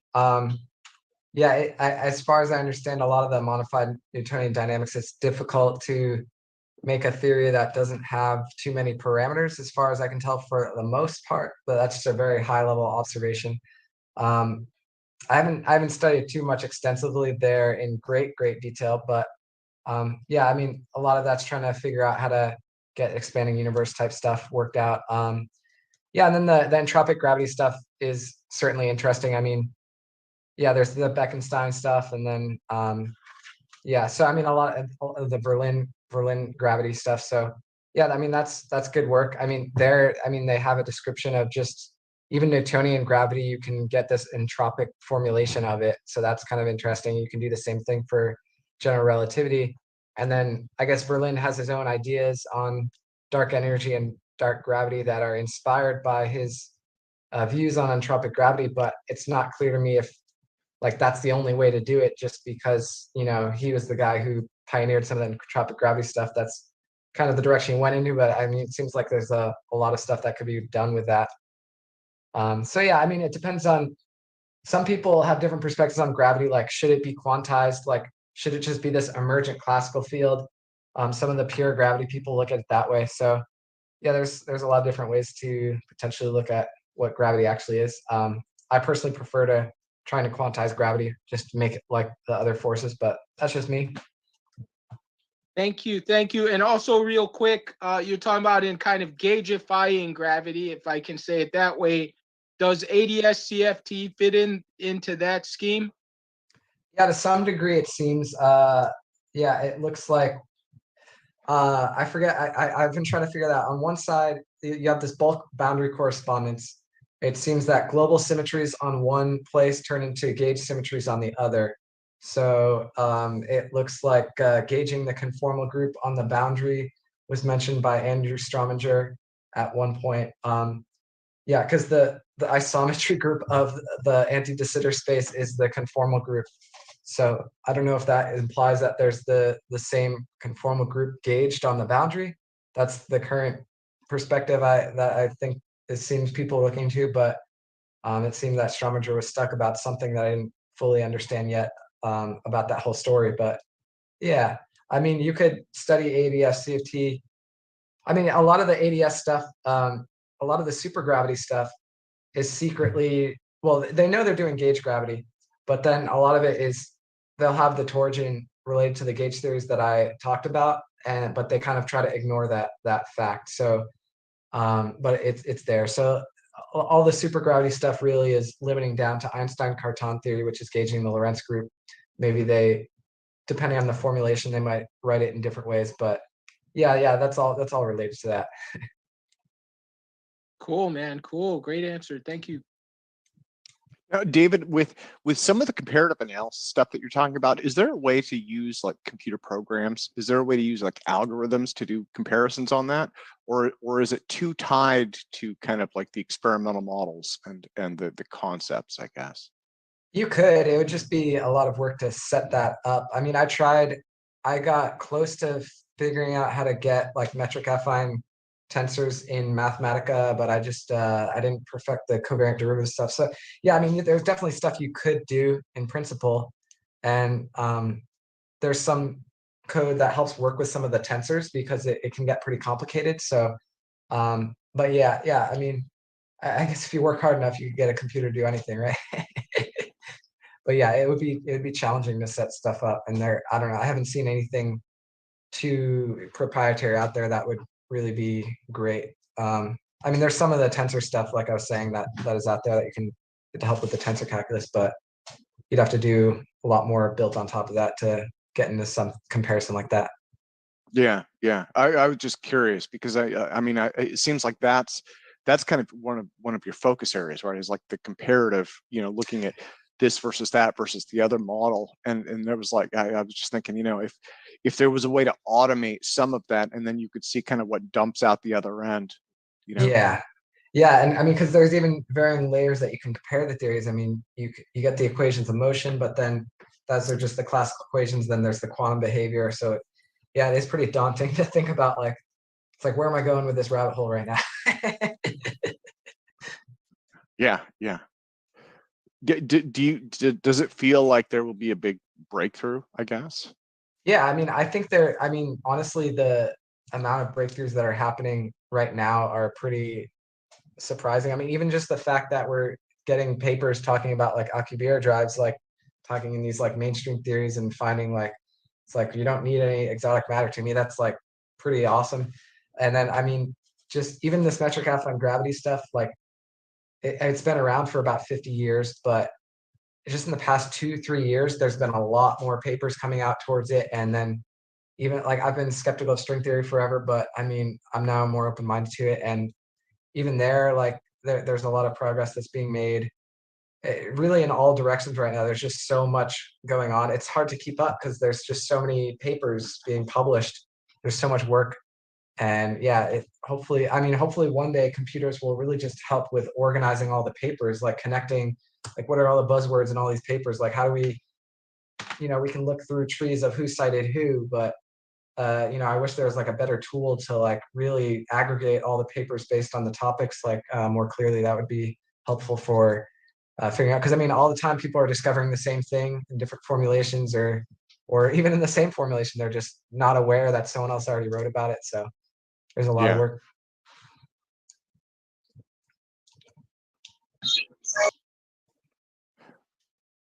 Okay, so let me see, Mike, I am looking at your screen share. Looks like you're on microphone 2. You might want to check your audio settings.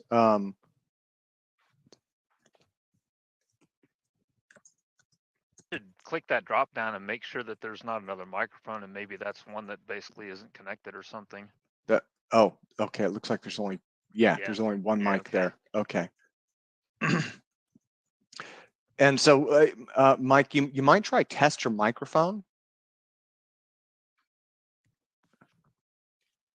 I don't see a button for it either. You might try clicking, maybe try clicking the them. Troubleshoot. Yeah, I think that's where the button is supposed to be, and it's already seeing there's a problem. So drop down to over where it says troubleshoot and click it. Yeah, there you go.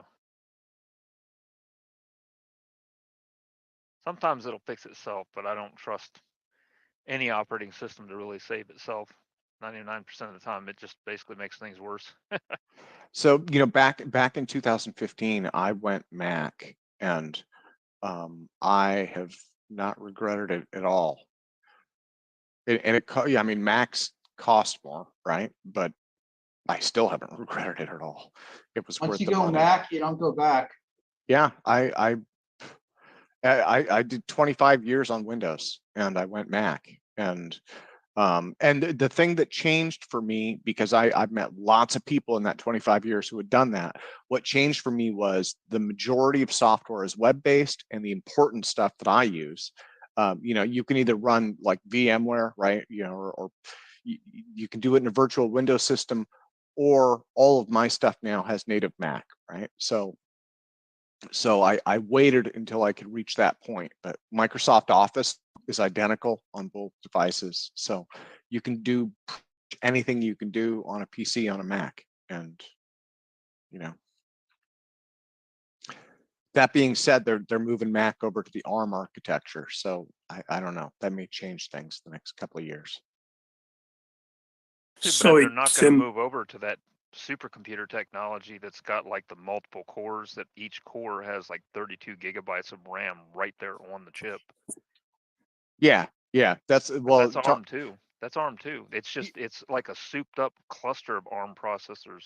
So it's like having a Cray supercomputer. Yeah, Thomas, and I think that's what you're talking about with the Apple Silicon. They have what was I'm just reading about the other day. It's something like 8 to 12 cores. And what makes it different is the RAM is right on the chip, right? It's highly integrated, and so you don't have the delays. So Right. even though you can't change it though. That's the bad thing, is there's no upgradability without it getting slower. If you add RAM after that, it's got to go through another bus. The ones that I was looking at weren't 8 cores. We're looking at like there were 16 cores per cluster, and there were 4 clusters. Okay, you're talking about something that's a lot. Yeah. Yeah, they're just releasing them now for like the new NVIDIA Tesla GPUs that they're replacing, because they used to use those for silicon graphics and whatnot to build their superclusters instead of a big computer in a box and then another one and another one and another one. Instead, they just cluster a bunch of these video cards together and use them. So this is just going to burn that into the ground. They're not going to be worthless. They're going to be completely worthless compared to them now, because it'll do one card. So can I just cut in a moment? Yeah, before Mike. Sure. Mike, can you see my screen? Can you see my screen? Yeah. Have a look at this. If you go down to the bottom right-hand corner and what looks like a speaker icon, if you right-click on that and bring up sounds, you'll get this pop up. Go to recording, right-click on the microphone and see if you've disabled it. Yeah? Okay, I'll stop sharing now. Try that. So just to recap, go down to the bottom right corner, follow my mouse pointer, bottom right corner, right click on that, sounds, you should bring up this, go to the recording tab, then right click on it, see if it's disabled. Well, it'll show if it's disabled because it won't have the green tick next to it. Okay? Thanks. Well, also, if it's green, if he right clicks it and disables it and then re-enables it, anything that it was connected to, it'll disconnect. And then when it comes back on, because he has Zoom front and center, it'll reconnect and connect to Zoom instead of whatever it was. Yeah. Well, guys, let me again apologize for the delay. And in a few minutes here, probably in about 20 minutes, I think Mark will be ready for a lab update, and we can just do open discussion after that. So, but I am pleased as punch that, I mean, Bob did a knockout presentation, and then David did an amazing presentation. So I'm pleased as punch today, and then I know Mark has a ton of stuff he's working on.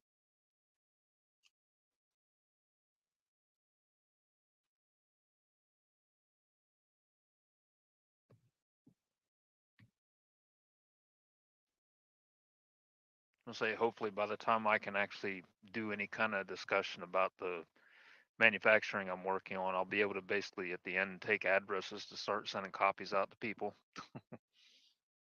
So I had something, this is maybe a little tangential, but you guys might be interested in this. I've been doing as kind of a hobby, I got back into doing photography, just landscape photography. And so I have a Nikon, and what I found was in the past, I was not shooting in RAW mode. I was shooting in JPEG mode because those RAW files are just painfully large, right? And so my brother said, well, look, you've got to switch it because, you know, it's high color. It's, you know, it's going to capture the darks a lot better. And that way, when you put them in Lightroom, even if it's too dark, you can basically boost them up to make it look good. And that's true. So I put it into RAW mode. But the other thing that I noticed was I had issues with blurring in a lot of my photos. And so when I started shooting in RAW mode in the Nikon, I was able to get some pretty good photos. In fact, if you guys want, I can run you through some of them while we're waiting here. You know, if you could get that hooked up to a telescope and use it for getting some deep space photos, man, to share. Here, let me, while we're waiting, I'll Mike has a headset. Does Mike have a headset? Because he could bypass the internal microphone if he had like a external microphone to plug in the jack. Yeah. Mike, if you're listening, let me see. Okay, yeah, and he's working to enable, and here, let me share screen really quick. There we go. Okay, Google Chrome. Yeah, so this is, if you guys can see this is my Facebook. These are not the highest quality, but what is this one? These are night shots. I don't know if you guys can see that okay or not. Oh, and you know what? It's going over Zoom, so the quality's not going to be there anyways. But it still looks really good. So yeah, this is RAW mode. Now, in the past, these would have been I was throwing out probably 9 out of 10 photos. Said it's night mode. You mean it's in the sunset mode, like just after the sun's gone down? Over Oh, the sorry.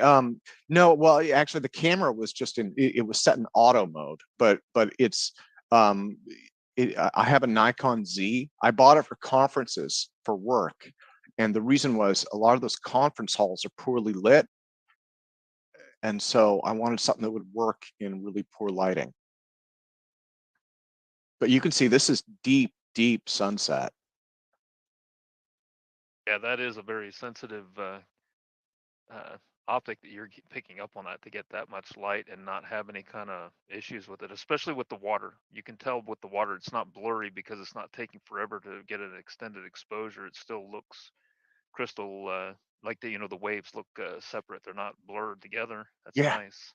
Yeah, I was really surprised, and for me the difference was putting it into the Nikon RAW mode, and I'm sure Canon probably has the same thing. But yeah, and you know, you don't have a cheap one. I have one of the cheap ones. The only way to get to the RAW mode or to control the compression is there's a thing like check something or other that you can load onto the little SSD card you load your pictures on, and it will kind of like hack your camera temporarily until you pull that disk out and reboot your camera, and then it'll go back to normal.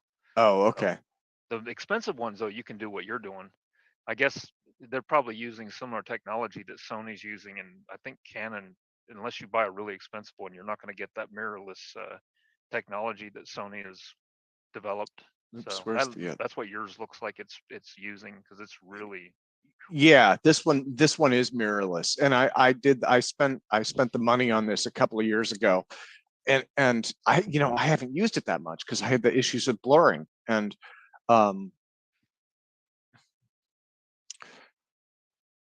that's actually an old secret to get your camera to stop blurring. If you want a dark looking scene, you overexpose the scene, but then when you're done, you then pull down the like the brightness and the contrast to make it look darker, and it'll come out crystal clear without looking like a bright daytime shot.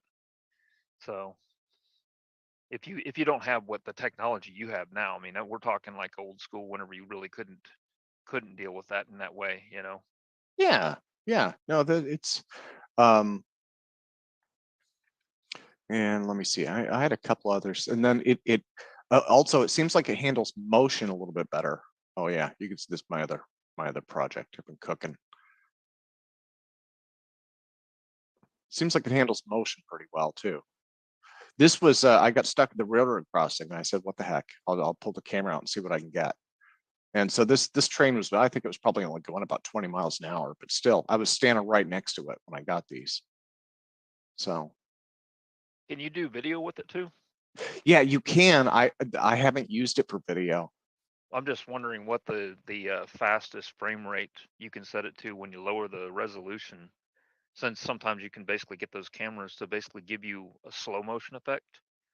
Meaning you can capture things that you normally wouldn't see because it's moving too fast for a picture or for normal video, but you can capture it because it's just going so fast, slowing it down for you afterwards. I had some trouble with the water in these. The issue was, well, I don't know. There's a lot of different shades of white, I guess, or shades of light, and those droplets look separate though. Yeah, I mean, yeah, you'd no, have to zoom in to really see for sure, but it does look like it's still got it pretty clean on that shot. yeah, I didn't have issues with the what would you call it, the resolution. I had more issues with the color, and I think part of it was the green, right? It's like if I was able to get the green, I wasn't able to get the white, or vice versa. You know? Right. That's the same problem with like either everything is blown out on the moon and you can see the stars, or everything is pitch black in the sky and then you can clearly see the terrain of the moon. So yeah, you couldn't adjust for both. There was no way to take a picture of both at the same time. One was either too dim or the other one was too bright. And people and point you to that could and say, see "Oh, they faked it." It's like in the Seattle area, you can see that. I mean, it's the middle of winter, right? So I'm not getting any flowers this time of year. Yeah. That's still a whole lot better than a lot of places in the dead of winter. Most places you'd have to adjust it down because everything would be white. I did and the get. water would be stop still. You know, you could take a picture of it and it's not going to move for like a couple months. I did get seagulls. That kind of surprised me.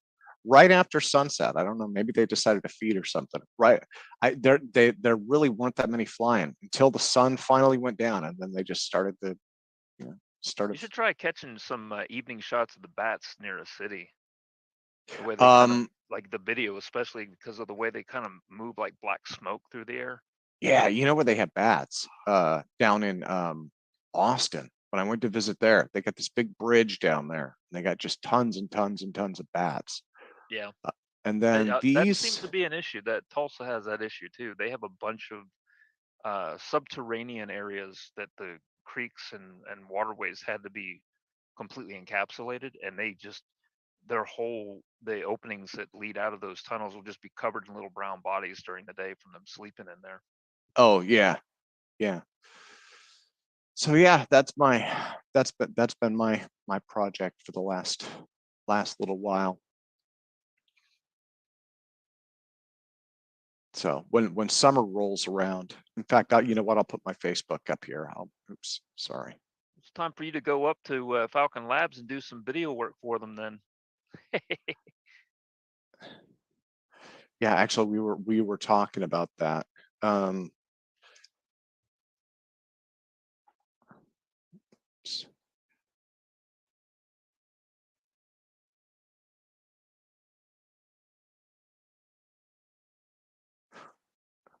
Yeah, and let me see. I guess we're still kind of an open discussion, guys. I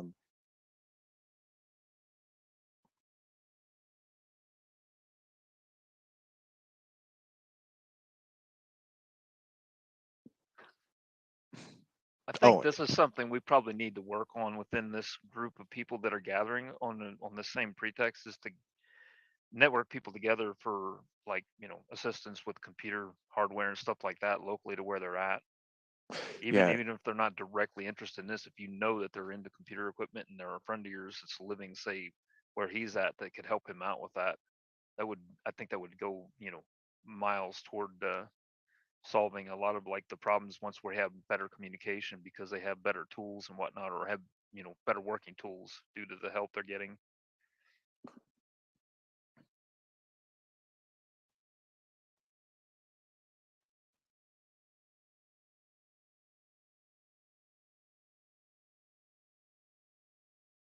Okay, so let me see. Harold has had his hand up patiently, sir. And it's open discussion, Harold. You don't actually have to put your hand up. Yes, I wanted to ask a question about David Chester. He spoke earlier about gravitomagnetism. And what interested me is, since there have been so many studies, and I know there are a lot of papers on studying planetary gravitomagnetism, etc. If anybody has theorized that there might be a particle related to gravitomagnetism in the same as gravity has a graviton, a particle. Has anyone made that up? I mean, investigated that? Any theory, any papers on that? Yeah, so I guess you would say it's basically a piece of the graviton in the sense that an electromagnetic wave is like photons. I mean, everything's just fields. So you can talk about electromagnetic wave, you can talk about light, you can talk about photons, but they're all just kind of different facets of the same thing. So when you look at it from that perspective, you could argue that gravitons are related to the gravitomagnetic effects that most people are talking about. There is also a Kalb-Ramond axion. There's gravitational axions, and one might argue that that is a different type of gravitomagnetic type of effect, and it seems that's related to torsion. So if you had propagating curvature, that's like a graviton. If you had propagating torsion, that would be a different type of gravitomagnetism, but not the one that most people are talking about. But yeah, I think the one, I mean, anything coming out of general relativity, you can get that from a graviton. But Heaviside, when he wrote the theory, when he theorized gravitomagnetism, he did not say, there's a particle. I guess back then there was no idea about particle relationship. But the graviton have been made, but it seems to me like since the gravitomagnetism is related to magnetism, and graviton is just plain gravity. What I'm questioning is there a distinction? Is there a separation in there? Because it seems to be graviton, no relation to magnetism, but gravitomagnetism does not have a particle, and that is the mainly curiosity. What is your thoughts on that? Yeah, so I guess when someone says gravitomagnetism, it doesn't really have to do with magnetism. It's an analog from electromagnetism, the analog of how magnetism works in electromagnetism to how something similar works in a theory of gravity.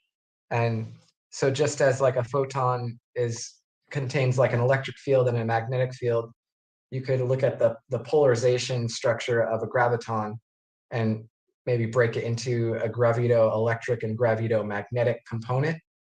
But yeah, those are just words. So yeah, they really are separate. Like when you say gravitomagnetism, I mean, it's just all gravity. It's just a focusing on an aspect of the gravity that might relate to something rotational in mind. Yeah, so I think that's probably something a lot of people can get confused about when you're like reading all these theories all over the place. When you see the same words used in different theories, it can kind of be a challenge to disentangle them. And I would also just point out that there is the Heaviside gravity theory. That theory is contained in some of the supergravity theories, but it's not like they're associating all of gravity to that. They'll add it as a separate particle. So there was this one paper by Joel Shirk around 1974 where he had a paper talking about an anti-graviton that was associated to something that it looked basically the same as the theory in Heaviside's gravity, but that was adding it to general relativity. So they had this like theory with gravitons and anti-gravitons. And once again, you could go through the same story and say, well, that anti-graviton had like a gravito-electric and a gravito-magnetic thing, but that it's the same math, as Heaviside, but it's a different theory now because now we're adding that to the ordinary graviton and associating most of gravity to that graviton. So yeah, it gets a little complicated to sort out how all the math and all the words relate to each other, but hopefully that helped clarify a bit. Well, yeah, it does a little bit. Thank you very much for the explanation. No problem. Great show too. Great presentation. Thank you. Get a lot of detail, a lot of good information. It was great. Thank you. Appreciate it. Do I take a question, Tim and David? Could I take a question? Go for it. Yes. Yeah. Okay. I'll just turn on the web camera. Oh yeah, thanks, Ronnie. Yeah. Yeah. I'll just start video. 1 second. Yeah, I think we're pretty mellow today. And you know, I'm not even sure what I'm gonna do when we edit here. You're mellow, are you? I'm not yeah, mellow. I think we're mellow. We're mellow. We're mellow. I was distracted by the news. Sorry, David, I missed your presentation. I came in at the end, but I will catch it online. I was distracted by the news about the NATO Ukraine thing, and apparently Russia are now tit for tat up in the ante. They're talking about putting missiles in Cuba and Venezuela, and that kind of upset me. But anyway, to get back to what you were saying, so if I've got the camera at the right angle here. If I understand field theories correctly, they're all a little bit of it's a bit like when you study simple harmonic motion, as a kid, and they say, oh, the sign you approximate as X, you make it linear. Right. And isn't that always the case with these field theories, that they're only the linear case, right? Happens to be, so works fine for QED, so highly linear theory, yes, apart from that very high field strengths. But gravity is inherently non-linear, and also, as you probably went through your talk, because I saw from the comments, you've got this infinity of infinities, yes, from when you try to quantize it. What do you think a proper quantum theory of gravity will look like that includes non-linearities? I mean, are we talking a bit like when you have non-linearities with light in materials, how you can say have photon conversion, you get spontaneous conversion. So you won't necessarily have one graviton, you'll have a sort of non-linear effect where it splits in two. And that's basically my question, because how would they, and string theory is based on that as well as it's string theory. Not a lot of people know is a linear theory. So I'll hand over to you now, David. Sure. Yeah, that's a good question. So when you say something's linear versus nonlinear, it depends on the context somewhat. So I think there's two main things to focus on. First, let's just take classical field theory. You have the field equations for those classical fields. And you're right that Maxwell's equations is linear and general relativity is nonlinear. And so that's one notion. And then, so you could take a linear theory or a nonlinear theory at the classical level, and then you can quantize it. And so the quantization of quantum field theory, this is related to harmonic oscillators. Exactly as you were describing, you get a linear potential that leads, or let's see, it's a linear force there. You have a quadratic potential and a linear force for a spring, just an ideal spring, a mass on a spring. And all of quantum field theory is kind of based on this idea of simple harmonic oscillators all connected up. And because it was realized that you can have the quantum harmonic oscillator gives you like different energy levels where you can associate a particle with a different energy level, and the energy levels have the same gap between it. So you could say I have one particle, two particles, three particles. So there's a quantization of the field in that sense. And so you get that you get these these quanta, these particles in that sense. So obviously there are issues perhaps with quantizing gravity that everyone talks about. Okay. But let's see, with quantum electrodynamics, there's still problems when we don't actually know how to compute quantum electrodynamics exactly or non-perturbatively. And it turns out that adding this is a paper by Poplaski that came out a couple of years ago where he actually added space-time torsion to electrodynamics. and found that he got a finite bare charge. So it removed the infinity problems. It's more philosophical problems with quantum electrodynamics. Like we can do the calculations in QED, but it seemed like it required an infinite amount of energy just to create a single electron, because it had an infinite self-energy. But it turns out if you add gravitational torsion specifically to QED, you get a finite self-energy. And so no one has tried this with gravity yet because it's so difficult. This result came out 2 years ago, but to me, that's encouraging, because if we apply torsion to gravitational theories, that might help clean up some of the infinity problems in gravity. So that's been a conjecture of mine for a decade. I just haven't found the time to actually do the calculation, because that would take about a year to do. Not just fair as well, because they reckon that a theory of quantum gravity will solve a host of other problems like wave function collapse. Some are looking for nonlinear Schrodinger equations and so forth. Yeah. So you could just to wrap it up, there's one final thing you could do is to consider nonlinear springs. So you could invent some new quantization procedure that is using, instead of ideal springs for our quantization of these fields, you could imagine some nonlinear spring, and you could try to construct some quantization procedure from that. And people have looked into this and initially tried to argue that those theories are problematic, but it turns out, and this relates to non-locality, it seems, in some instances, and people are starting to slowly get better at realizing that maybe there's some way where you can get some of those theories to work out nicely. So that'll probably take a few decades to really nail. So there's different notions of linearity and nonlinearity. First at the classical field equations, and then when you quantize your theory, let's say you're building off these simple harmonic oscillators that are linear springs.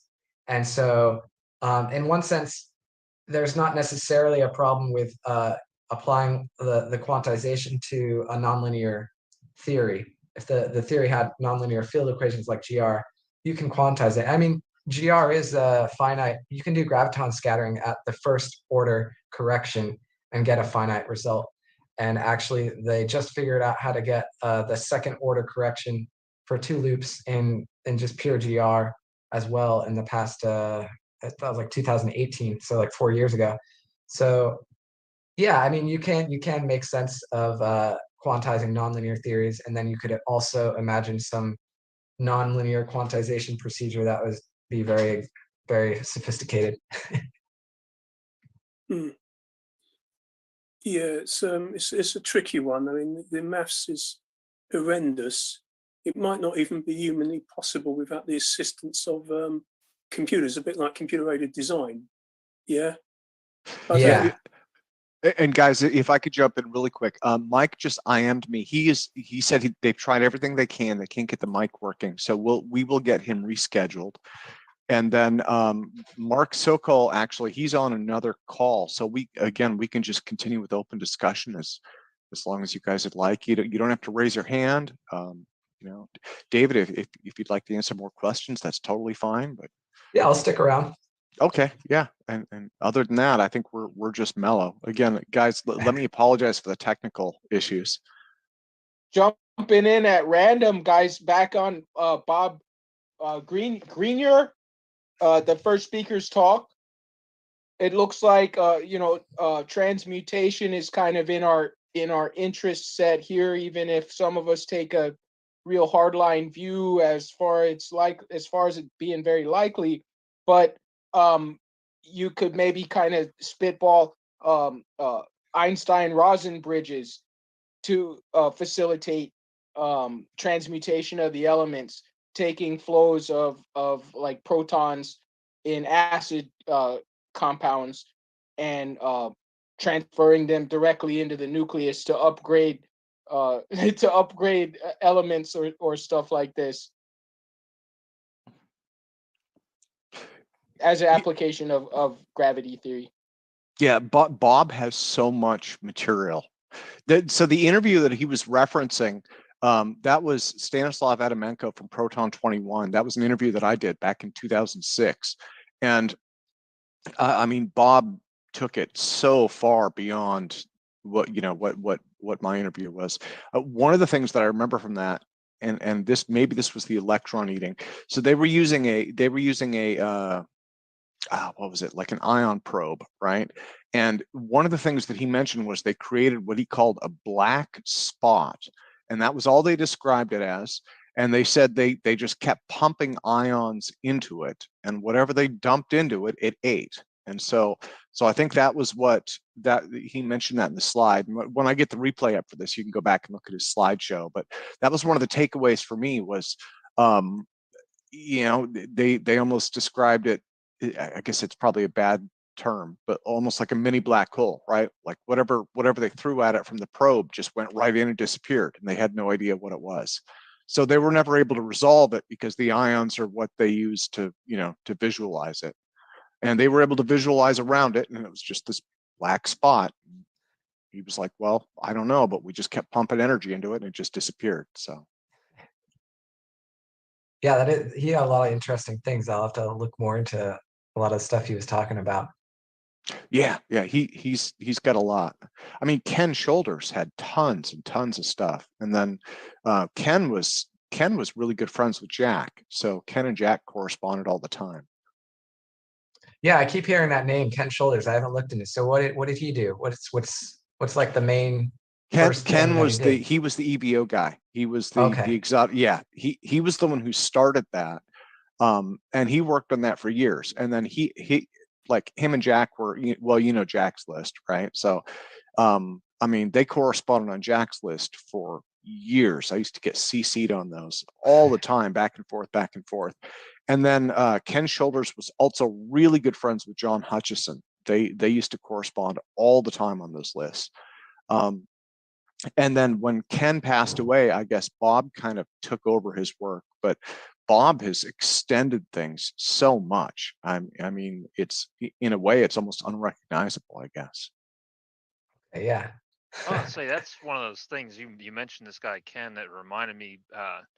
If you guys can, like David, if you can get a hold of Ken LeBrun, he apparently like reworked a bunch of the math for radar technology because he didn't like the idea that there were fudge numbers. You had to basically take tests and then, use those tests, the results to plug in a number, and you didn't know what number you were going to get until you did the test.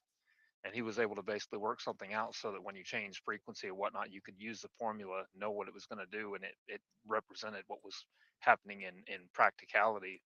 So, I mean, like, I don't think he has the, like the, I guess the schooling to build his own theories, but he seems like he's pretty good at basically taking a theory that you can't quite figure out how to get rid of that fudge number and figure out how to do that, as long as you can get some tests to give him a chance to take a whack at it.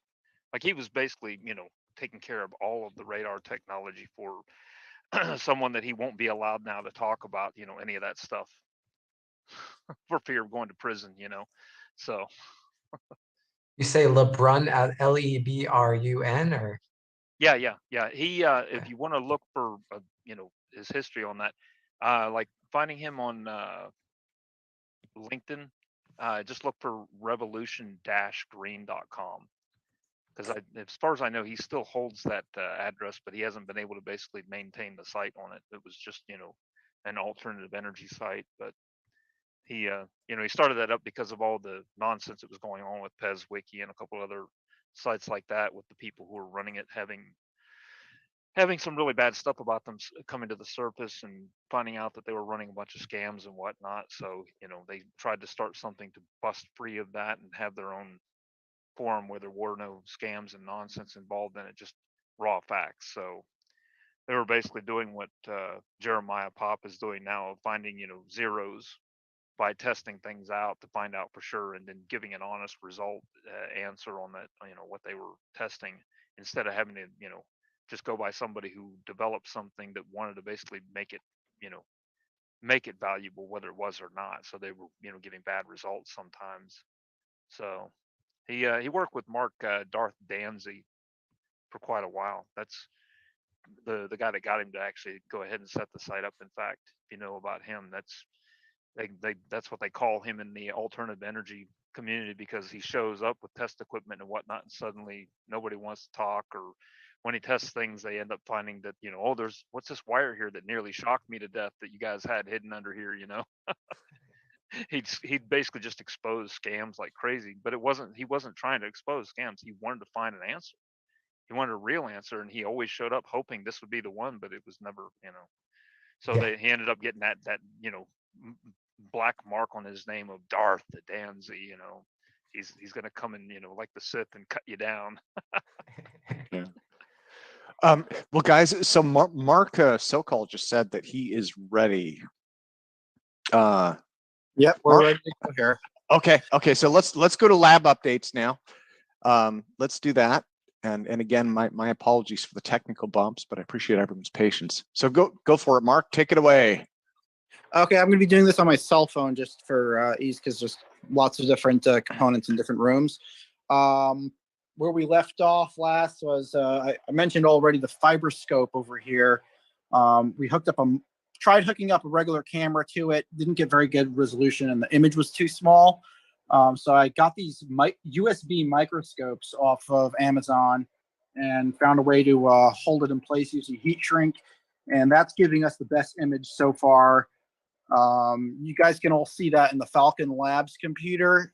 It's giving you a live image from that, and here it's pointing toward the screen, toward my phone right now. So this is going to be going inside of the waveguide chamber through this hole in the corner over here, and it's going to be pointed toward the sample, which is going to be housed right about in the middle.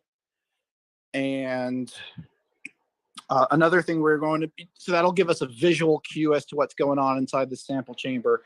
Another thing we wanted to do is get thermal readings, because in the first initial test at 200 watts, we started melting our test holder. Things were heating up pretty fast. So thanks to Jeremiah's friend Patrick, he gave me this idea to work with Germanium lenses to basically put a thermal imaging device inside the chamber. This is a test setup just to make sure that it works. I got these from a guy in Albuquerque. It's made out of germanium. It's a little window. There's no optical change over there. There's no lensing effect on that, but I did manage to crack it when we were installing it in the many prototypes. That's what these are. These are prototype cam tests until we finally got it perfect. And there the sensor is installed. Try to keep it as thin as possible, and the readout comes out on this scanner over here. And you can see paper underneath is at 24 degrees centigrade, so that's like room temperature. So that's going to be installed on the side of the chamber, probably somewhere around over here. We're going to have to take this chamber apart now because I have to CNC it from the inside. So that's something that we might do later tonight. Another project we're working on is called the Millisaucer project. 42 millimeters saucers, and we're using this this die system over here made of 6061 aluminum, and we're pressing out little sheets of aluminum out of it. And Tom, my assistant, managed to make a whole bunch of these little miniature flying saucer disc shapes. One of them is actually full of bismuth. This one weighs about an ounce, 31 grams, whereas these weigh around 1.5 grams. Another interesting thing about thermal imaging is on highly reflective metals like aluminum or brass, we are going to need something to actually look at to get the thermal image. So we're just going over it with a Sharpie, and that's going to be our thermal imaging target. That's working pretty well. This is just a project we made on the CNC machine. That's a polar bear. Now moving forward, back in the back of the shop, we have a gyroscope system that is very near completion. Tom Butler over here is working on the code. Yep. I was using the old servers to when I was putting the code in, and then we wanted to take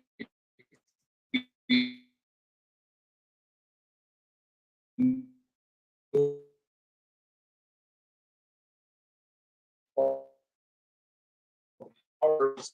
of installed on here is basically going. We want it fast one way and then slow back the other way as the brass is spinning.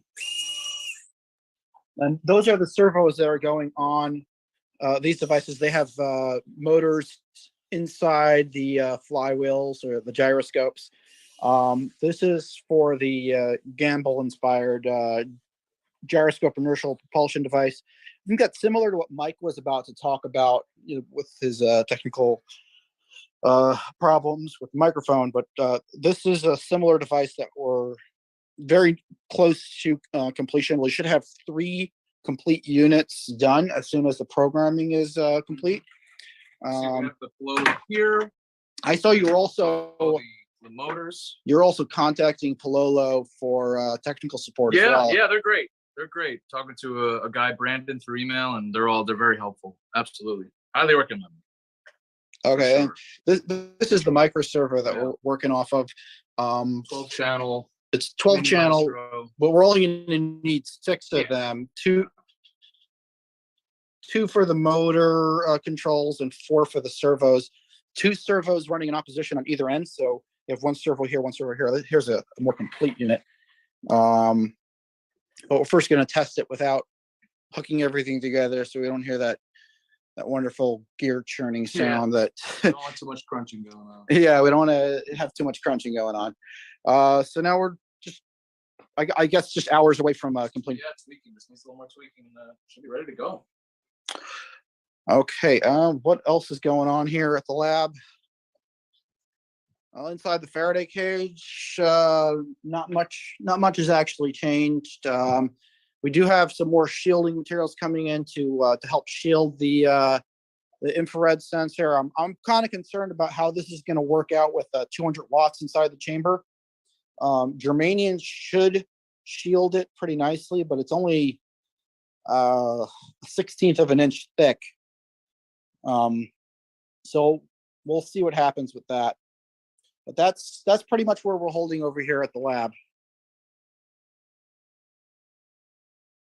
Awesome. So that's your update. Pretty much for now. Yeah. Any questions or any comments? I think we're good. Well, should we go back to open discussion then? Let's go back to open. We'll go back to open discussion. I will throw the doors open for the evening. Hey, I got this article I wanted to share, if that's okay. Yeah. So I guess the only thing that I should probably mention is, and I would caution everybody about when you're playing videos, every now and then we run into issues with copyright stuff, videos with sound especially. So just be aware. Yeah, this isn't a video. Yeah, no, I'm just saying in general. Last week, Jeremy Reese was playing BBC.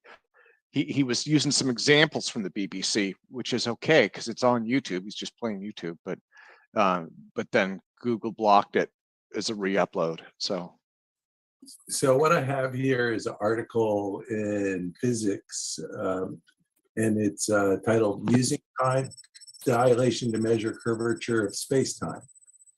A team of researchers working at Stanford University has used time dilation in an atomic fountain to measure the curvature of space-time.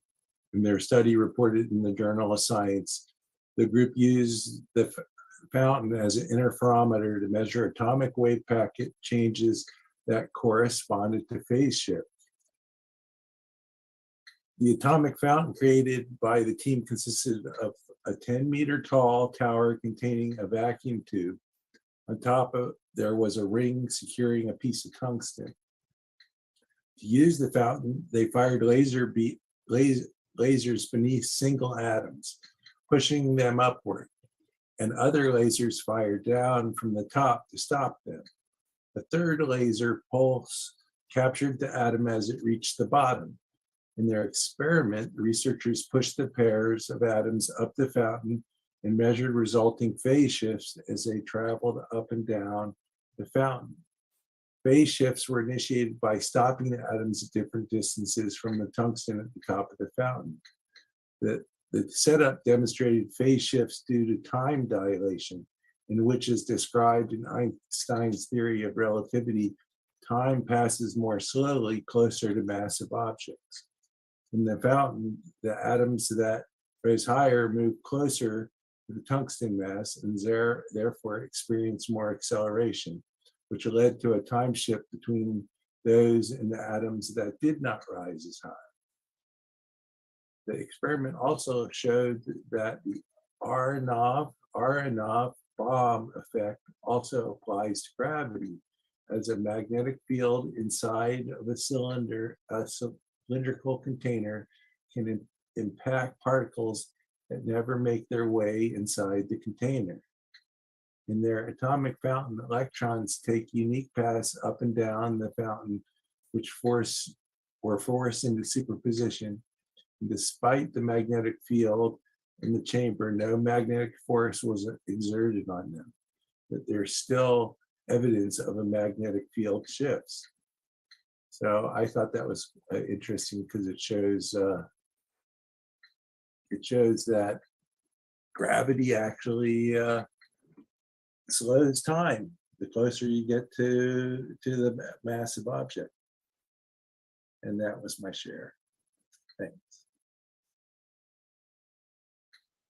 Jeremy, how are you handling the snowstorm? You're right there in the epicenter of it.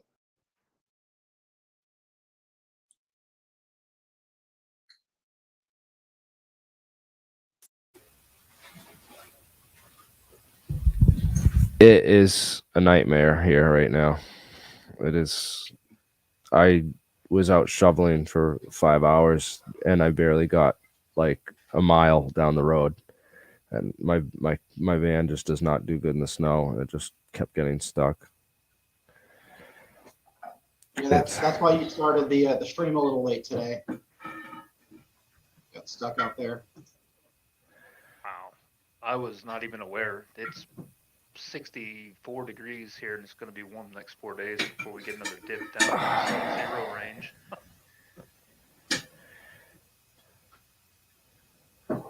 So one other thing too is I wanted to mention for you guys, there's this you know that material that Hal Puthoff was showing off, the Linda Moulton Howe material that was like the terahertz waveguide that was bismuth and magnesium. I contacted a couple metallurgy contractors that make like specialized metals, including like specialized in metal thin films and stuff. And I'm going to see if we can try to get a sample made to those exact dimensions, like the 3 microns bismuth to 150 microns magnesium or whatever it is. So we're trying to, I'll see what they have to say about that, because there's a lot of claims going around out there that that material would be hard or impossible for, you know, humans to make or whatever. So yeah, we're gonna try and see if we can hire a company to build some of that stuff for us, and then you know. What did you say? Jeremy, if you can make it fit inside this square, we can stick it inside the inside the experiment and see what happens with dynamic nuclear orientation. Yeah, that would be cool. I'd like to actually. Does a ping pong ball fit through that square? Because I'd like to see if we can get like a thin film, like cold, like if they do cold spray or some of these other depositing, you know, techniques. I'd like to see if they could do it on the surface of like a ping pong ball, so we can make like a sphere that was, you know, like coated with this material. Smaller than a ping pong ball, like there's I don't know if the width. A ping pong ball is a good standard size though, and Keshi is also used those in theirs. So I would suggest going. Oh, to run it in that experiment, it would need to fit in with here. that. Jeremy has a good size reference. How big is it? How big was their sample, Jeremy?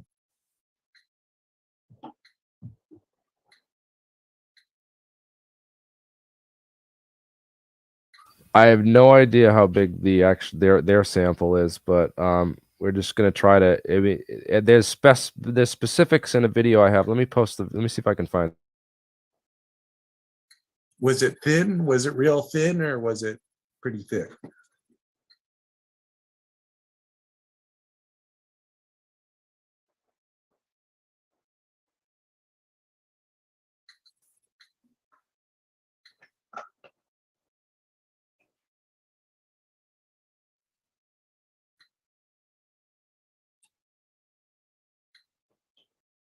Hey guys, can I ask a question?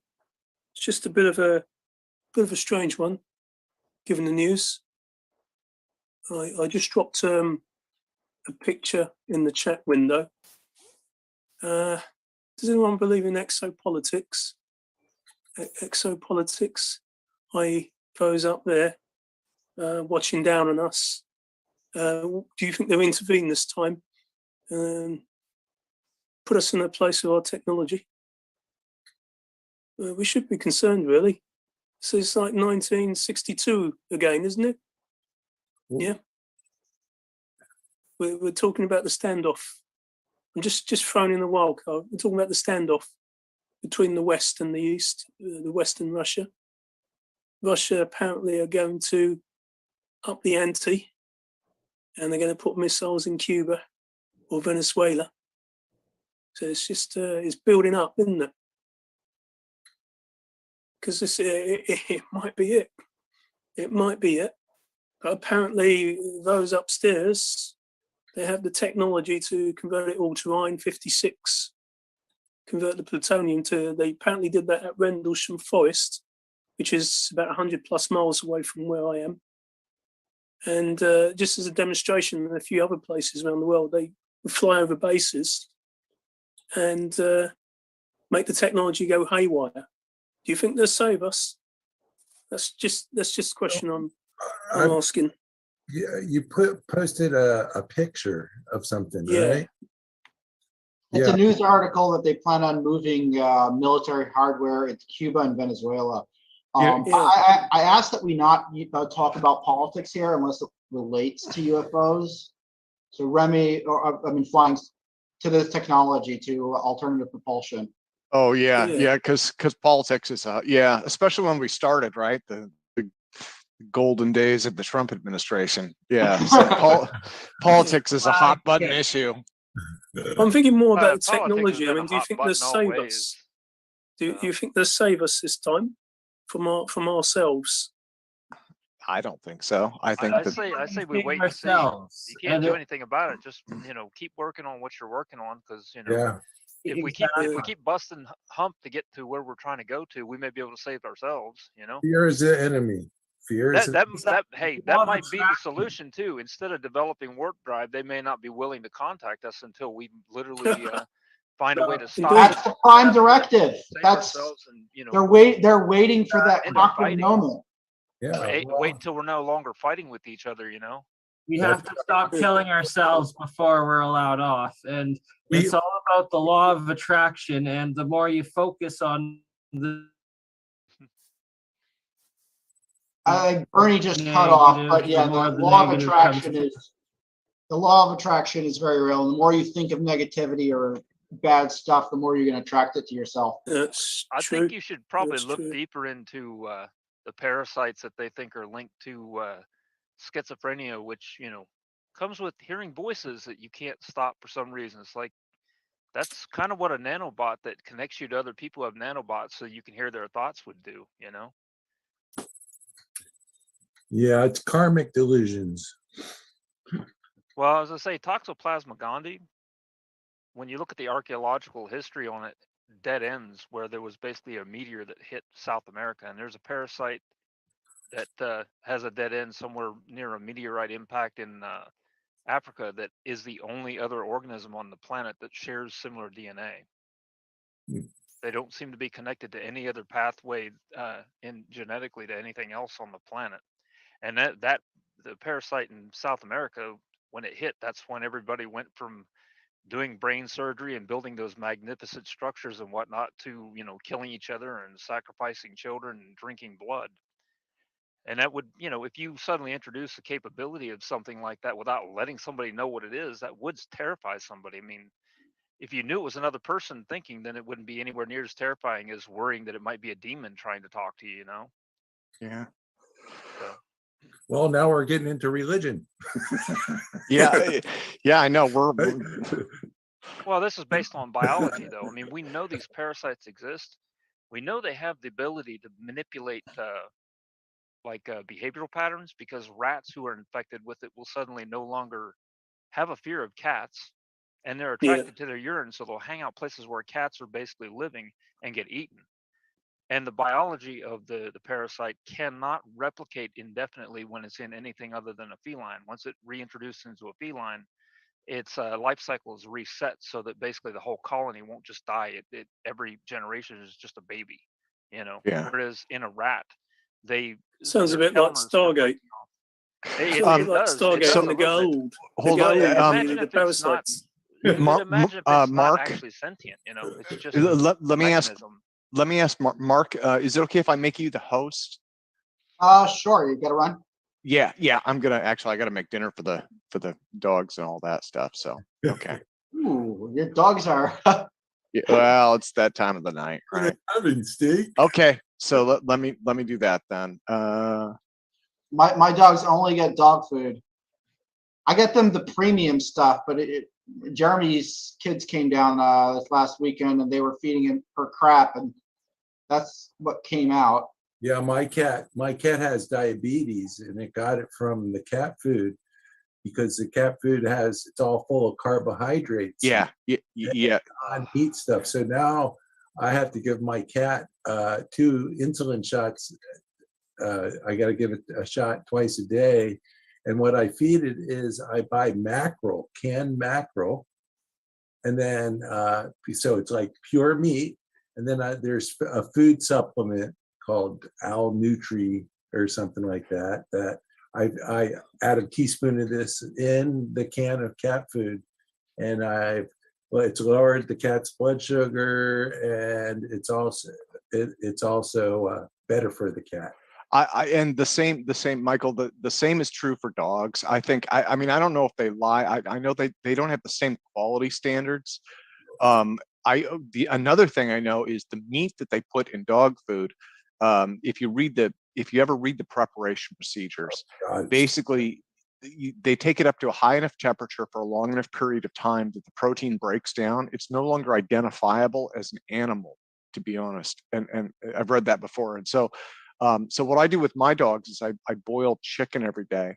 But I had the same problem. I've had 2 rescue dogs in the past that were on dog food, and they both ended up with diabetes because it's so loaded with carbs. Yeah. It's cornmeal. It's like 99% cornmeal, and then just a little bit of like grease flavoring to make it taste like meat or fish. Yeah. And with a dog, it's a little easier to do that with, because dogs they're not even omnivores like us. We used to be scavengers, which is a next step beyond being an omnivore that can not only eat anything, plant or animal, but it can eat rotten plant and animal without being harmed by it, right? But with a cat, it's all smooth intestines.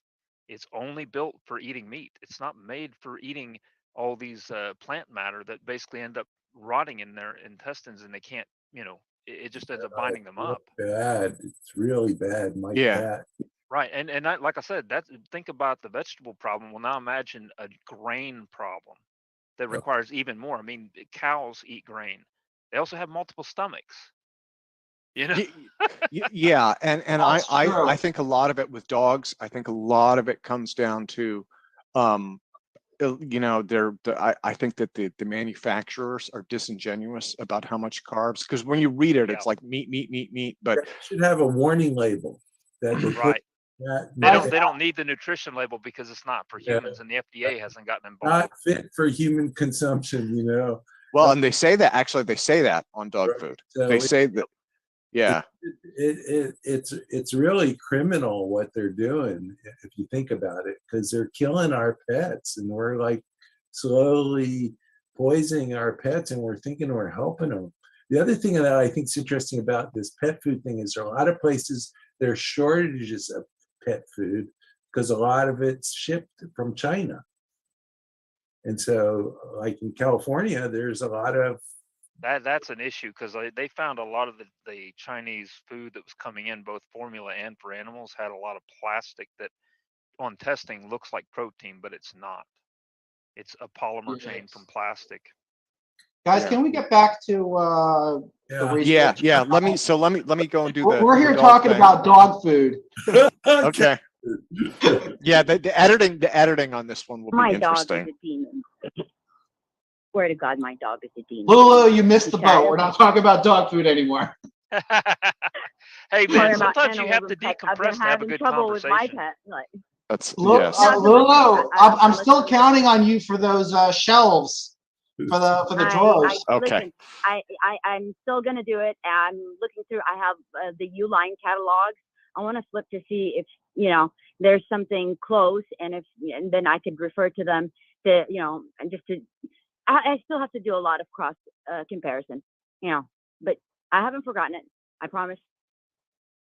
Okay. No, I'm telling you, it's one of the coolest things. You're like creating a system that's real. It's not just hypothetical in la la land, like real. Yeah. So good job.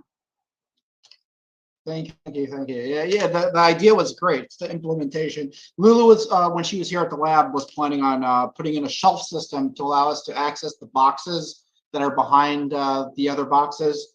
But it's a little bit more complicated to implement than just the idea alone. I mean, the more I know, the more I understand science, I go, what kind of products do I want to use for this stuff? Like at the end of the day, we're it's a magnetic field, and these things, I was there, these things flip, like stuff just moves.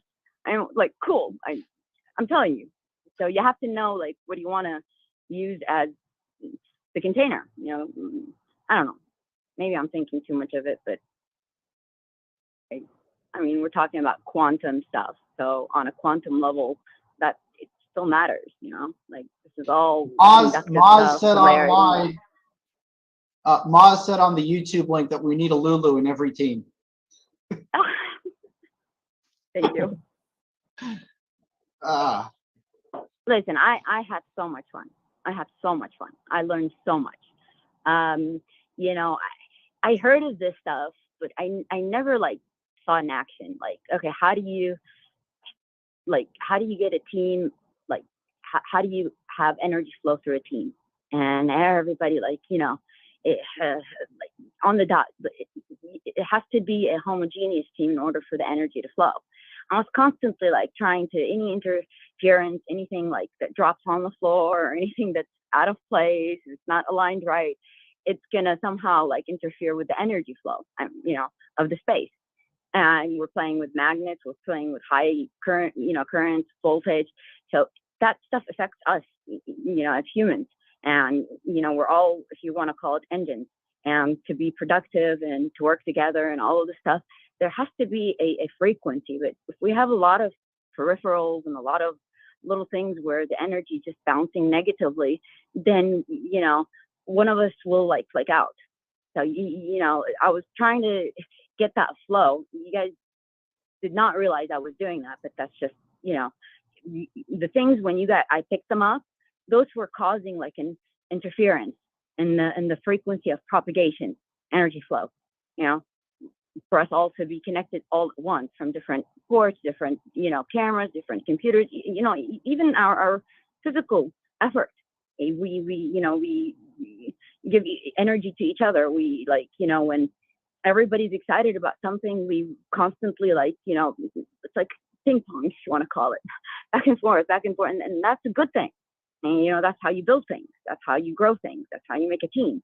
That's how when everybody understands each other just at a whim, not you don't have to give specification. And I didn't know a lot of these things, but I learned, and the more I'm here, I learned more, and I'm like, my gosh, the possibilities, my gosh. Yeah. So we got some new people here in the chat on the Zoom call. Abraham, are you new?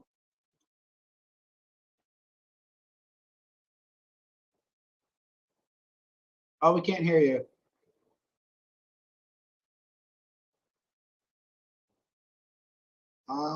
There was some other new people as well that signed off already. Let's say, where's Jeremiah? Jeremiah's been AWOL for the past since the new year, pretty much. I haven't heard from him. Has anyone heard from Jeremiah? I hope he's okay. Yeah. Join the technicians. We You need know, smart people, like everyone's smart. What do you think is the common denominator between all of us? I mean, I was thinking in terms of mathematics and things like that. If we have to have some common denominator, is it just the hashtag of interest, or is it really more fundamental than that? I found an interesting common denominator between people who are interested in alternative propulsion is that they're also interested in psychedelics and exploring the the psychospace. Consciousness. Consciousness, yeah. The study of consciousness and the study of alternative propulsion had this weird, parallel. I mean, I have a lot of theories, but I don't know how to prove it exactly because I don't have like the machines to do it. But according to the fundamentals, if space holds memory, then wouldn't, like, when Earth rotates, like somehow when somebody thinks of something, when the next person in that order of rotation will think of it too, because if it's something that sparks a higher I don't know energy, if it works like that, but there is a phenomenon in science where somebody on one side of the world is discovering something independently from somebody on the other side of the world, and they happen simultaneously. light bending. Light bending. The synchronicity that happens is more than just coincidence. We found that with many discoveries, and the co-discoverers didn't know of each other at the time. It's not like they were working together. Did they have anything that was a common denominator other than, like, at the same time they thought of the same thing? critical mass consciousness and like the 12th monkey sort of, I think is. I was thinking, let's say, more of the nucleic acid on a DNA level, or I was thinking of the synchronicity of, let's call, time, like birthdays, or major events that happened, like that caused a lot of energy outbursts, from the planet, or made a huge impact on the evolution of humans, like, scientists, like, the Einstein, Tesla, and we can go back further, like, something you might Atlanteans try. and so on. Yeah. Something you might try is to look at it from a completely alien aspect of how would you go about developing the technology that we have that we find absolutely necessary if you lived in a completely different environment that you evolved from, like on an aquatic world. They wouldn't be able to just develop fire. So there'd have to be a different chain and path for them to do all the things that they do. And by looking at the differences, I think you'd begin seeing more of the similarities between humans and why we are arriving to the same conclusions so often, even when we're so completely disconnected. Because as a world, we're advancing at about the same speed. So we're working with the same building blocks. And therefore, when you have, billions of people, obviously 2 people doing the same thing is not really going to be that big of a stretch. Right. So Would there be a middle line, though? well, here's a way to look at it. How would we have developed if we had 6 fingers? Meaning that when you count your 2 hands together, you get 12, not 10. So therefore, all of your math would be based either on 6 or 12, instead of us defaulting to decimal. Well, that our Maybe time so is based on 12. numerically we do account for 2 invisible ones, because everything works, all mathematics works on time works on the idea of 12, like. Well, that may be why pi doesn't divide properly into an even number. Or if we were using a different numeric scale, we may be able to get a definitive number that's only, like, say, 3 decimals. Okay, to, how do we measure divide the time? circumference. We divide it by 24, and we have different 24 time zones. But is it really 24?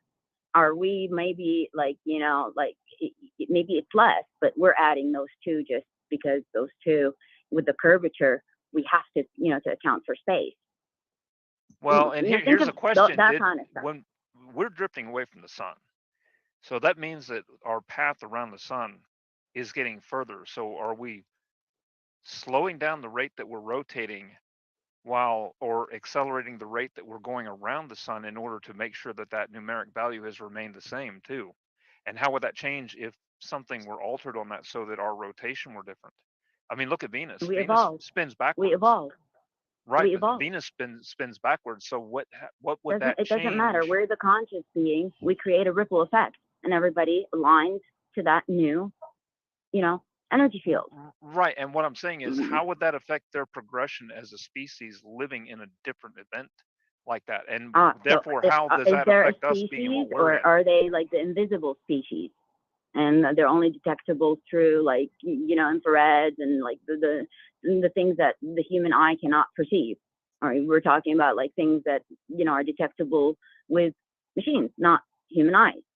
If that's so, then we send signals of agreement or not. If we get Your point. Well, hold on. signal You're pointing back of something else out disagreement, though too. then we What if, know like it's not right? so. What if they see in a different spectrum too? How Man, would that'd that be like so cool. Bees are able to see My ultraviolet gosh, you spectrum don't we can't understand. see.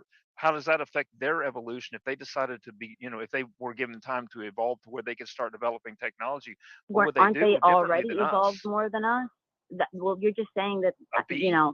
how would that, but they're already evolved more than us. What if that actually is like the starting point where, everybody evolved at, with the wave. And that's just part of one the second, cycle. And Lulu. they're gonna probably acquire a new, ability with the motion that we start from here. I mean, think about it. I mean, it makes sense. We're the green planet, or the pale blue dot. But no, really, we're like, the planet that has life, and visible life, reflective life. Our ozone layer reflects. Stephen actually has been raising his hand for a while. I just want to give him a chance to say something.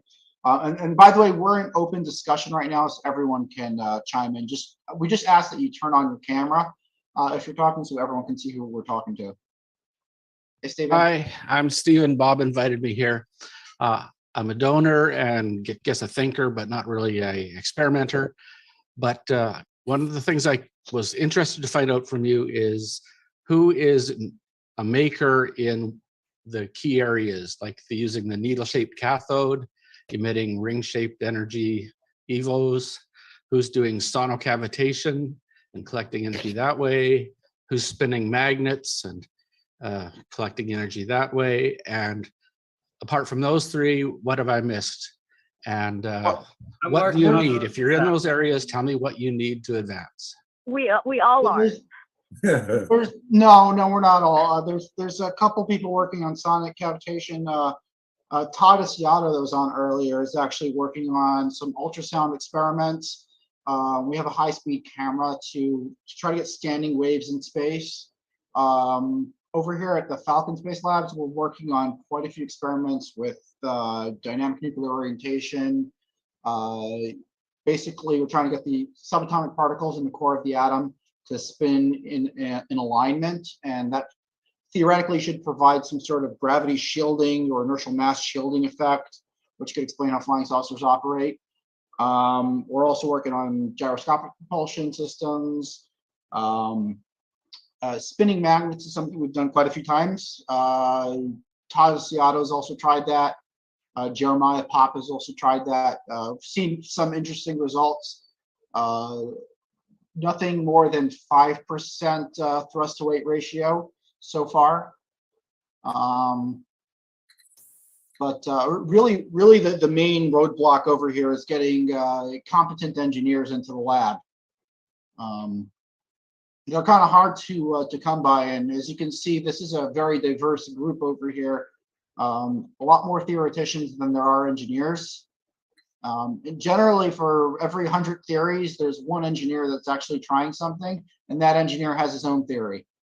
So that's Michael Boyd's laughing his head off because he knows it's true. Yeah, I'm working on nano gravity, basically using a disk. I have like 4 patents and a 5th one pending on this. What it does is it takes nano bumps and nano pits on the surface of a hard disk drive and it produces a different kind of magnetism. It's called gravitomagnetism. It's produced by the presence or absence of matter on a spinning object, essentially. And it's something I measure using a thing called a giant magnetoresistor head. It's a little tiny resistor, nanoresistor, but it's made with a special material that's sensitive to changing magnetic fields. And then I also measure it with a little force sensor. It's a piezoelectric crystal on the back of the little head slider. And essentially, I've already got patents on that. And what I'm working on is taking the little nano bumps that are in the center of your hard drive and mapping them out and using them to create private keys for private key, public key pairs for basically for making a mutable cryptographical data exchanges, essentially a new type of cryptography. So that's what I'm working on. Thanks for your interest too. It's appreciated. I have a question for whoever is capable of answering it quickly on top of their head. I did a little test, gravitational shielding today, in which I assume that gravitons, when they're traveling through the Earth, they're gonna lose energy because they're gonna transmit their energy. They're gonna lose energy because the atoms of the Earth are gonna gain energy, so there needs to be a balance there. Gain kinetic energy by moving in the opposite direction. So I kind of assume that the gravity of the sun would attenuate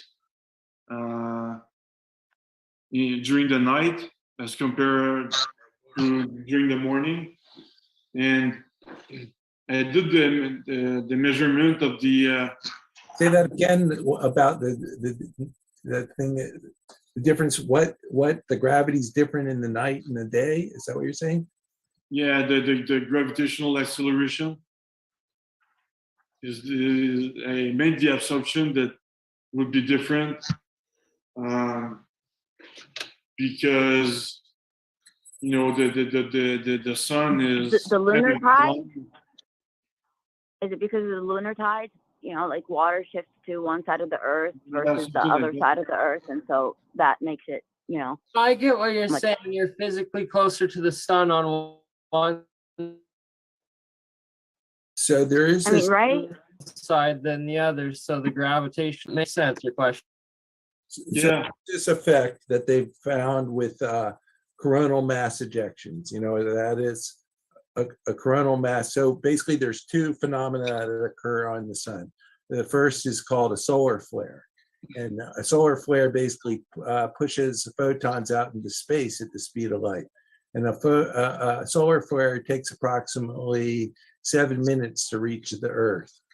On the other hand, there's this other phenomenon called a coronal mass ejection.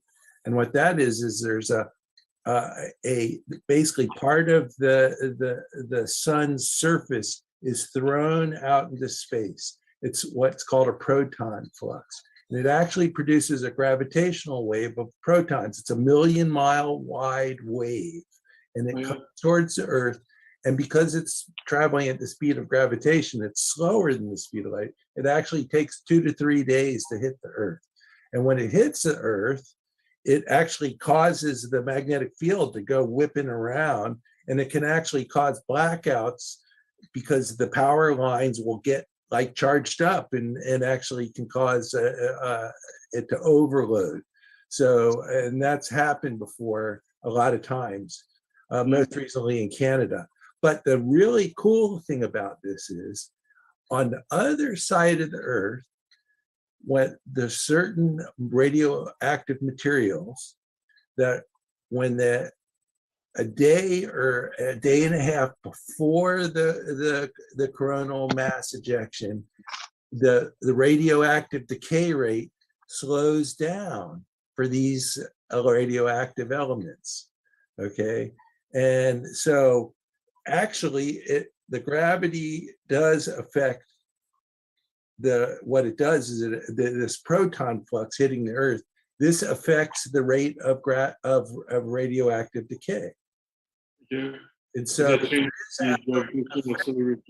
and they can measure it, and they can measure it over time, and they'll get a little like the time will slow down.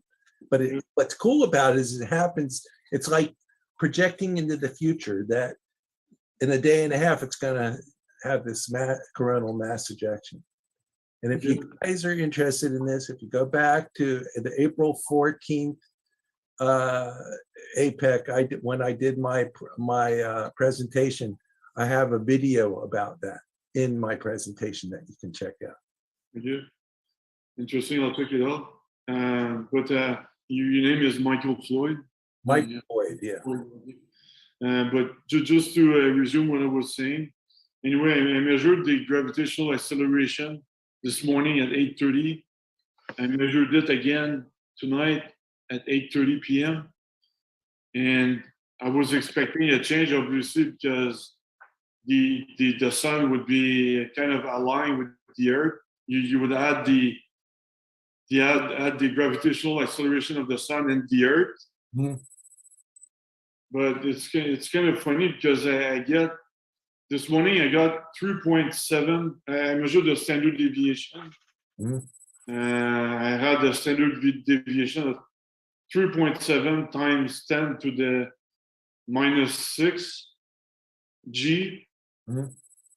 And at 8:30 tonight, I had the standard deviation of 3.3 times 10 to the -6 G. So I had a weaker gravitational acceleration, even if the sun is aligned with the Earth. Okay, and where are you located physically? In Montreal. In Montreal, so you're at what, 25 degrees? Yeah. So yeah, you gotta take into consideration your relationship to the equator. Oh. Right? Oh yeah, that's right. And also the planet precesses. Remember that it's not going in a circle like this. It's going up and down. So that could be just basically based on the precession of the Earth, couldn't it? Okay. So I'm not properly aligned with the sun, I guess. Well, yeah, you're at an angle. Yeah. You know, if you're in the northern hemisphere, where I am in California, I'm at 15 degrees north of the equator. Yeah. Whereas in Los Angeles or San Diego, it's 13. 13 is basically Riverside County is 13 degrees. Oh, okay. We have a new speaker here, whimsically ambitious. What's your name? Sorry, yeah, it's Jared. Hey, Jared. Hey, how you doing? Good. Hey, can I have a little show and tell for a minute here? I've been building the Graviflyer, and I think I've got some good principles on how it's working. Cool. All right, so far what I've got going on, it's pretty much built, but as I was in the process of finishing the high voltage circuit, turns out I don't have a 47 k ohm power resistor. Shucks, got to wait 2 days now. Anyways, I was gonna say, I think I've got some good ideas on some of its working principles. Jeremy has talked a lot in the past about shape memory alloys, like nitinol. These are things that basically work like springs when they're in one phase, one crystal structure. It's like a cube, and then it gets stretched into its second phase, which is like a rectangle, right? And then when it snaps back through a temperature or a voltage change, it's like a spring. Boing. Torsion. So, say again? Torsion. Torsion, yeah. Well, yeah, I don't know about the torsion stuff. I haven't read up too much on it, but for the Graviflyer, I was testing, because one of y'all were doing the warp drive testing of his Graviflyer, and he put his magnet paper on there. I was like, oh, I should start testing with that. And so I did. The strongest part of the magnetic field is very narrow. It's only like 1/8 of an inch wide, but it's right around the circumference of the magnetic spinning plate, which comes out to a surface area of about 3.5 square inches. So aluminum it so happens, I found this one good research paper on it, aluminum can display these exact same Martensite, rectangular, Austenite, square properties when it is subjected to electrical, magnetic, and acoustic oscillations at just the right everything, right? And this is probably why Alexei had so much trouble getting everything tuned just right. It's because he's trying to get all these different forces to be stretching this thing and then letting it snap back and dampening that snap back at just the proper moment to get acceleration, similar to Woodward's mega drive that has the piezoelectric stack that is creating like tiny amounts of thrust through nonlinear damping. So that's basically what I got so far. Is I think the Graviflyer is changing the phase of a very narrow region under the strongest magnetic field, strongest electric field. And oh, that was the other really beautiful part I found was the ultrasonic welding techniques that are out there. Basically, you take a piece of metal and you vibrate it about 20 kHz and you can weld it together with another piece of metal. Well, the paper that I was reading about changing aluminum's Austenite Martensite Bain transformation there was that it has to operate right at about 20 kHz, which go figure, that's what Alexei's ultrasonic piezoelectric was operating at. Jared, where are you located? I'm over in the Northwest. The Northwest. Oregon, okay. Yeah. Oregon. Can you drop your cell phone number in the private chat, send me a private message? We have a private WhatsApp group for people who are actually building Graviflyers. Oh, sweet. Yeah, and it's sort of like a show and tell, daily, nightly, whenever you're working on stuff. We actually have a CNC machine over here, and I'm about to cut out some discs for people, get them perfectly balanced. So yeah, if you need anything, any help from us, we'll be glad to help out. There's quite a few. There's actually a kid who's working on a PhD using the Graviflyer as. Oh, Charlie or Charles? Yes, Charlie Crawford. Yeah, I've been talking. Yeah, the third. I've talked to him a few times about different questions that I had about it, but he's really busy, so I try not to bother him as much as possible. Although it's almost daily that I want to. He has to take care of Charles Crawford IV too. Yeah. Stephen, getting back to spinning magnets, one thing I noticed about them, and Jared, you might notice this as well, is that for some reason they become very attracted to magnetic north. It's like you have it off, it's as attracted as a regular compass would be. But as soon as you start spinning those magnets, the attractive force to magnetic north goes up. I don't know if it's tenfold or it goes up quite a bit. That's something interesting that I've noticed. So it amplifies its sensitivity to the North Pole, is what you're saying? Yeah. If you watch the videos that I posted on YouTube, you got to watch them carefully. You'll notice it swings there. When it's off, it's still. It's not facing north, even though the magnetic field strength didn't change. But when you turn it on, it lines up with magnetic north very quickly, and then it'll overswing a little bit and back and forth. But now I've seen this on several experiments. How much is it? Does it oscillate around true north?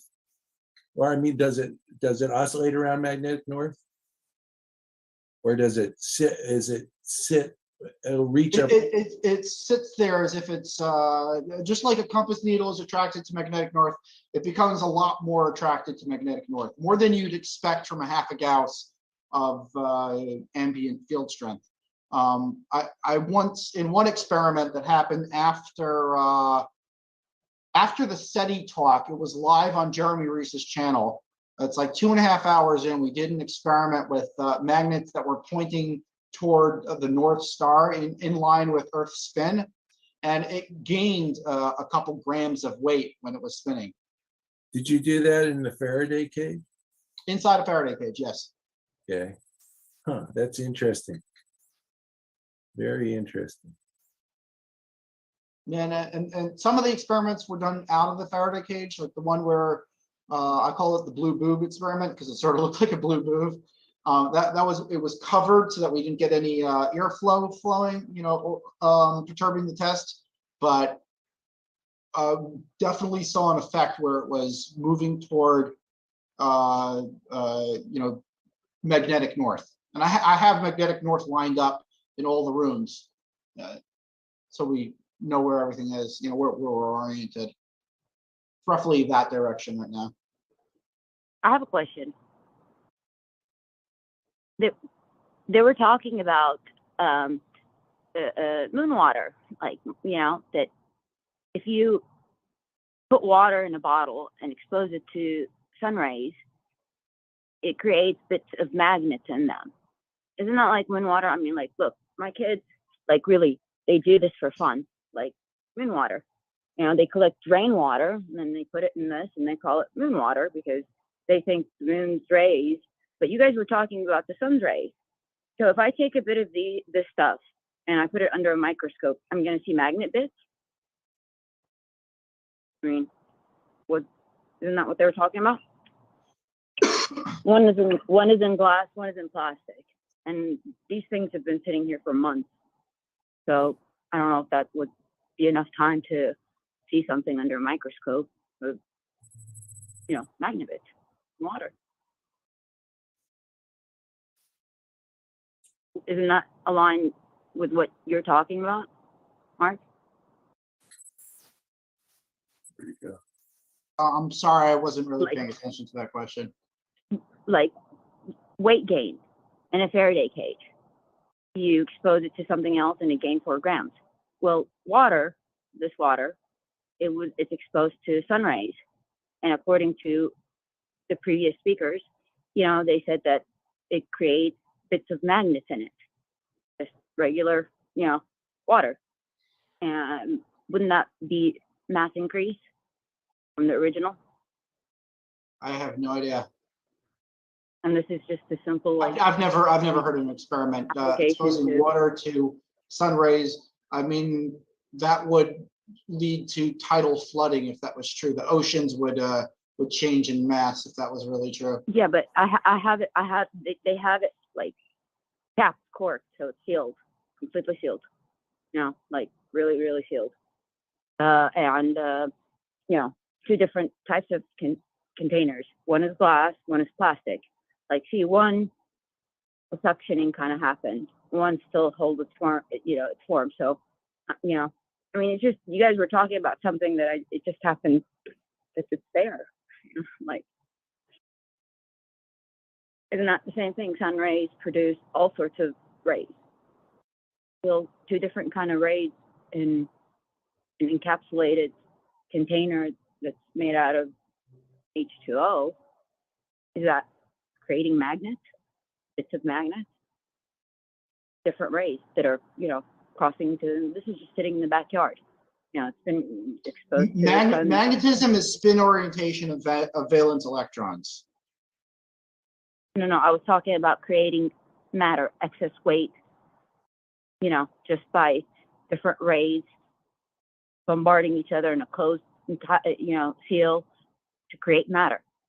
I mean, this is, I believe, this is what we've been talking about, like, since the beginning.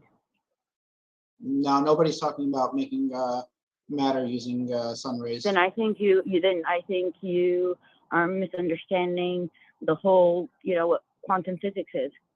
To look at your point most generously in light of our speakers, or the invited speakers, Bob Greenyer is most congruent with your argument because he's talking about ionization and certain phenomena that are not universally accepted.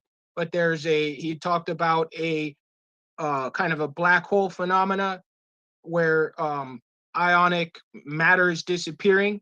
And he talked about another phenomena where elements are being transmuted under bombardment by ions. If to try to simplify and state it, I could be a little bit off. But in light of your remark of sunlight can contain ionizing radiation in the UV portion. So it's not impossible, but I think that I didn't say it. The previous speaker said it. I just want to clarify. I mean, you're telling me about Mr. Green, but you guys just had a speaker that was talking about the exact thing that, I'm just trying Oh, to tell you my guys. mistake. I was just saying that the original No speaker said mistake, no something that mistake. kind of Science, relates to what sir. you said. Sir, It's science okay. doesn't have mistakes. It's experience. You learn. There's no mistakes. No mistakes. You just learn. You know, and that's the whole thing. How are we gonna know? And so, you know, I just want to put the whole idea together. I mean, could we create matter, heavier elements from lighter ones? You know, the first abundant element. One of the things Bob Greenyer mentioned was about cold neutrinos, and cold neutrinos are stationary in space.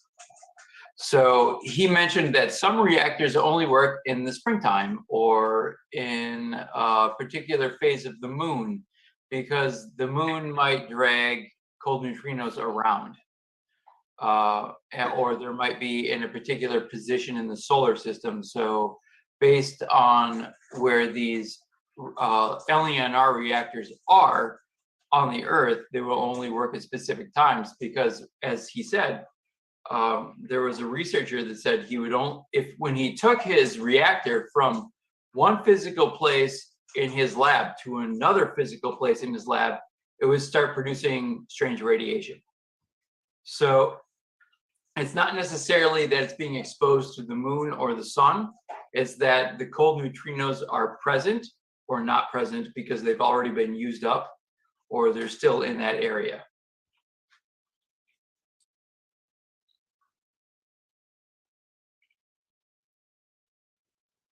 Thank you.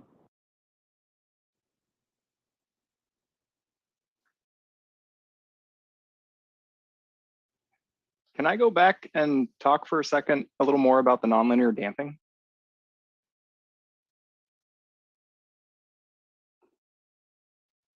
I think it's open. Please.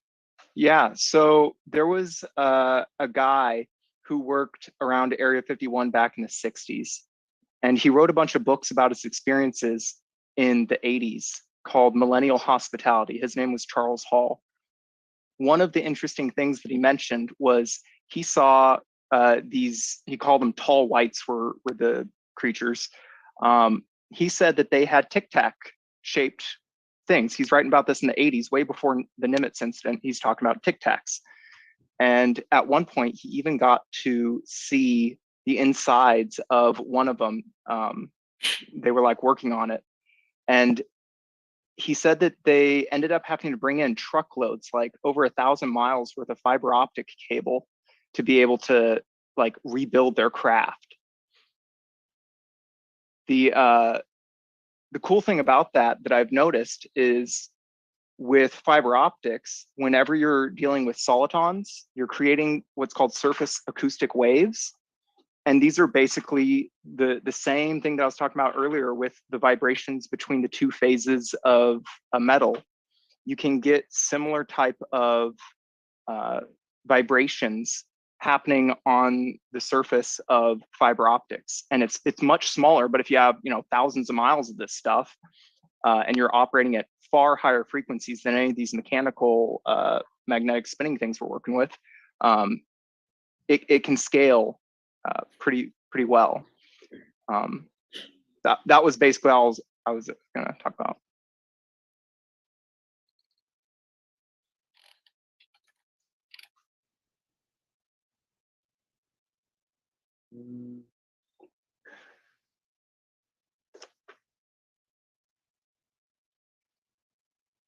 Jared, I didn't quite get your last two sentences. Could you rephrase them? The gist of the whole thing was that a dude in the 80s talked about tic-tacs, the flying tic-tacs that he saw around Area 51 and the creatures that flew them. He said that they used 1,000+ miles of fiber optic to rebuild one of them. And that he got to look behind the panels one time and see like the fiber optics and the magnetic coils around them. From some of the research that I've done, it sounds like solitons being fired, which are just solitary waves being fired through fiber optics. You get something called birefringence, which is like this back reflection of the light, and it's exchanging its energy between photons, the light, and phonons, the acoustic vibrational momentum energy. So with nonlinear damping, like Woodward's mega drive, you can capture these phonons and you can capture their momentum, and you can have, propulsionless or not, propulsion in space without exhaust. It takes a whole lot of energy for being able to scale these together in a way that is actually able to like move your craft, but it's far less than like Alcubierre drives or anything. It's orders of magnitude less.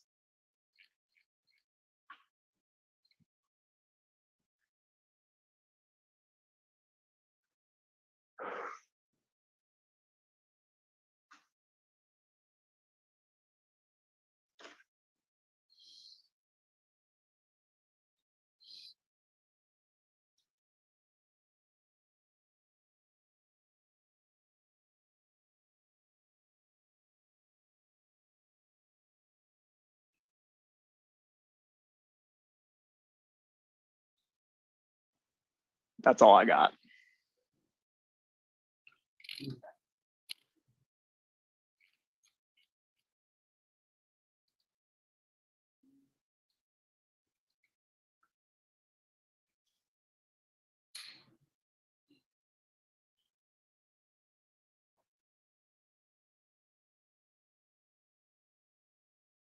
Going back to what Lulu was first asking, saying what do we all have in common? And I took a very broad view of that outside of kind of the APEC community or engineering writ large at all, but just life. And because I've had the opportunity to teach biology recently, and I try to think of a definition of living things to give my students. And many people say, well, it's kind of an ill-defined term, life, but if we were to try to name some characteristics all living things seem to share, there's an underlying order, there's kind of a resource economy, gathering resources, using them, expelling waste. And what I found was interesting is the point some more kind of mathematical sources gave was that they all living things exhibit a sensitivity to initial conditions. And some of us that have been in the math side will recognize this off the bat as the definition of mathematical chaos. So on one hand, you have this definition of order. There's kind of a cellular structure. There's kind of a predestined or predefined kind of order. Many people cite that you will have, the cellular architecture defines life. That's probably a pretty narrow definition considering all the different domains of living creatures, but there is an order with all living things. And at the same time, you have that sensitivity to initial conditions.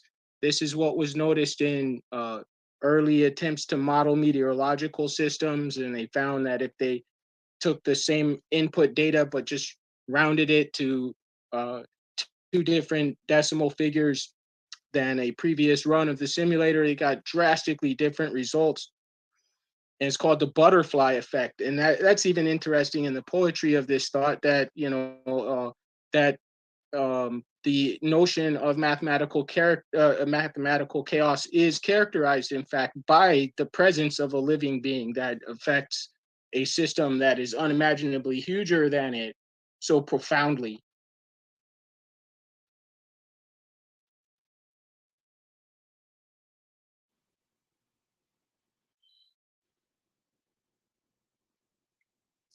I've got something to say that's changing topic a little bit. It's from a brief Facebook chat I had with Bob. I was asking him about vibration of plates and the sono cavitation type machines. And he said that the vibration and the formation of cavitation is right on the plate surface. And we got into discussing how it'll be like a cymatic pattern right on that surface. And so there'll be like, imagine sound waves crossing each other. There'll be nodes and antinodes. The antinode where there's the most amplitude of motion of that metal, creating the cavitation, I guess, right there near the plate. I hadn't thought of that it is occurring so close to the plate. And I'm sharing this because I think we can now start thinking of what metals are even better than steel, and getting them to the right shape and the right frequencies to all be tuned to have the maximum amount of antinode spots available, that sort of thing. I just throw that out there.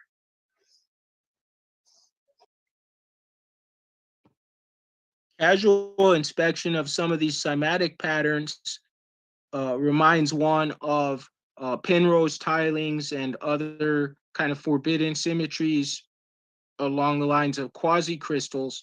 To my understanding, that those minerals don't have particularly desirable kind of bulk qualities as far as like tensile or other strengths or anything, but they do exhibit profound symmetries that are very useful, right? Like icosahedrite, I think they've proposed some uses in the engineering domain for that.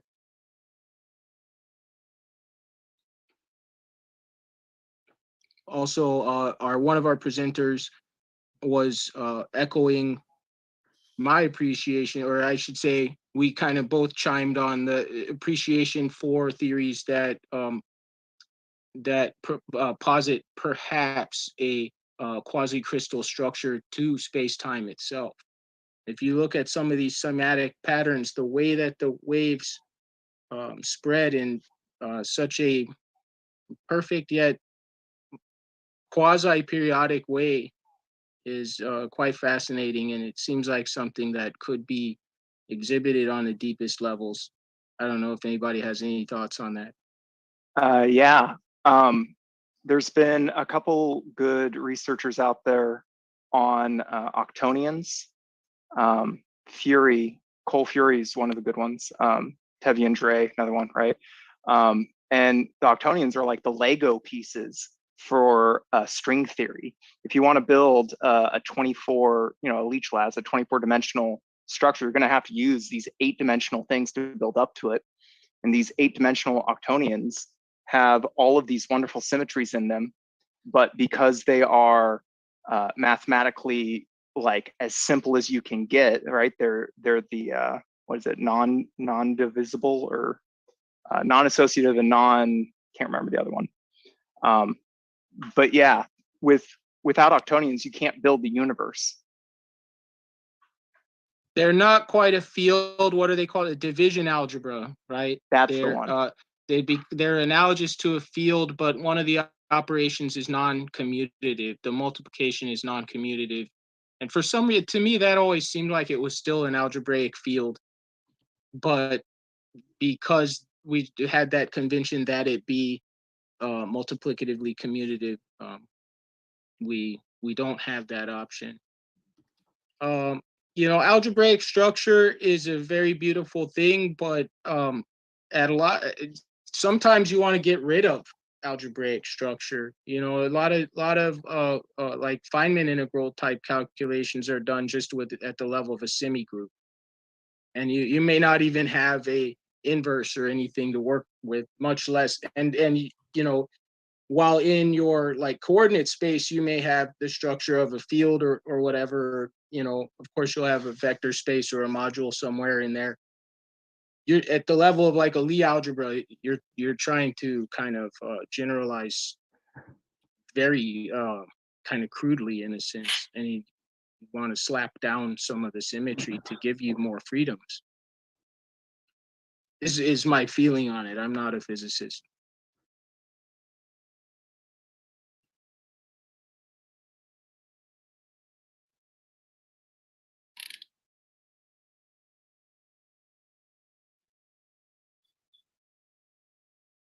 I've heard some on the alien woo side of things. I've heard them talk about ternary computing, and I've seen some papers out there that suggest octonions work very well for ternary computing. they're also extremely useful for optical processing, but that's going down the holographic theory, and I don't touch that with 29.5-foot pole. You know, you only need quaternions for plenty of kind of advances in 3D, you know, simplifying working with 3D. I think octonions have their use definitely in physics. Cole Fury, really, that's an amazing contribution that she was able to make at such an early stage. What I understand is these were kind of forgotten theories that got a good start in the 70s. But be that as it may, even if that's the case, and that's just what I thought I remember hearing, Cole Fury's ideas are very, very attractive. There's a guy many years before, he was way more underground. He had graduated from MIT with a degree in biology, if I remember right, and he had a similar idea to Cole Fury's, and I think she's actually largely building on it. Not to say she read his work, but that the mathematical structure is an extension. So he had the quaternion part. This guy, Doug Sweetser, he's kind of cool to listen to on YouTube, but he's a lot less definitive than, say, Cole Fury. Cole Fury's got a bunch of great publications out of what is it, Oxford or Cambridge? I think she's got at least 2 well-cited publications out, and it's got its detractors. I forget what they say the problem is ultimately with kind of an octonian field theory, but I think it's promising. Our speaker, were you here? I'm sorry, I'm gonna call you whimsically ambitious. I know you did give your name, but did you hear the second speaker? He gave a bird's eye view of everything you could do to general relativity, pretty much within the confines of just differential geometry. So we're not gonna bring in too much weirdness outside of what happened. I mean, because you get Lie groups and stuff when you do that. So, you know, then you get your algebra Lie symmetries. But beyond that, we're not gonna bring in too much outside of just straight up like geometry. Riemannian, pseudo-Riemannian geometry, right? And that was a freaking comprehensive like world tour of the subject, right? So I didn't even really appreciate that by always including torsion, like a lot of the folks that I read always did, or professors pointed me to stuff, that's actually Einstein Carton gravity, right? So I was always very interested in it, and just in crudest terms, if anybody can kind of confirm this, but like a lot of us are talking about in here about like gravitomagnetism, and for me what that is like our presenter was talking about heavy side gravity, just naively proposing Maxwell type equations for gravity. And when you look at those laws, there's a solenoidal field and there's the vorticial field, right? There's the one that has curl, the one that has divergence. And we think of gravity in the orthodox teachings as just, well, it just pulls. It doesn't really spin on stuff. Now you can get into your different connections and all that stuff when you want to get fancy with differential geometry. Go ahead.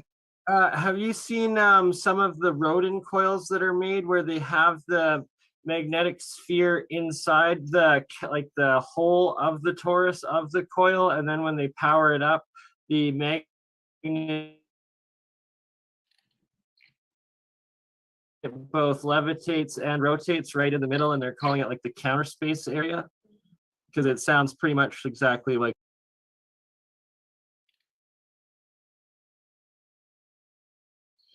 that's all I had to say.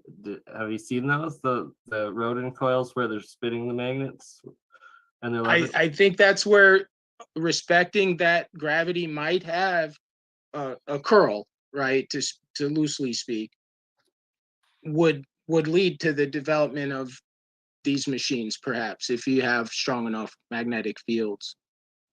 There's a podcast called Physics Frontiers, and just recently they did a overview of some electromagnetic field propulsion ideas for space travel. I think folks in here might like it. It's pretty technical, probably not near the level of technical wizardry as David Chester, but it is technical general relativity and gravity theory stuff. Sorry if you were trying to talk, Bernard. I think your speaker went out in and out, at least on my end. But yeah, so I had posted in the chat that one of the things I heard in there was that the gravity probe B measurement, that if I remember right, came out in the O somethings, in the prior decade, that the gravitational electromagnetic field strength was about 10,000 times higher than predicted, has actually been scientifically, I wouldn't even say debunked. I think that what they implied is that the authors recanted this. They said that there was gases present in the device. However, everyone agrees that these fields exist. All right. So while the magnitude of the strength of the GEM field is still kind of open territory to pin down exactly what it is, the fact that there's another field of gravity that hasn't fully been appreciated. I think Howard was his name, was asking about the quantum implications of this. And there's likely to be some, even though it's a little subtle, because while there's not really a magneton, it's part of the field that gives rise to photons, right? But it still is part of the electromagnetic radiation. It's still part of the field that defines the photon. So, could this feed into detection of the graviton or anything? Are a lot of us like super skeptical about like quantum gravity? Are there any people that believe gravity will never be quantized? Where are we on that? Are we, some of us like hardline like GR people? Are some of us thinking there's like that general relativity is not right? Or we're skeptic about like special relativity, length and time contraction, moving clocks run slow, all of this? Like that'd be interesting to know as a community, like where our physics kind of views are. Hey, John, could you spell Doug Switzer's name?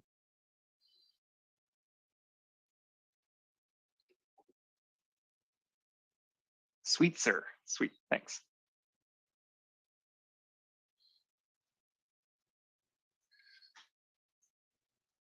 Well, I'll chime in. I watched one of those David Wilcock courses, and they had their insider named Beskar, Chris Beskar. He's the CEO of Stavati Aerospace. And he was saying that for their invisibility shielding of craft, they were, what would I say? They built a layer that would contain these spinning vortices of energy, which to me sounds like EVOs, and anything that would get in there would never be able to come out.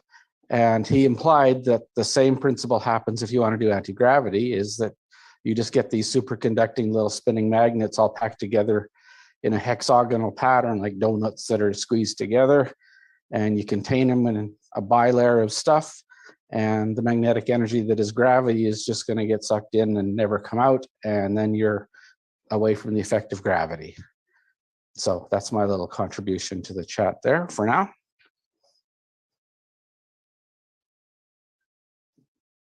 So that's almost bringing in kind of the gauge part of quantum gravity they were talking about, that you've basically found a situation where gravity eats itself. And not to say, one way or the other from my end, but that's kind of what I'm hearing, and something like that might not be impossible. I just heard on a related idea, I heard something kind of negative to that exact result, but about why the mass, why is it that black holes can still gravitate, right? If all the mass has fallen into a singularity on the other side of an event horizon, how does gravity escape from the black hole if not even light can escape?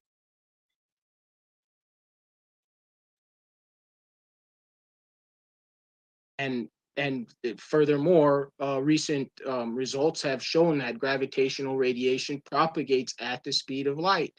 How is it that the black hole has any effective mass at all? And the explanation is pretty convincing. I don't know if folks have thoughts on that, but it's a pretty interesting thought experiment.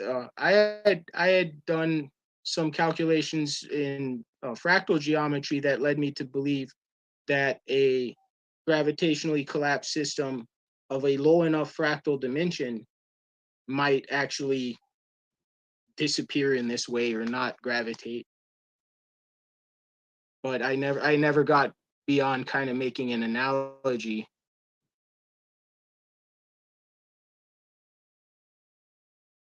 It sounds like the quasi-crystal universe that we live in, it devolves into like a chaotic crystal once you get down to the too small or too high energy density level.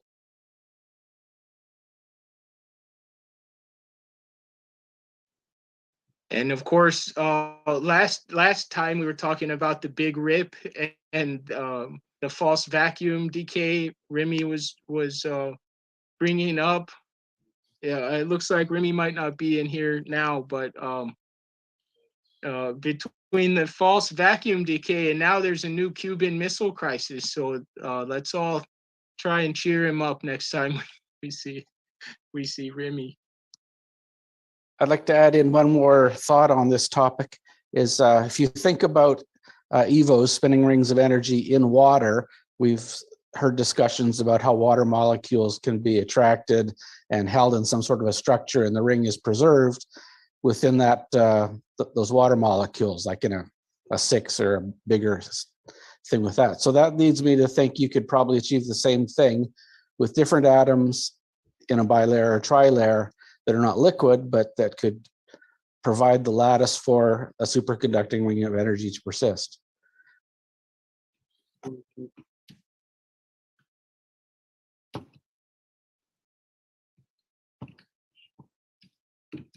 You were mentioning a toroidal structure in the EVOs. The other interesting thing about the concept of an EVO, I'm not, I can't say I've thoroughly vetted the observational evidence. Let me say it that way. But the interesting thing about just the idea of it is that you have this vacuum that is existing within condensed matter. Is this not the case, right? You're within water or air or laboratory substances.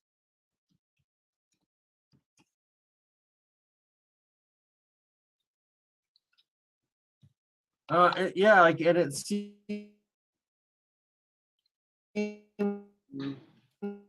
that it's always the magnetic. Ken Wheeler, Theory Hypothesis on YouTube, does really good demonstrations of that with his ferrocells. And then if you guys have heard of Ed Leeds Scallon and his magnetic current, he also seems to show the same thing and works with his the flywheel. It's pretty interesting toroidal systems. There's a pretty recent paper out from the Royal Astronomy Society in Britain on toroidal just orbits in celestial mechanics. I was talking last meeting about the kind of spirograph nature of the orbits of the planets when viewed from, say, a planet or the barycenter of the solar system, or the barycenter between that planet and the sun. There's different coordinate systems that are used in a paper from the company, actually, PA Semi. It's, for some reason, it's on the archive, and the author is the legendary physicist Pa Semi, but that stands for Palo Alto Semiconductors. And because no one wanted their name on this paper. And you look at what do orbits really look like, right? Because sure, it's wise probably to tell kids that the center of the solar system really is the sun, but there really is no center. There's no preferred coordinate frame in the universe. You might as well center your spacecraft, you know, basically yourself as the center coordinates. That's what's going to be most useful for navigating the universe. And when you do this, the orbits of the planets look much different. And they look like the output of a game called an a spirograph. And if you think, we were talking about quaternions and octonions, right? So if I think of that spirograph as drawing in the complex plane, and I wonder, what if these are traces of quaternionic quantities just being projected down onto the two-dimensional plane, then those rosettes that are formed, all the different kinds of epicycles, and there's these different families of these figures we talked about last time, such as the hypotrochoids even, they will trace out the exterior of a torus. And if the so-called ratios are not rational between the gears, in an analogy to an actual spirograph toy, that will actually fill out the space. So in relation to the Royal Astronomy paper, Royal Astronomical Society, they envisioned a cloud of gas and dust. They actually computed that the orbit that will be the attractor for all of the gas and dust in a general accretion disk around a star will actually trace out the surface of a toroid. The interesting thing about applying the toroid here is that it's a topological product of two circles. So it's really just two cycles occurring with whatever their ratio or irrational ratio between them is. And this was shown. This has a lot of the regularities actually of a fractal set, like the Cantor set. If you look at if you trace out a what is that called, a phase diagram on it, that's actually the wrong word. Phase diagrams in thermodynamics. If you make a phase portrait of a system on its toroidal orbit, you'll get a strange attractor, and a section on that strange attractor will be a Cantor set. Then the mathematics of this Cantor set will you can demonstrate with a Dirichlet series. This Dirichlet series relates through a change of coordinates along the imaginary axis at a given real value to a Fourier series that traces out the original orbit that we were talking about.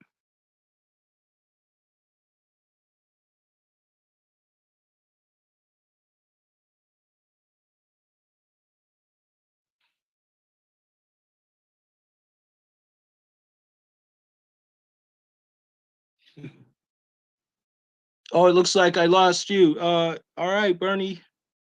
We'll check out Bernie tomorrow.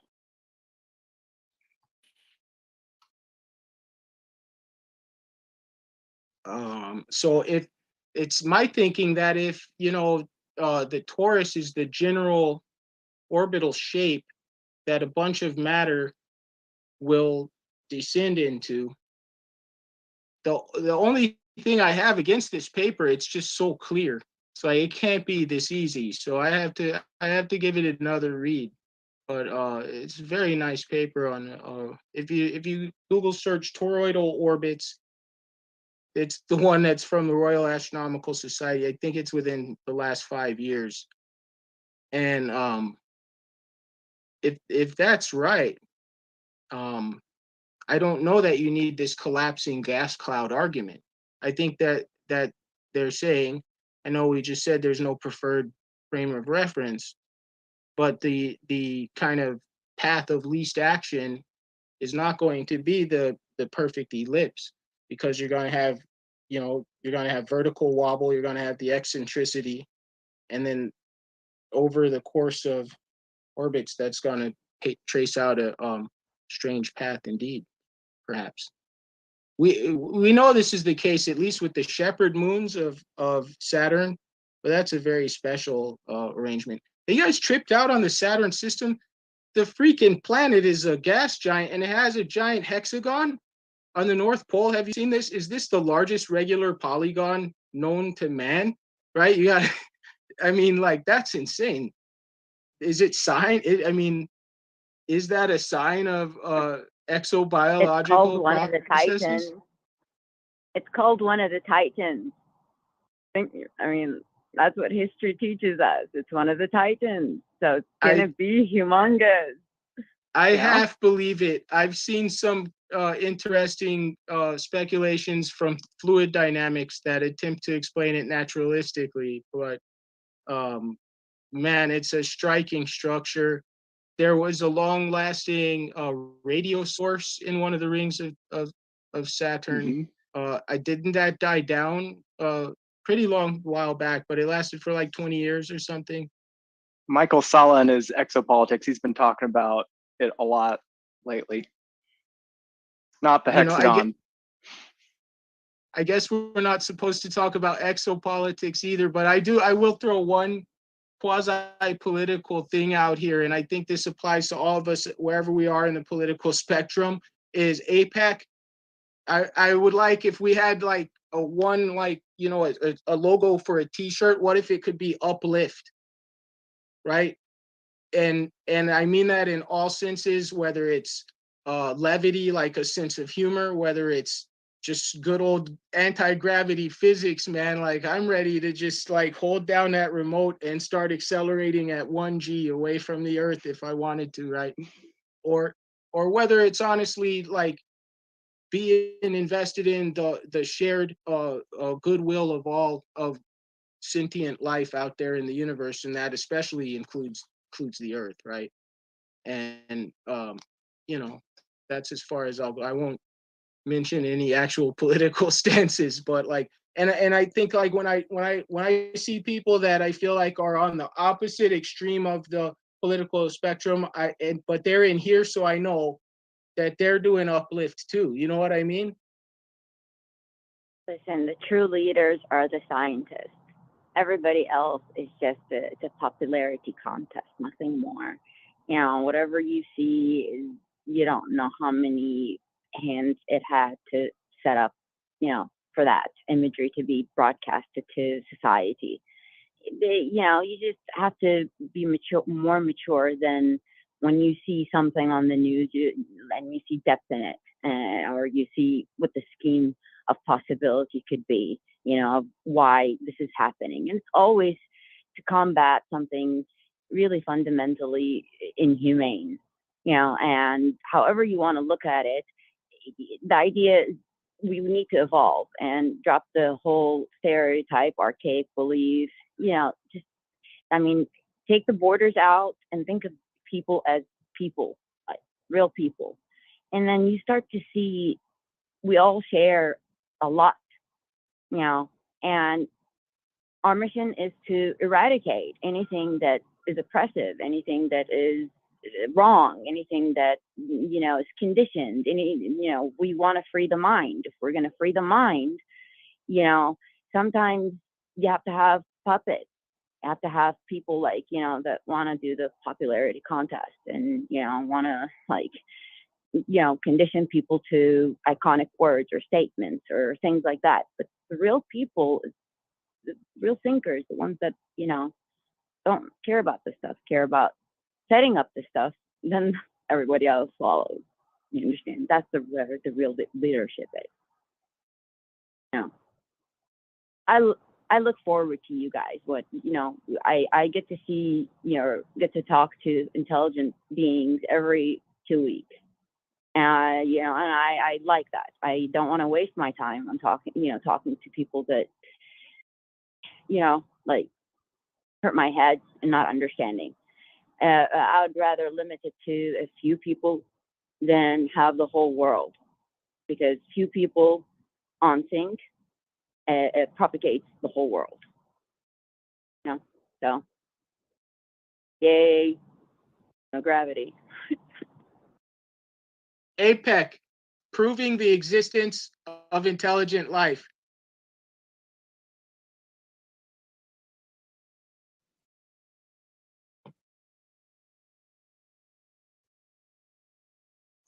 Jared, what kind of results have you seen so far with your Gravity Flyer?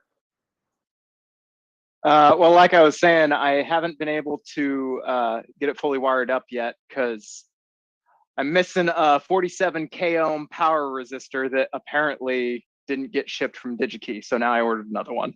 So it's a couple days and I'll be able to actually do it. But in the meantime, I started off by taking a bunch of tables of results of the acoustic resonance frequencies for each of the plates. So the top spinning plate, the flex plate, and then the magnetic plate.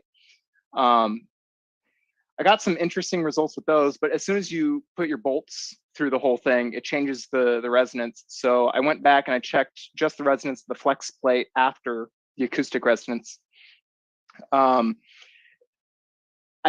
I suspect that there is I suspect that it is in, if you look at the different, I wish I could share my screen, different modes of circular resonance. The mode 3,1 is one where you can share your screen. Just push the green button on the bottom. It's on my phone and I'd have to link it to my computer. I apologize. I can't do it at the moment, but the gist is that with a circular resonance of 3,1, you get at 120 degrees, you get nodes, and then next to them you get your antinodes. And just the sheer fact that Alexei placed his 3 struts at 120 degrees apart, I think is interesting in that if it is creating some kind of nonlinear dampening, those struts are probably going to be at the intersections where the nodes and antinodes are flexing, because otherwise they'd be dampening it. So they probably help with that. But other than that, and testing around with some magnetic paper tests on the magnets, I haven't been able to get my high voltage up to a high enough voltage to test yet without my power resistor. Copy.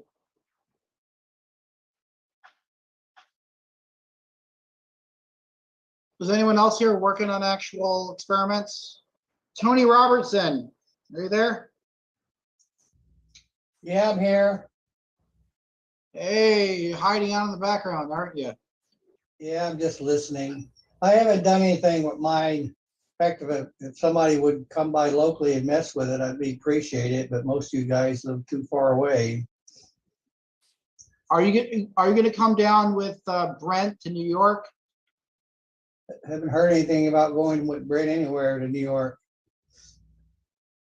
Oh, he's going to be here, I think, next week or so. Okay, now he hadn't told me. I'm just doing some experiments so I can write an SBIR for them here soon. So I've been pretty busy on that. No more Gravity Flyer work? Not until I can find time or get help. Hey, Mark, you said that you guys were building a Gravity Flyer in your lab too, right? It's already built. It's right over there. Oh, nice. Hey, I was curious, what kind of current were you getting for the piezo and the high voltage? I didn't actually build it. This was made by a guy named Chris Hardiman. You might have seen his YouTube videos. So for the piezoelectric, you should really talk to Charles Crawford or Todd DeCiato. Right now, Todd has been investigating this GraviFlyer device one step at a time. First, he did the spinning magnets. Now he's working on the ultrasonics. We got a high-speed camera capable of like 500,000 frames per second to be able to really dial in exactly what's happening at a very fast rate. And he has equipment that goes up to 50 kilohertz for the piezoelectric and for the sensing side of things. Ugh. And it rings with interesting harmonics. One other thing that I was doing with it that I forgot to mention, I forget who it was, but to get the EMF meter, the tri-field meter, somebody mentioned do that. So that was like one of the first things that I did. And so I was measuring the fields all around the thing just as I would spin up the mag plate and the counter-rotating plate. And yeah, the magnetic field alone is like orders of magnitude too small. You're at like half a micro Tesla. And if you want to lift something this much, you got to be in the multi-Tesla range. So it can't be just straight magnetics that's lifting this thing. Yeah, but like I mentioned before, when you spin magnets around, they seem to they seem to adhere to forces of nature, like to the magnetic north of Earth, a lot stronger than if they are stationary. Hmm. So then the GraviFlyer would operate differently at different latitudes, you think? I'm not sure about that. Or wherever the magnetic fields of the planet are strong, have different. It's sort of like a compass effect that it's, you know, the compass pushes with, let's say, 0.5 gram at whatever that force is, but when you're spinning the magnets, it's suddenly at 10 grams. But I don't think at any of the latitudes that they flew, the GraviFlyer was the magnetic field pointing straight up. No, this is something else is going on there. But a spinning magnetic field does not act the same as a stationary magnetic field. Oh, we have what's his name again? John Hutchison is on the YouTube channel right now watching us, and he mentioned Boyd-Bushman. Boyd-Bushman effect is when you stick two magnets in opposition, they fall slower than the speed of gravity. This has been shown actually by several experimenters, and one of the first things that I was working on about 4 years ago, putting two really powerful magnets together. I still have them over here, but I chickened out when it came to doing the drop test because I had no way to cushion the fall. And I realized there were so many people who have already tried it. And the goal is not to fall at 0.99 speed of gravity. The point is to fly. So like, where are you gonna take that? Hey, John, if you want to get on the Zoom call, I'll drop the link here in the chat. 1 second. Let's see if we can get John Hutchison on. That would be big. I thought that part of the reason for why those opposing magnets pushing together were falling slower was because they're changing, like either the energy density of the local field, you know, at the time that they're falling, or because maybe the mu or nu, right, the permittivity, permeability of the vacuum, somehow that gets altered under extremely strong magnetic fields.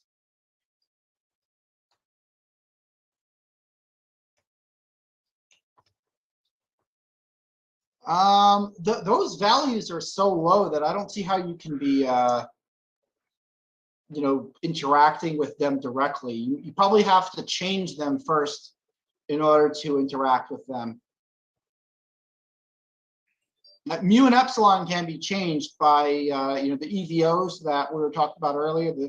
If you dump enough energy into space-time, you're changing the refractive index of space-time and its energy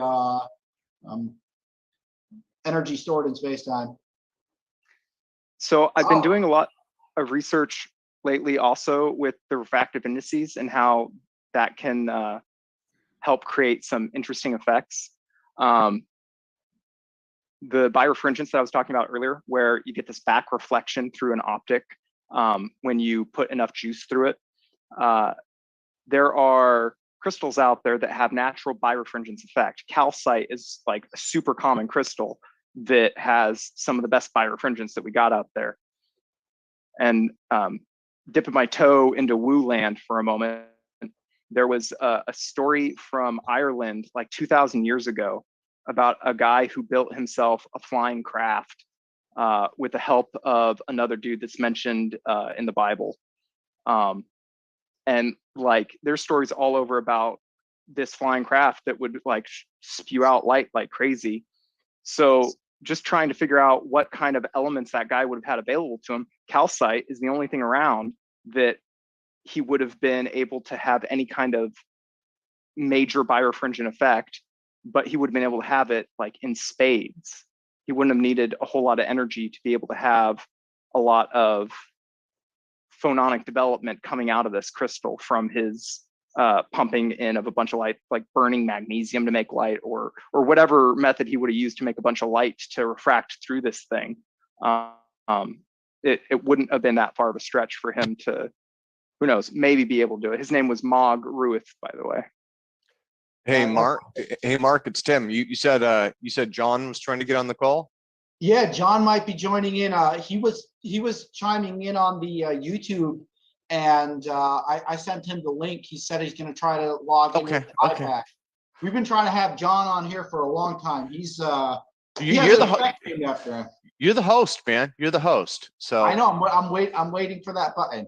Okay, good deal. Good deal. Yeah, that'll be really cool. Oh, he needs to charge his iPad. Yeah. We're pretty low key here, especially late hours after APEC's over. That's interesting what you talked about, Jared. A guy was able to make a flying craft. Apparently, back in the 50s or something like that, there was a disc saucer that was built by a guy in his garage down, I think in California, and he used a couple. It was a terrestrial-made UFO, probably somebody who was working on the ARV and had a couple vacuum tubes in there, and I don't know how it was flying, but it was out of control and it crashed. And that ended up, over at Area 51 or Sandia, Los Alamos Labs. I vaguely recall that story. I thought it wasn't like a full-grown man. I thought it was like a young kid or like a teenager or something that did it, and it wasn't super big. It was only like 3 feet wide. And he flew it around town. Like people saw this, people talked about this. But yeah, it didn't last for more than like a couple of flights or a couple of months or something like that before it got yanked. Isn't John Hutchison the one that made things fly through frequency, like of motors or one motor through oscillation, like the wave? John Hutchison has been working with lots of RF I saw the video. High voltage, and he's transmuted metal. Things flew around. I saw, and he made things fly. He made things like he beamed yes. put it In on the a early specific- days, they got things to fly. There was a bowling ball that took off. There was a spoon that flew. Metal and wood were combining together. Okay, those things that flew, like, what was he able to capture if the frequency of the material changed while it flew? Because they're blasting so much frequency on this thing that it flew. You're asking very good questions, and we don't know the answers. Fuck. Okay, let's wait for the iPad to charge. Didn't John have to like leave his lab and all of his stuff, and like I thought he hasn't been doing much in the way of experimenting for like years. I heard he's got a new lab set up apparently, and he's had them in Canada. Tim Ventura knows John a lot better than I do. I just know him through Facebook messages and whatnot. But Tim's actually been down to one of his labs There's been instances where stuff has been confiscated, and people tried to replicate his work, doing exactly the same thing, and it didn't work. So then there was there's a group of thought that it's probably mind control over matter, telekinesis. Who knows? Because physically he's there, biologically he's there. So remember, his DNA is being also bombarded by the same thing. I mean, if he's physically present, whatever is happening to, the object, somehow it's going through his, his own. Well, he doesn't have cataracts, so he took care of protecting himself. And I saw him a couple pictures with the tinfoil hat, so he was protected. I'm not talking about titles or labels. I'm just talking about like quantum stuff. When you want to collapse a wave function, you put a camera on it, right? So then it takes a left or a right. Let's just say that. Same thing, but they don't account for the actual measurement of the device that is collapsing the function. Usually, according to the equations, it accounts for a half, because for uncertainty, the principle of uncertainty. So John actually mentioned that it's the telomeres that you're destroying. Telomeres are when you replicate DNA, they're the junk DNA at the end that sometimes gets bitten off during the replication process. So that's a great way of measuring your age. But maybe John measured all of his stuff though with like cameras when he wasn't there, and it would levitate and it would jump and it would do stuff when he wasn't around. So I have a hard time wondering about the control thing. If he's not doing it with direct perception, if he's gone off somewhere and it's still doing these crazy things, then we're getting into like collective unconscious realm, and he's doing it in his sleep or something, and like it throws a lot more variables in there. No, it doesn't. It's whatever his like metal core. Like we all have a core, and if it's sometimes it's that last that's what makes the difference. And you have to kind of know that to know how it's going to interact with non-living matter. Really matters. Say what you want to say, but I know 100%. I mean, maybe even more than 100%. Sure. Yeah. Listen, our metrics of conversions of the Planck's constant, that varies. Come on. Someone mentioned Laurent Notal, the French theoretical physicist, earlier, and his thesis precisely is that the fundamental constants of nature are they are dependent on the scale at which you measure them.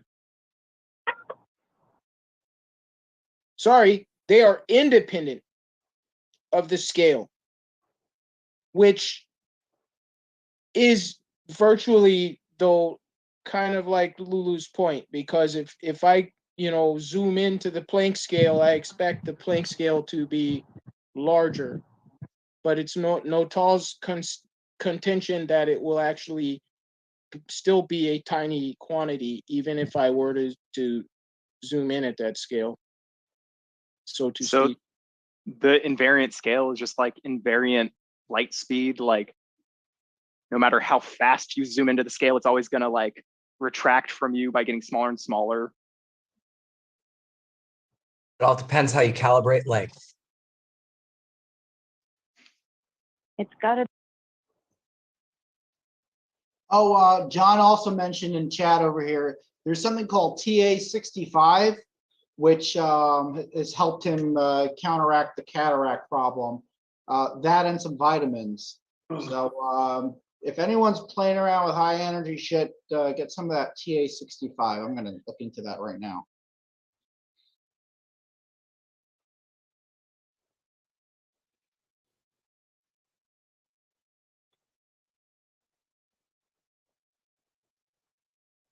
That's for regrowing your telomeres.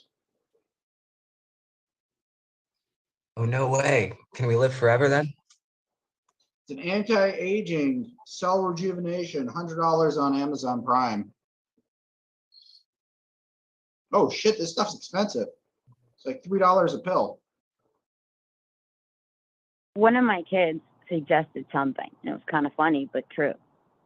She said, what if we travel close to the speed of light, far enough, and that time reference, and then come back?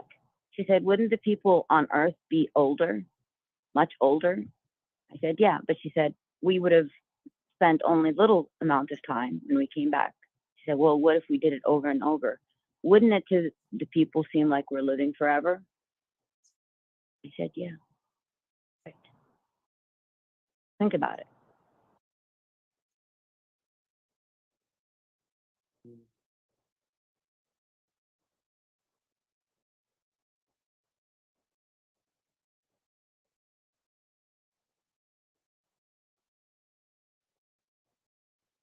You know, depictions throughout history show the same illustration of, come on. I think von Daniken did hit on that and say that, you know, immortal figures in legend and myth were likely relativistic speed star travelers who would return, and perhaps they had long lives, or perhaps they had cryo sleep, but still the fact that they traveled such great distances aided them to appear to have millennia long lifespans. Just to touch back on something that I said earlier about that Irish guy that built his craft like 2,000 years ago. Supposedly he lived for like hundreds and hundreds of years. I think through 25 or 26 like reigns of kings.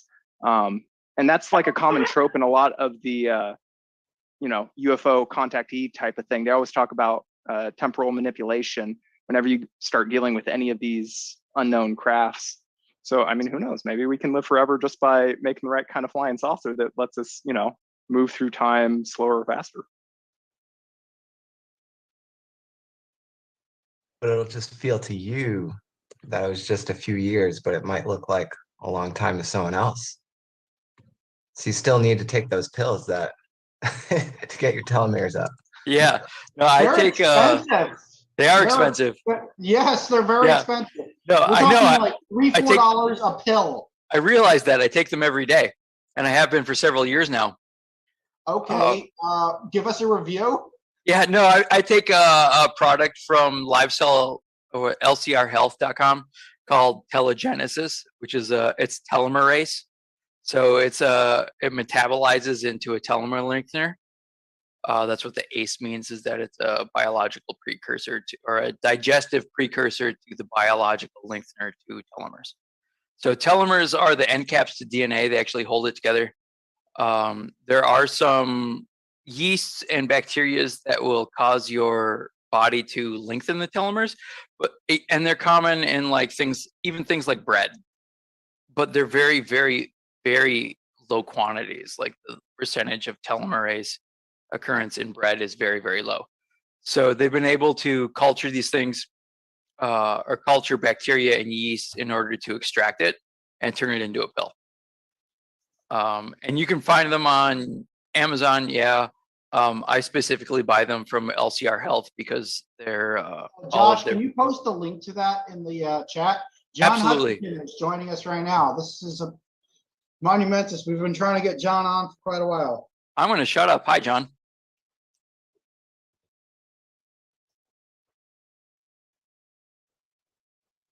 And he's connecting to audio.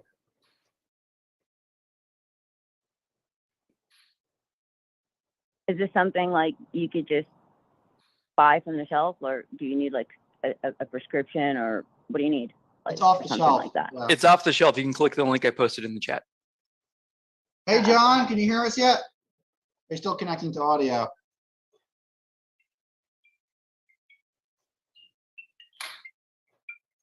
Oh, lighting up a joint.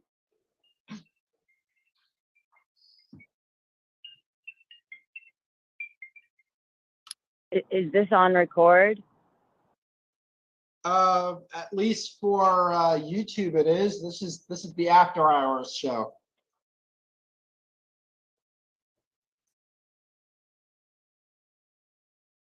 How's it going, John? You got to shut up. You got to turn on your microphone.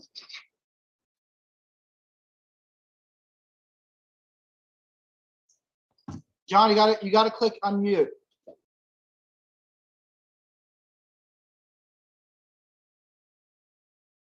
Jeremy, we have John Hutchison on. He just lit a joint. What? Yeah, John Hutchison is here. He's trying to figure out how to unmute his iPad, I think. This APEC conference is getting lit. Yep, we're getting lit. Woo! I love it. And you wonder why we get banned from certain places. geez. Really? Why? John, I'm so happy that you're here. We've been itching to see your face here for a long time. This is Joe Rogan. It's going to be like Elon Musk, you know, hitting the blunt.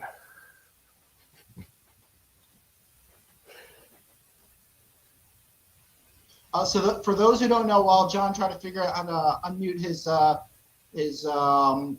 iPad over here, John has an effect named after him. He's been tinkering with the kind of equipment we have here at the lab for a while, for many, many years. I mean, before I was born, probably. Tim Ventura knows John personally. Tim, that's John Hutchison right there. They're trying to unmute the tablet, try to get the audio going. Good deal. Good deal. Well, so now that we have him on, I'm not dressed up at all. That's fine. No, I wasn't thinking about that. I saw myself on the screen. Nancy Hutchison unmuted this thing. I never used it. I think I did one time, but can you hear me, anybody? Yeah, we can hear him now. John, welcome. It's not a joint, it's a cigarette. Yeah. It's just a hand-rolled cigarette. Yeah, it is. Here's Nancy Hutchison. What? Here's Nancy Hutchison. Who's that? I don't know whose that is. Who is that? I don't see even could he see me or hear me. We can hear you. We can see you. Well, we had a picture of a woman up on the screen that we didn't know. That's Lulu, I think. You're talking about me, I'm Lulu. Okay, so I like smoking cigarettes, and oh well, I'll get more light on the non-filter cowboy killers, man. There. No. Filtered. I do too. I'm trying to see. What do you want to see? What do I want to see? John, what have you been up to? Well, I just had dinner, so uploading some more stupid videos, I call them. And I found you guys and thought, aha, it's alive. Yeah. Well, John, would you be open to coming on next? Would you be open to coming on the next conference to present, to discuss things, or? Well, depending on my schedule, Tim. Okay. Hi, Tim. How you doing? Long time no see. Yeah. Hanging in there, surviving. This is good. How did you do it? How did those things go? How did those things fly? Like, and how did you make them? Like, was it based on your DNA, or was it based on the machines, or both? I really want to know. Like, okay, I have a billion and one things in my mind. Do you want me to tell you the line, the way of explaining this? You went in there? Yeah. So John uses radio frequencies, and he actually shapes the radio frequencies by use of different balls and things that are in his lab, and that modifies the radio frequency so that when he hits it with high voltage, is able to transmutate matter. And when you talk about levitation And I mean, the levitation to me is kind of like the kindergarten stuff. He transmutates matter because matter is electromagnetic fields of force. So when different electromagnetic waves meet and create like a force, it creates the matter. So he uses the high voltage on the radio frequencies to alter those magnetic fields. So is that easy to understand? Yes. Could we get like the? Okay, so that's it. Could we get the waveform type or the He amplitude changes or the them frequency? into a high frequency waves that defy the idea of gravity, but in circular. You Yeah, mentioned okay. he uses several different types of waveguides. So like spherical was one. What about conical? What other types of waveguides have you tried, and what kind of results have you kind of? Yeah, there's. Well, I use the hydrogen line a lot in these things. And we posted the 1987. Yeah, too. Explain, and also it's been up on what SlideShare? Well, no, what's the posting of the actual schematic? The schematic's been up since we were on the Gulf of Mexico with the BP oil disaster. That'd be SlideShare, SlideShare. JohnKHutchison.net. So somebody wants to do it, it's right there. There's all the equipment you need. We might have all the equipment in the lab. John, check this out. This is a parallel plate capacitor array. It resonates at 2.1 gigahertz, and we put a capacitor in the center of it. So we could apply high voltage and high frequency simultaneously. Is this something like what you were working on? No, I'm really not. I don't like. Okay, I'm trying to explain all this craziness here. I've always been interested in vintage engineering, the old timers, turn of the century, 18th century, Ben Franklin and others, and I always copied their work, see what I could find, what they're about, and build them, these things. And got into Tesla, Steinmetz, Robert Golka, and I just found these weird effects happening, which were actually witnessed by the first witnesses, besides myself, was Mel Ernest Winfield, a CBC journalist, and then later George D. Hathaway from Canada. Yeah, when everybody who has interviewed you, they say what was going on, and it was John will tell them, well, I was experimenting with radio frequencies and looking at high voltage between spark gaps. Yeah. Okay, but they don't ask the next question, and the next question is, Well, something happened. I don't know what that is. are you guys still there? No, you're gone. Oh, Are you there? Yep. Yeah, we're here. Still here. The next question is, like his hair. That's awesome. what did you see? When you're looking at this high voltage in between, and there's this spark that's happening between the spark gaps, what did you see at the moment, the levitation, when all the effects happened, what did you see? Nobody asked that. Oh, I saw a flower pattern of a kind of a white light between terminals of a spark gap. This is really early time. Early time. So there's this interaction with the RF and the high voltage in between the spark gaps.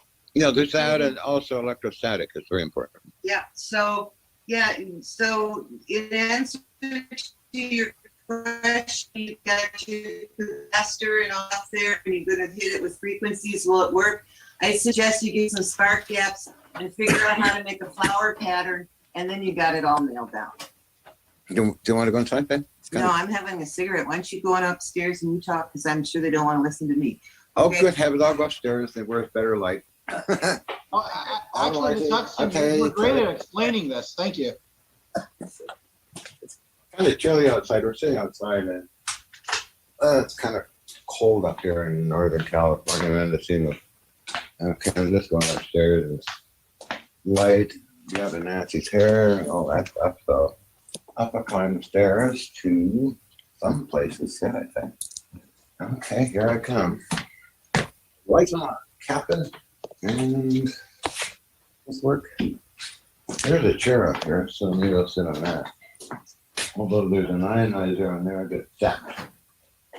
Okay, move that out of the way. Oh, I move this one. Let's sit on it. Sorry about the land. Sort of quick, you know. Okay, I'll give it a shot. Okay. Anybody see me yet? Smile, John, smile. Going Ken to camera. Yeah, we see you. I'm just holding the iPad here, so. Maybe Yeah. find something to lean it against so that you don't have to hold it. Oh, I have so much problem with this thing trying to film stuff. It keeps falling over, and that even filming myself, it keeps falling over. I don't know where to put it yet, so. Let's see. You probably need one of those cases that have a stand. Well, there's a bathroom with a lot of light. Do you want something to put the, what do you need, Jerry? I don't know, maybe just a jar or something. Well, John, let me reach out to you about doing a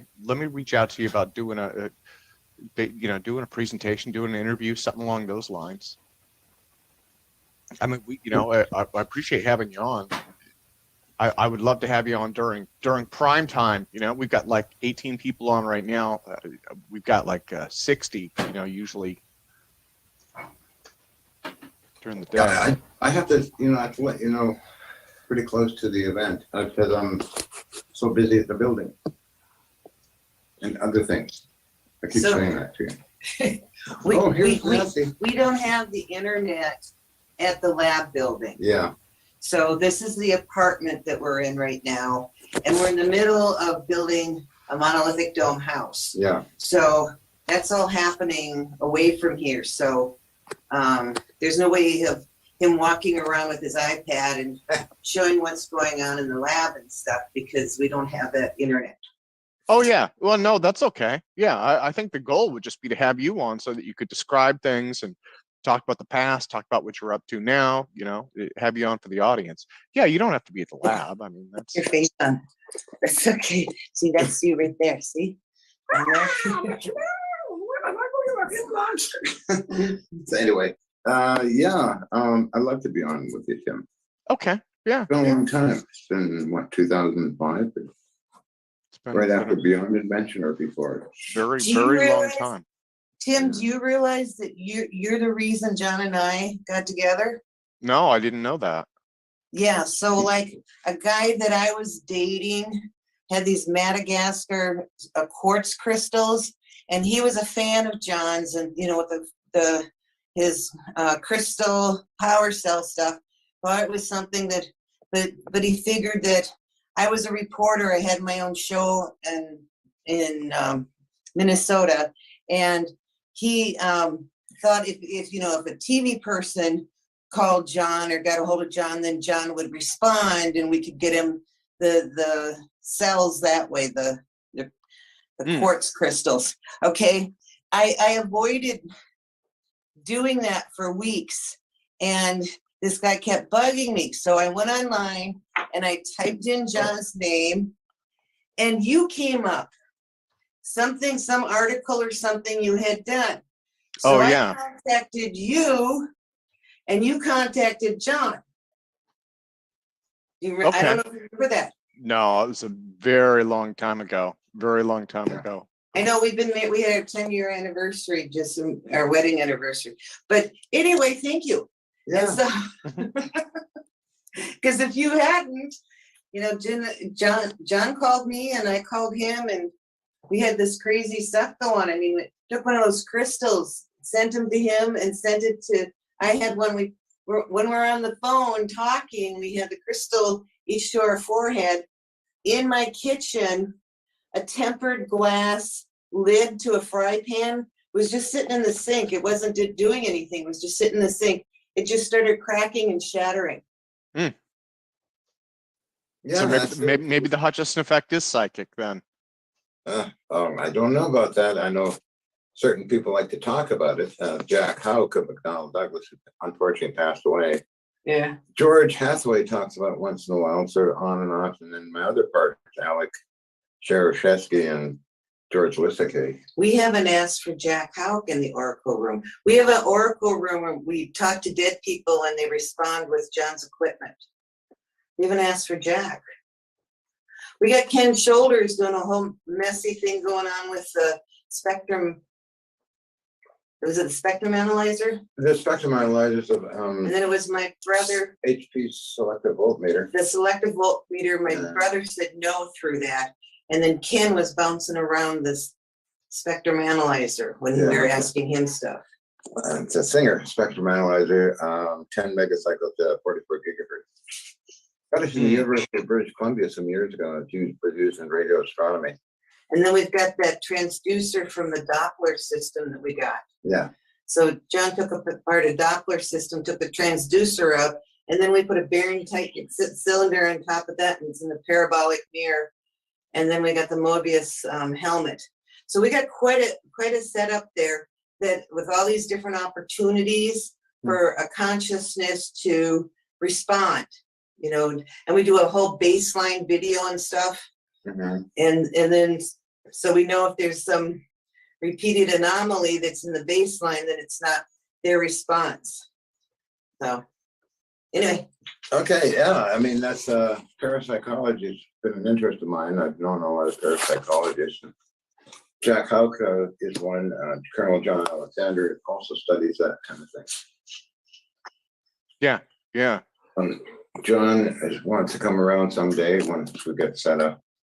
Well, John, let me do this. Let me do this. In fact, let me look at the calendar right now. So today is the 29th.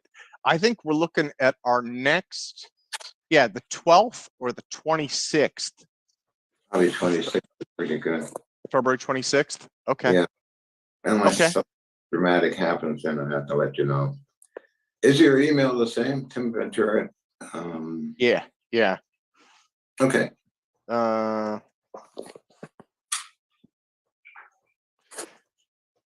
John, this is the lab that we have going on here in Hawthorne. You recognize this equipment? Looks familiar, yes. Okay, I got one of those.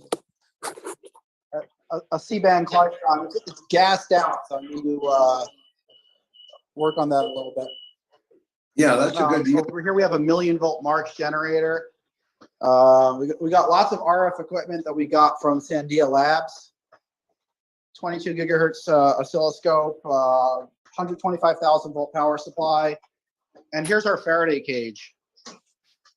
That looks pretty good. That looks good stuff. Yeah, it's a bilayer Faraday cage. Inside we have a 1-ton electromagnet. Awesome. And we have enough equipment to pump out 200 watts at the entire, from 400 to 12,000 megahertz at 200 watts, all these logometric amps. Yeah, you're getting well equipped there. Is that Kleistron made in Canada? We have lots of Kleistrons actually. I just got a couple in almost some months ago at an auction. It was just $5 each or something like that. Yeah, it looks like the one I have. Yeah, you'd be surprised at the cheap stuff you can find off of eBay because nobody knows what they are. Yeah, this is we got ours at a public auction, so it was only $5. They didn't know what it was, and it's brand new, never used. Got 2 of them. Oh, score stuff that way, as well as the scrapyards and the Navy people. And some experiments are going to be happening inside of this little waveguide over here. I need to turn down the volume so I don't get feedback. We got temperature sensors that go inside it, and we also have a fiberscope that we're going to use to watch the samples. Good setup. Let's see if I can put this silly iPad down now. So where is your current setup? I appreciate you having George on, George Hathaway. He's a pretty busy guy. You still hear me? Oh, we hear you. Oh, okay, great. So tell us about what you're working on. Sorry? Tell us about what you're working on. Oh, yeah. Well, I'm working on setting up the full lab type style again. That's taken a while, as well as working on vintage Navy equipment, cannons, artillery, and what else? Machine tools. So I'm pretty busy every day. I go to different patients, as I call them, getting them ready and that kind of thing. So I work on lathes, machine tools, guns, cannons, what else? Navy stuff. And then into the electronic stuff. I was working on a Variac today and got sidetracked working on a giant piece of gear I got off a warship a long time ago. So do you think I upload videos all the time. I do stupid videos.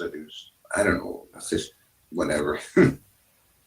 Big fan of your channel, John. I like your videos. I got a question. Do you think we have enough equipment at Falcon Labs to do a full-scale replication of some of the effects that you witnessed and filmed? You're getting close. You could probably try some things and see what happens. Have you got an electrostatic source? Yeah, we have a power coils. supply capable of 125,000 volts at 5 milliamps. Okay. We also have this massive power supply over here that can pump 12,000 volts at 15 kVA. That's good stuff. Yeah. I'm just getting capacitors in from a scrapyard. What if we could get you a flight out here to the lab for a week to, come help us? Do you think like we'd be able to get a replication, get some effects going, and get something, documented here? And I'd interrupt in what I'm kind of doing. I mean, George Hathaway wanted me to work in Toronto, Canada, but it's not like I have to keep saying I'm not an inventor. I'm not a scientist. I'm just an overglorified scrap collector, basically, but I like to study and learn things. And I guess you call me playful. I'm quite a character, I suppose. I mean, who else is going to film ravens arguing with squirrels? No, it's not really what I am. I was offered through George's funder, who is Liechtenstein, to work in Toronto, and I told George no. I'm also told, I think Timmy one time when there was a group from the Pentagon wanted me to work with them, I said no. But I would show and tell what I was doing to many people. Fox TV, Discovery Channel, as Tim knows, and there's about 300 TV shows. I mean, for me, it's interesting. It pays good money and allows me to explore and buy more stuff, basically, to explore and use and do that kind of stuff. But I'm pretty kind of private and not that, how do you say, sociable. Like, okay, I'll go to lectures, I'll go to Japan, I'll go to different countries and do things, live in countries for a couple of years, like Germany and Austria. Well, a well-known scientist over there, Dr. Peter Kukushnik, but it was a lifestyle change for me. I'm going to come back to Canada and then start doing my stuff again, but no, I don't know. Yeah, this is good enough. I mean, we can do a lot through Zoom calls too. Maybe if you could make yourself available for a Zoom call next time we go down to the lab, and we could try to, on a future conference or something. Maybe we could try to. I don't know. I just want to. I want to get some more insights on what we need to the actual setup, the experimental setup, and so just a simple thing to try. Just something that you. Yeah. I should mention that about 10 years now ago, I sold half the lab to a German research team. And it's still sitting in there and they don't know what to do with it. And they wanted me to come to Germany to tell them how to operate it, but I never went there. But I went to Germany in 1989, stayed for over 2 years with Roland Brito, Ian Gazda, who was my lady at the time. How do you spell it? Roman Brito, you said? Yeah, Roland Brito. How do you, Munich. how's that last name spelled? Oh, B-E-R, no, sorry. B-E-B-R-E-D-O-W.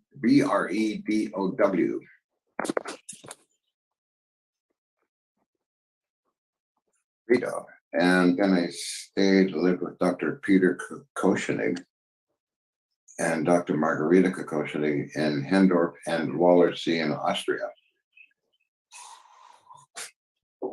So Peter, it was a letter of invitation to stay there and study things together, which we did do. For me to up and leave Canada and sell, you know, to get, well, I was expecting the lab to be shipped there, but there was so much political stuff, and the other partners, Alec Shereshevsky and George Lissitace, didn't want it to go, and there's Supreme Court order. All this stuff goes on and on and on. But I just left. I just left and hoped the lab someday would come there, but it never did. The Canadians actually took it and built a fence around it and called it no trespassing kind of thing. Made the main media, of course, but by that time it's in a whole different headspace. So, but there's a lot of communications coming through by lawyers and other people, and over time, just over 2 years, I decided to return to Canada, and my airplane fare was paid by, oddly enough, a Canadian Security Intelligence Service agent. So I arrived there and trying to readjust to the Canadian culture. And then I met Richard Glue, who said, this is something I'm going to tell my grandchildren, and I handed over the rest of the laboratory, plus with all my firearms, machine guns, and stuff like that. That was deposited at my sister's garage, actually. I don't know, I just decided to sell all of it off, which I did do. Kind of regret it too. And so the gun collectors of Canada call me crazy. But anyway, because I had an offer to move to Germany, to Belgrade. Belgrade or Belzig. So I was ready to go, and then there was some dispute between Yin and I before that, and the end shows up, and then we get together and we get an apartment in Westminster, British Columbia, Canada. And then I started up the stuff again. I got involved with the Artificial Reef Society of British Columbia, Canada, and had access to warships. I'm a big fan of warships, vintage, World War II. And we have the Intrepid over here in right off the side of Manhattan. You can go visit. It's right next to the lab. oh, then I'm coming with my tools. Yeah, we're actually located in Hawthorne, New Jersey. I like to joke that we're the SpaceX of the East, because SpaceX is in Hawthorne, California, and we're just looking into anti-gravity, alternative propulsion concepts. Okay. No rockets. Well, you see, the Navy stuff is the best in the world. And for me to study it and take it apart and reassemble it, that's what I did with these 4 warships in Canada. I mean, a mile-long hill, walking uphill with this stuff, I was out of my mind, but I did do it. Good exercise anyway, it's nothing else. Load up the apartment. 18 tons of 1-bedroom apartment. Yeah, well, that's one thing about Navy equipment. They don't care how much it weighs. That's very true. I must have been an old pirate or something in a former life or some weird thing. I don't know. Over here in the lab. I'm just an oddball. That's all I can say. You're much more than an oddball to us. We looked at your work and been very inspired by it. Well, the stuff I work on actually teaches me things that I don't know. Well, I think, John, I think you're actually a legend, you know?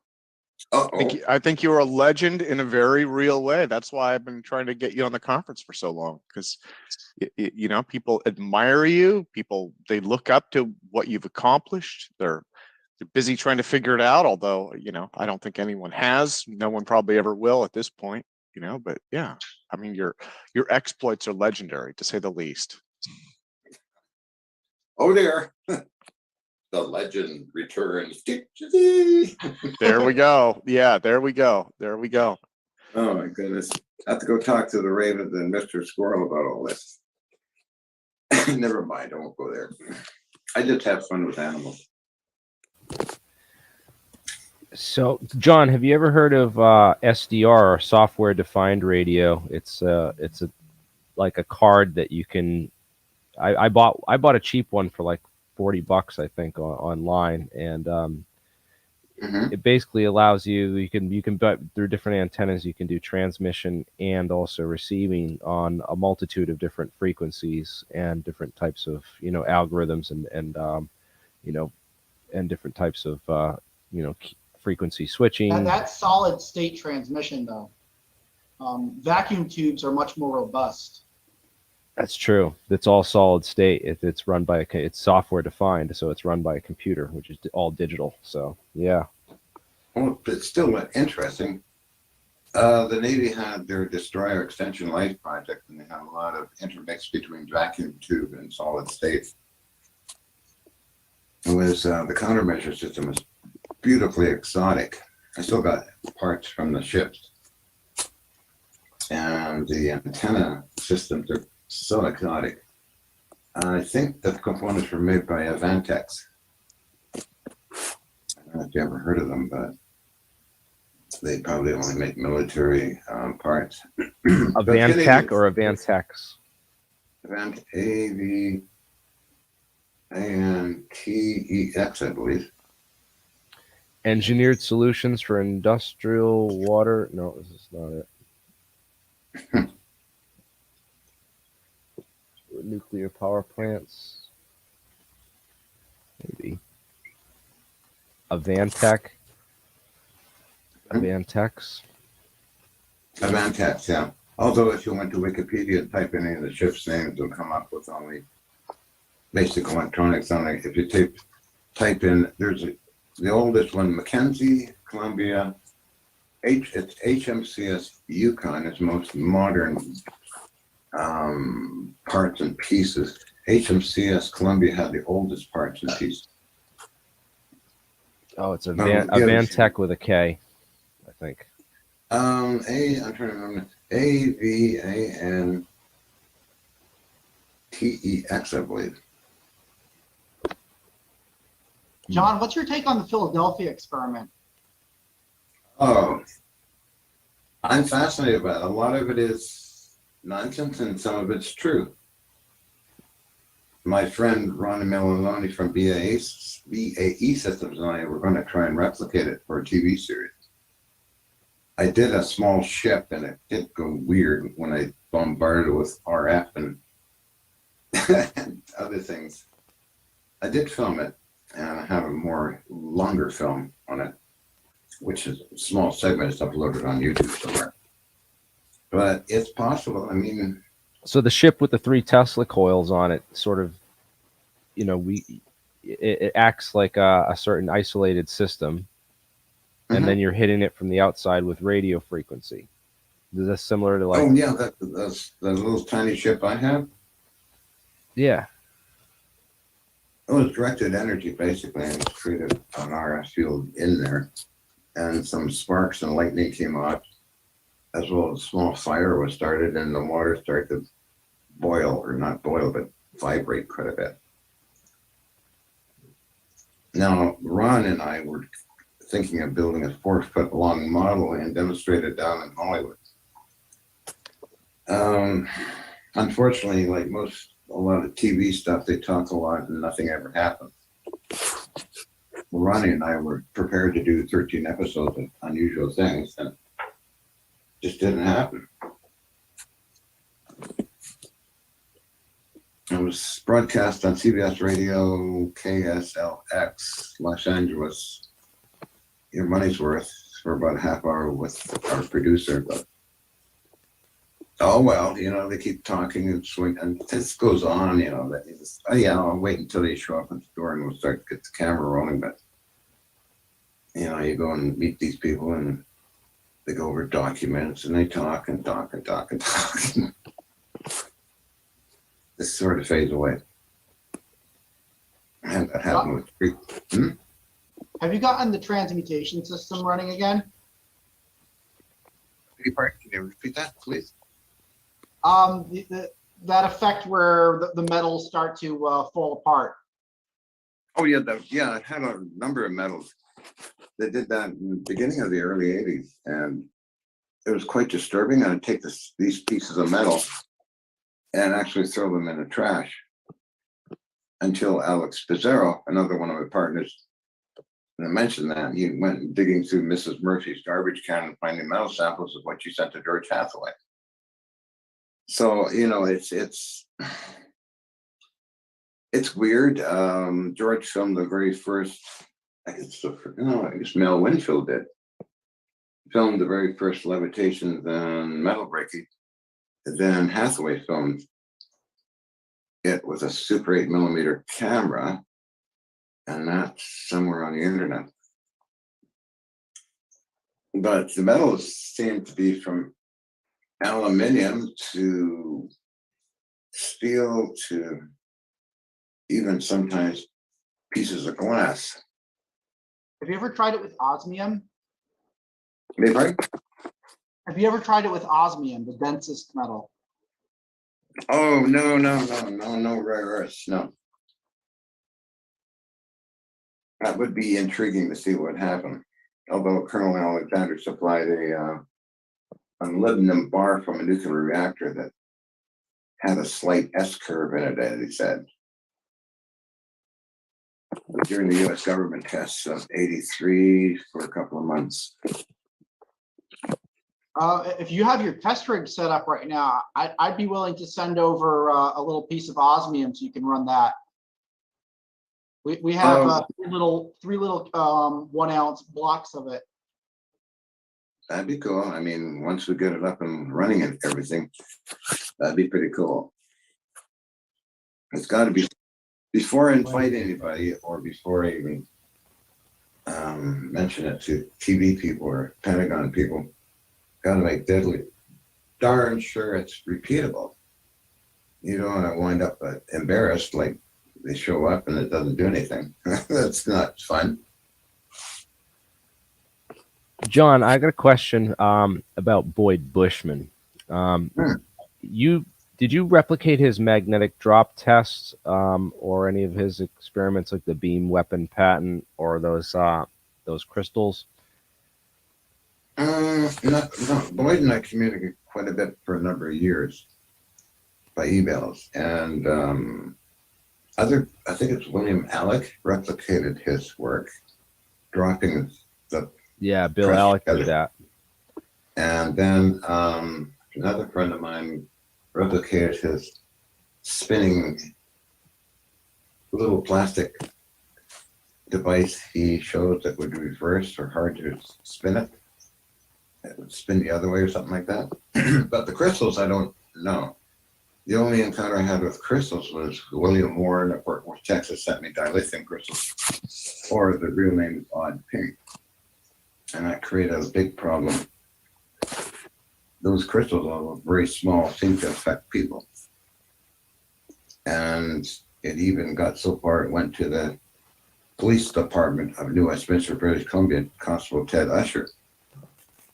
Because I don't know what was going on now. I didn't seem to be affected by them, but these things, women friends would adopt them and treat them like they're living entities. That was Lama Lee, Marianne Miller, even on CNN's and Nicole Whitney were filming. Their cameras would start blinking on and off. And William said this is very odd because he's filming odd pink stuff. So the last person to have them is actually Nicole Whitney, used for the Soul TV in Vancouver, Canada. I mean, that's my experience of those things. And then the other crystals were kind of intriguing that Nancy sent.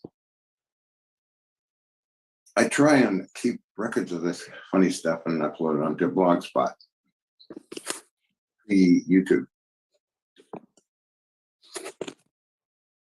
I remember those crystal batteries that you were testing and showing that you said you could basically, they would hold charge or produce charge. Oh yeah, that got out in the media too. And then I got contacted by Japan. Japanese folks who wanted me to come to Japan and demonstrate them. And I did do that. Then my clients turned, the people that were sponsoring me turned into clients. So I built these things for them. And they took them to Japan. And the last time I saw Hiroshi Yamabe was 2004, and he said they're still working. Then my other sponsor was from a famous company in Germany. We'll just call him Thomas. Sponsored me for $250,000 to build them to $500,000. And then a civil engineer, Richard Brewer from Tar Sands, Canada, sponsored me as well. So I made a lot of these things, and even for a group of businessmen called Ria Trade, Carl David Anderson. So they all work, but what our problem was that we could not find a factory or company to put in the millions to produce it, put it on the market. It was very frustrating. We even took them and had them analyzed at Kyoto Institute of Technology, and also the Canadian Research and Development people in downtown Vancouver. Here we are carrying the big one in high power, and they said they didn't know what to do with it. It's interesting, it looks nice. You should contact the military, maybe they can do something with it. So it's just, so after a while, I just gave up on it and let Nancy make power cells. But there's two versions. There's a dirt cheap ones that actually a lot of people like Laser Saber had made some powerful ones. And then there's the barium titanate with wafers type, which is very costly, which had outsourced parts from Cerac Company and Goodfellow Ceramic. So those my clients got. And interesting. And they can be dangerous. You can produce a lot of voltage in a short period of time. Why that is, I don't know. But barium titanate is very active along with other crystalline structures and just shoots out a spark or a flame. Actually had one blow up. Now, on the topic of Japan, I'm sorry, I just didn't mean to keep cutting you off. I have so many questions. We had something about the, like Fukushima, right? They have released all that radioactive water into and it's still leaking into the ocean.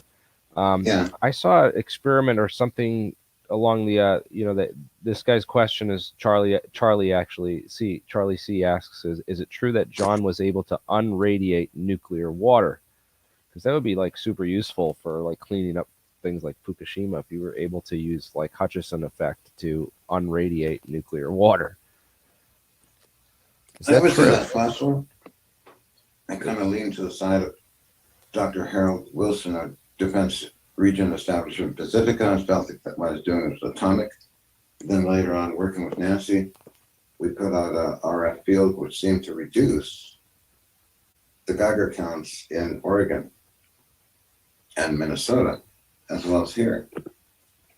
I'm thinking, okay, whatever, I built a giant ray gun, if you want to call it that. It's actually an interferometer with different frequencies running out of it. I'm using the hydrogen line and VLF. And a few years ago, there was a news report on VLF from the US Navy, or navies of the world, broadcasting on VLF and ELF. They actually interact with the cosmic rays coming into Earth as a protective shield. That was main media, by the way. kind of intriguing. But working like this, I don't. The only scientist I met recently is Bob Greenyer in 2018, I believe, or 19. Bob Greenyer was on here earlier today, actually, talking about EVOs, exotic vacuum objects. Oh, yeah. Bob and I communicate quite a bit. He's supposed to come over in February or March or something like that. I don't know yet. The closest contact I had was Ken Shoulders. Because Ken lived not too far away. And he'd come to Canada, and I'd go down to LA to these conferences all the time and meet up with Ken. Some of the conferences sponsored by Star Trek people. And there was issues of nuclear waste, which Dr. Rocher, a good friend of mine who passed away, and unfortunately, and Ken Shoulders has passed away too, would talk about the different things. I mean, we're talking about the best scientists you could ever meet that know a lot of things. So it's quite something. But nuclear waste, nuclear activity, I think can be controlled by radio waves. Now, my next question, John, remember Boyd had showed that picture of the alien? Now, he got that from you, right, John? No, he sent me that. Boyd sent you the alien? You mean the dead alien thing? The dead alien photograph.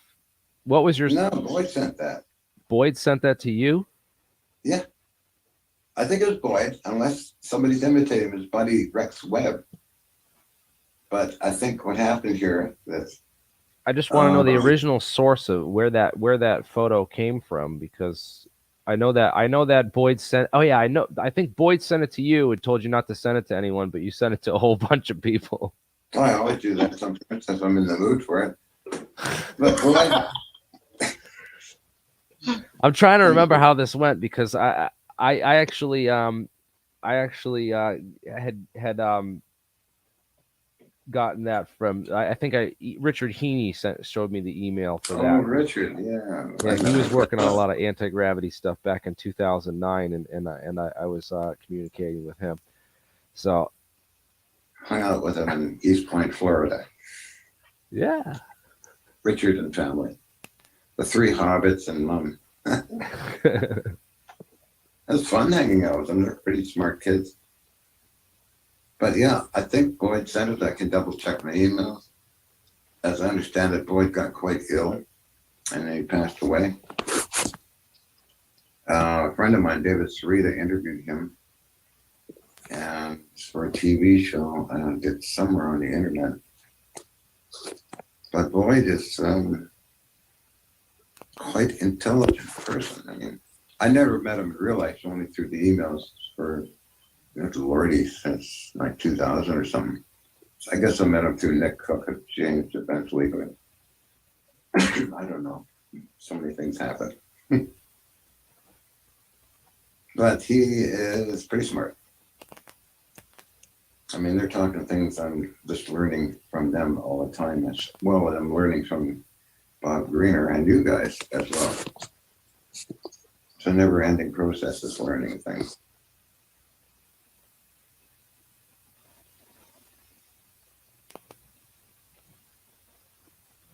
Cool. John, where are you located right now? Where are you setting up the new lab?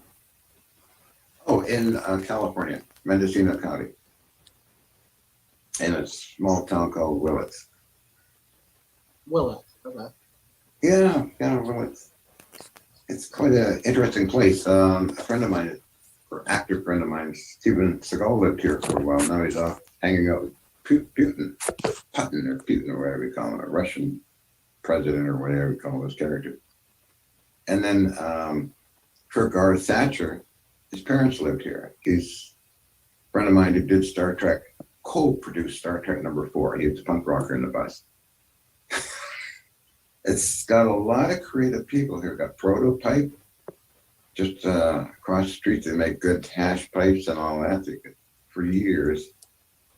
And a lot of creative people here, some of them. And this is where I met the ravens.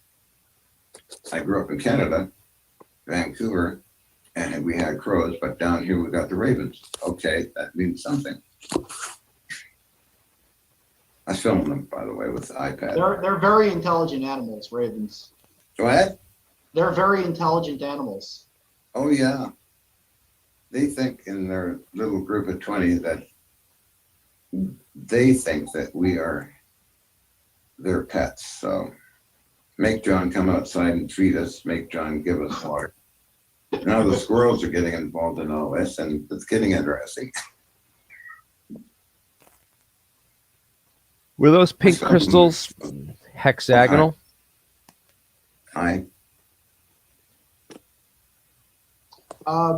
Charles Crawford also mentioned that you were offered a job by Boyd Bushman to work at Lockheed, and you shared the email on your website. Yeah. Oh, what website's that? A job for you were offered a job at Lockheed Martin, and instead of taking the job, you posted the invite on your website. Oh, I wonder whose website that is. There's a pirate website that takes money, and the owner of it is actually a criminal. He's wanted on he's had 103 convictions, and it's also there's a $5,000 reward for him, the whereabouts of him, but we think he's in the Middle East. Anyway, that's John Hutchison. No, Hutchison.ca, I believe. Then Nancy put on the website, johnkhutchison.com. But yeah, there's a lot of pirate websites. You know, I did report to the FBI and also Canadian Security Intelligence Services about this website, but nothing's ever been done about it because people get ripped off for money and that kind of thing. So thumbs over the I do that a lot. Right. John, is there any equipment or anything specific that you need in order to finish your lab? I'm looking for vintage naval radar gear and any capacitors that are big ones, 20,000 volts, DC low inductance type, that kind of thing, X-ray transformers. There's a gigantic scrapyard about 60 miles away, and I scored already some heavy capacitors. They're three-phase type, low voltage, around 2,000 volts each. I think I can get enough of them put in series, and they have quite a stockpile of them. So I'm going to be going there to all the scrapyards down here and then look around for X-ray transformers. I do have small ones. They're only a couple 100 pounds each, but they're powerful. I'm looking for the type I used to have. They weigh around 1,500 pounds, something like that. Yeah, a lot of this equipment is very heavy. We have a forklift to help bring it in from the trucks. Oh yeah, well, we used to have in Vancouver there, crosstown carriers, $35 an hour with a crane truck. But you see, Vancouver was loaded full of this stuff, and they didn't want it, believe it or not, and they would give it away, and they'd even pick it up, put it on a crane truck, and drop it off at my place. Because, you know, for them to take to a scrapyard, scrap people won't give them hardly anything for something like that. And the scrap people really don't want it. Because they have to take rid of the oil or PCBs and go through all the winding and they get the copper and stuff out of it. It's not worth their time. So much of this stuff is, and turn of the century stuff is free too. KS Model Electrical Machinery in Vancouver just donated all this stuff to me. So it was magical at that time. Yeah, it seems to be. Actually, the best equipment that I have here at the lab ended up coming here for free. The stuff that you pay a lot of money for doesn't work. That's what I found. It's sort of like the universe just brings it to you when you need it. Oh, yeah. It was pouring into my place. I was in the 80s actually, and then I was pouring into my apartment because when working on the warships for 5 years, my job was dismantling the cannons and normally electronics, and I never asked for any money because I already got funded by Germany. So I just said, no, Wes, I want to learn everything about these ships, and I'll take apart the electronics and artillery and stuff like that, which I did do. Each ship was about a year long, and I learned a lot, had a lot of fun, loaded up the apartment with a lot of goodies and things, and started the levitation effects again, which was pretty dramatic, actually. There was many people that came there. There was Dr. Ludwig from Germany, Thurston Ludwig, there was scientists, there were TV people, just endless. One day I was doing 2 TV shows for Fox. I think it was National Geographic TV and Film, Bermuda Triangle stuff. You know, they just want to compare, okay. And then working with Robert Kiviat of Fox TV and Jonathan Frakes of Star Trek. That was a wild thing. Ghost best evidence caught on tape. I didn't care what, they do. I just, okay, let's do it. So they'd film all that stuff. But anyway, I had a lot of money, and I didn't want to complicate things with asking for money, just things. So, wow, a lot of things went up to that apartment, and I had to reinforce the whole thing with chains and eye bolts and turnbuckles because it would collapse the apartment, what I put in there. It was 18 tons measured when we sold it. And regret kind of selling some things, but that's...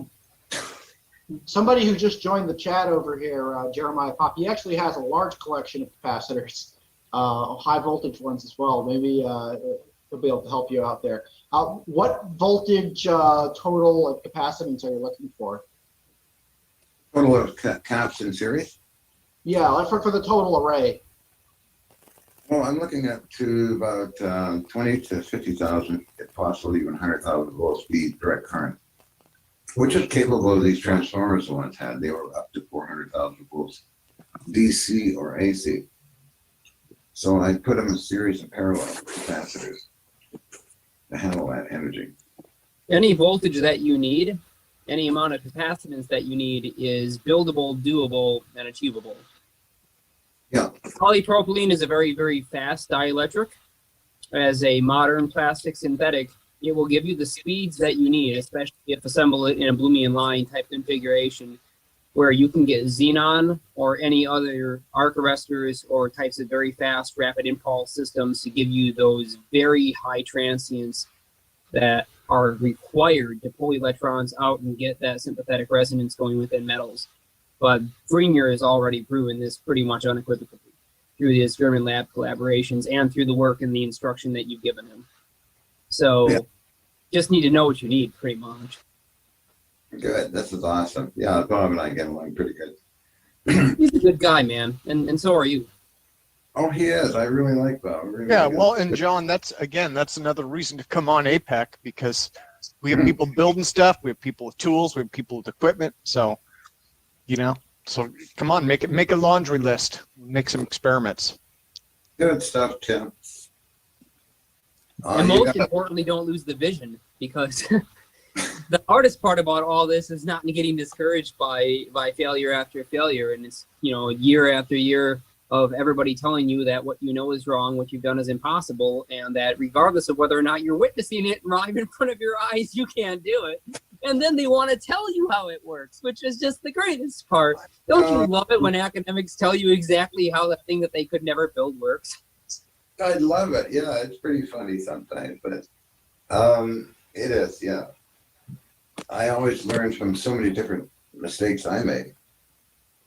Oh, shouldn't have done that one. Okay, let's do it this way. And then you go over it, over it, over it, over it. Oops.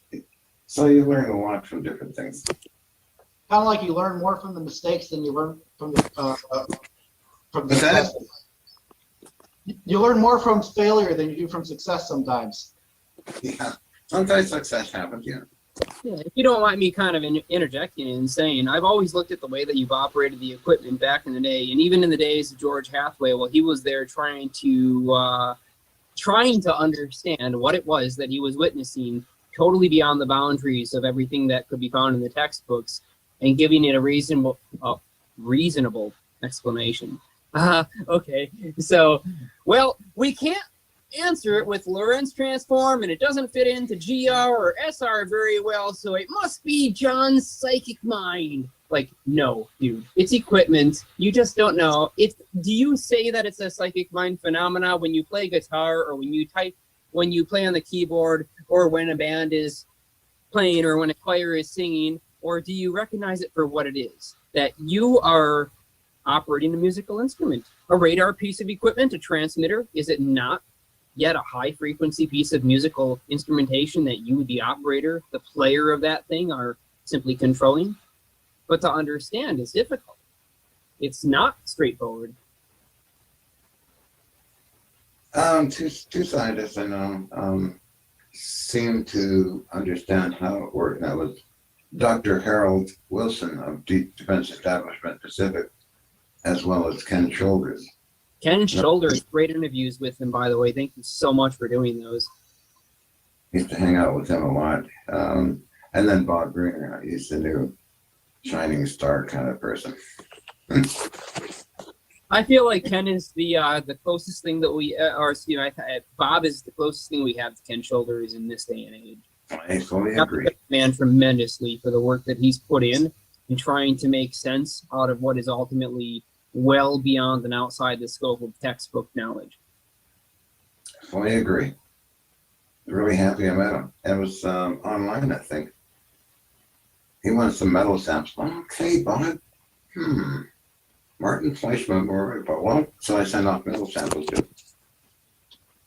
Well, thanks to you sending those and the SEM data that was acquired from that, and the variety of other spectroscopy mechanisms that were used to verify, validate, and prove unequivocally that these samples transmuted, new elements were found, there was absolutely an atomic change, neutrons were transposed, protons were transferred from one segment to another, and then the extra production of hydrogen and a loss of mass into a gaseous form. All of these things proven, not just questionably, speculated upon like previously, but proven with proper equipment, has opened the doorway to showing that what used to simply be called the Hutchison Effect is so much more.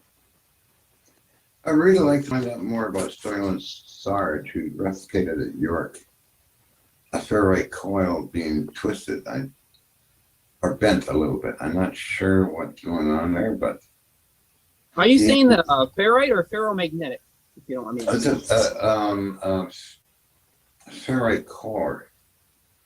Oh, I know exactly what you're talking about. It was a ferrite rod, approximately 8 inches long, RF, 500 megahertz capable, and its end at the last inch bent about 6 degrees, probably more like 6 degrees at the end. It twisted. The whole ferrite rod itself was a solid material. Those things just don't bend. Yeah, they're solid, but it bent, and it was clearly documented in the picture that it had a bend in it. I think that's a long time ago now too. He sent me pictures of it, and I posted them on a blogger I have. I don't know how to really use Blogspot, but before YouTube, I was just posting everything, tons of stuff, like up to 1,000 blogs or something, but I still don't even know how to use it. I'm not that computer. Do you mind if I ask you about your xenon lamp? In fact, instead of asking you, let me just grab it. Oh, good. Okay. John, if you need any RF amplifiers, we actually have a couple spare. Oh, those. Yeah, I used to find those on the warships. Nice.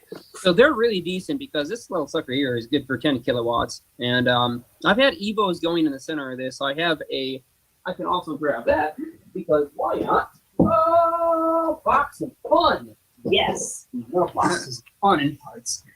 Because you can't have enough of those. So anyways, this coil slips around the outside, necessary for the field control. Toroidal has the monopole system set up to push it right and left. The problem is here really the electrode spacing, and the lamp that you use, it's even higher pressure than this one. This is a 8 kilowatts, yeah. This is an 8 kilowatt rated lamp. that you used in your experiments has an even sharper pulse. And if I backwards analyze the video and audio footage, I haven't really shared any of the information that I pulled from that publicly with anybody, but I did do the full engineering analysis on it and found that your systems ring, they sing after they discharge. So at every single pulse, and you probably heard this in person, you can hear this thing ringing like a bell. Yes. It doesn't show up so well in the video, but it definitely rings, and there's a continuous resonance that's emitted. According to Bob, through the quartz glass, these objects can actually exit, or they catalyze something on the outside that can then be moved through the electric fields into the sample. And then you can start to rip out electrons and get the vibrational resonance between the lattice space and all the atoms. Back in the day, in fact, you actually posted a video that I unfortunately seen get taken down again and again, and I think you kind of stopped trying to keep it up there. But you had gotten somebody to make an animation for you that showed individual protons suspended and the electrons basically vibrating, and it would show in your video, and this is way back at least 10 years ago or more, the electrons being pulled so far outside that they break off the covalent bonding lattice and become free. And at that point, there's no longer any bonding, so the entire material structure that would normally be a solid metal collapses and starts to suck in on itself. The neutrons, the protons, still trying to bind into a coherent matter state much larger than the original, or I should say much more compact in size than the original metal sample. So I found that particularly interesting in terms of trying to rip out electrons from samples using these super fast impulses. But the trick was we didn't use ions at the time. And so we got some interesting results. Once again, one of those things that I never reported on. But we didn't get that full metal softening because I was unwilling to turn up the power and unwilling to feed these things. I was afraid of radiation, still am, terrified of it.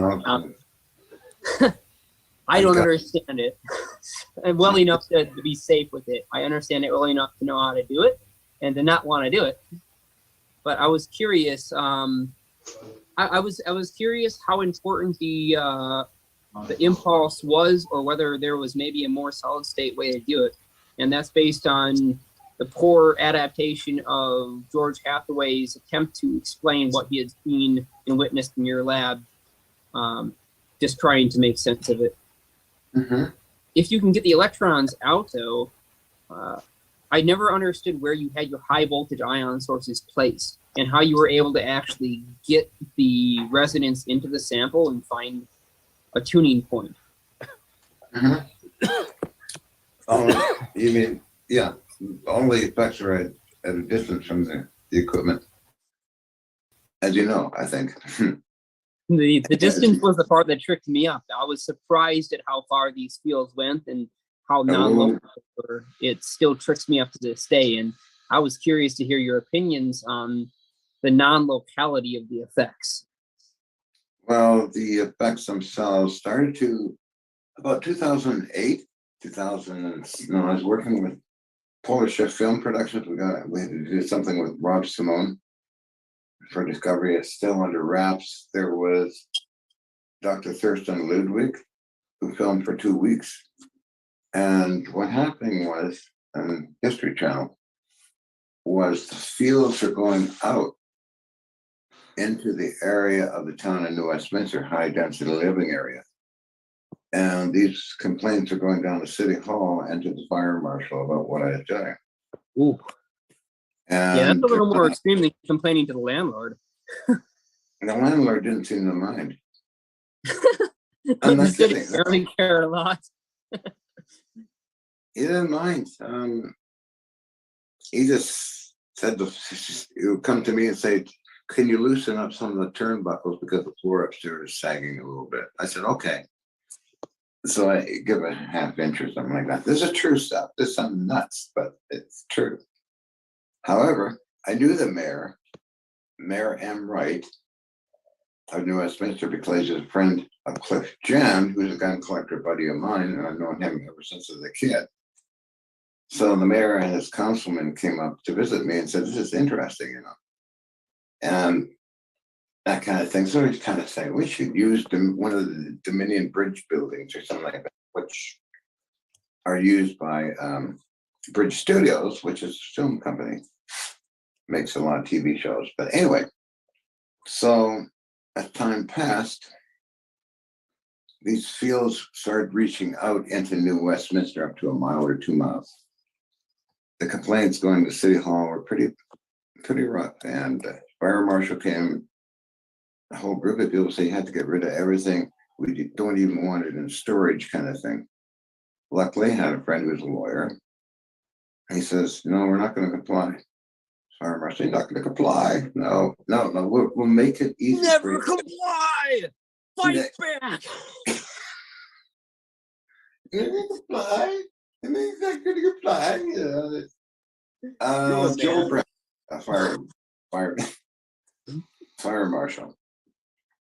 And no, and then there were some meetings and so we'll do some things that take some things off the balcony and lower the weight limits if that's what you're concerned about, although the engineers passed it. No structural damage or anything. I have all these reports still. So anyway, as time moved on, we complied. And then other things happened in my life. Took off to Minnesota. Minnesota. That's an interesting place. I never did know the full story of what happened after Vancouver and after when you ended up coming to the States and doing some experiments like that. Was a whole missing piece of history that never got reported on properly and was just non-documented for the most part. I guess that was for the best because probably you would have never gotten as far as you had if there was too much attention and too much heat. Meet up with Nancy. I mean, women are first. And other things can take a rest. Feel free to tell your wife too. My thanks and thanks from our energy research group on the crystal power cell adaptations and the shared knowledge that was conveyed through that. So thanks that I will pass on from them to you and to her for helping make that video series and trying to get the information out there about magnesium catalysts and long-term power solutions that even if they don't necessarily, generate much current, they can run for 20 years or so if built correctly, and that's still a big deal. Yeah, thank you. So let's see, 2009, I left for Minnesota, stayed a year to return to Canada, did the flight thing, you go around through customs and back around and out again. And then Nancy was coming to get me. Go to the Gulf. Time to sell the lab and time to load up the trailers and shipping containers. Nancy put a lot of work in working with customs, brokers, the ATF, and others, and finally it all went, and I just, cheerio. I didn't get through customs the first time. You mean personally they stopped you from physically passing through, or you just couldn't get the equipment? Well, I was told to bring certain papers next time I'm going into the United States, which I didn't do. So I said, okay, I'll get all that documentation for you. They want to know, my agents and bank accounts and all that. So I did all that stuff. And then they said, well, they looked at it when I returned again, go through customs, and here's the paperwork you requested. And they looked at it, took photocopies, and said, well, welcome to the United States. Have a great time. I said, thank you. And off I went to Minnesota. We've got 3 affiliates in Canada, and I'd love you to meet at least 2 of them because they're quite interested in reverse engineering and fully understanding what was probably originally an accidental discovery, which ended up becoming a lifelong pursuit. And they want to carry, the best way I can say it is they would want to carry on that heritage of the discovery and not have them lost to time and not have them obscured by data that was not understood. But if you're interested, I'd like to try and get you guys connected because they're out there in CA with you, and they're also seeing like the whole trucker rebellion that's going on and the absolute chaos that's unfolding with Trudeau. And so Jeremiah, he's in California. He's where now? He's in California. For some reason, everybody's talking at once. I just need it. He's in California now. Oh, he's in Cali now. Oh, well, that's perfect. I have somebody else that's right out there that would, oh boy, this is going to be fun. I've got it written down to a particle. Yeah, I did write that down. I will ask to see if there's a possibility of communication. I do believe I have your email already. If not, I know that Tim has it, and you're on the list. So I will see if there's a possibility to connect you and somebody else that's going to be able to understand you and read through the cryptic language that's necessary to use for communicating these ideas, especially over teleconference. So if you're interested, I'd like very much to connect you guys because he's got a system that works now, and it does in fact produce the cannonball effect. The best way I can say it without saying too much, it will do that. So I think that there's a unity there that's going to be even beyond my own understanding that you and him could probably work together on. And let me see if I can bring you two together. But I guess we'll find out. Just a minute, oh wow, I got a low battery. I can plug it in downstairs, keep going at it. Yeah, feel free to go head downstairs and grab a charger if you want to stay on. I mean, this is actually the first time we've really gotten the chance to speak more on a video conference style, so you can actually see what my young punk face looks like as a 35-year-old researcher. I mean, I got a lot of aging to do yet, so. Got low battery warning, and it takes a while for it to charge when it gets low battery. I get that a lot if I'm trying to film animals. Because I stick the iPad just out in the field by a rock or something and collect up on the animals. But I mean, notice if it goes too low, then it takes a while for a recharge. I'm gonna go get a cigarette, I think.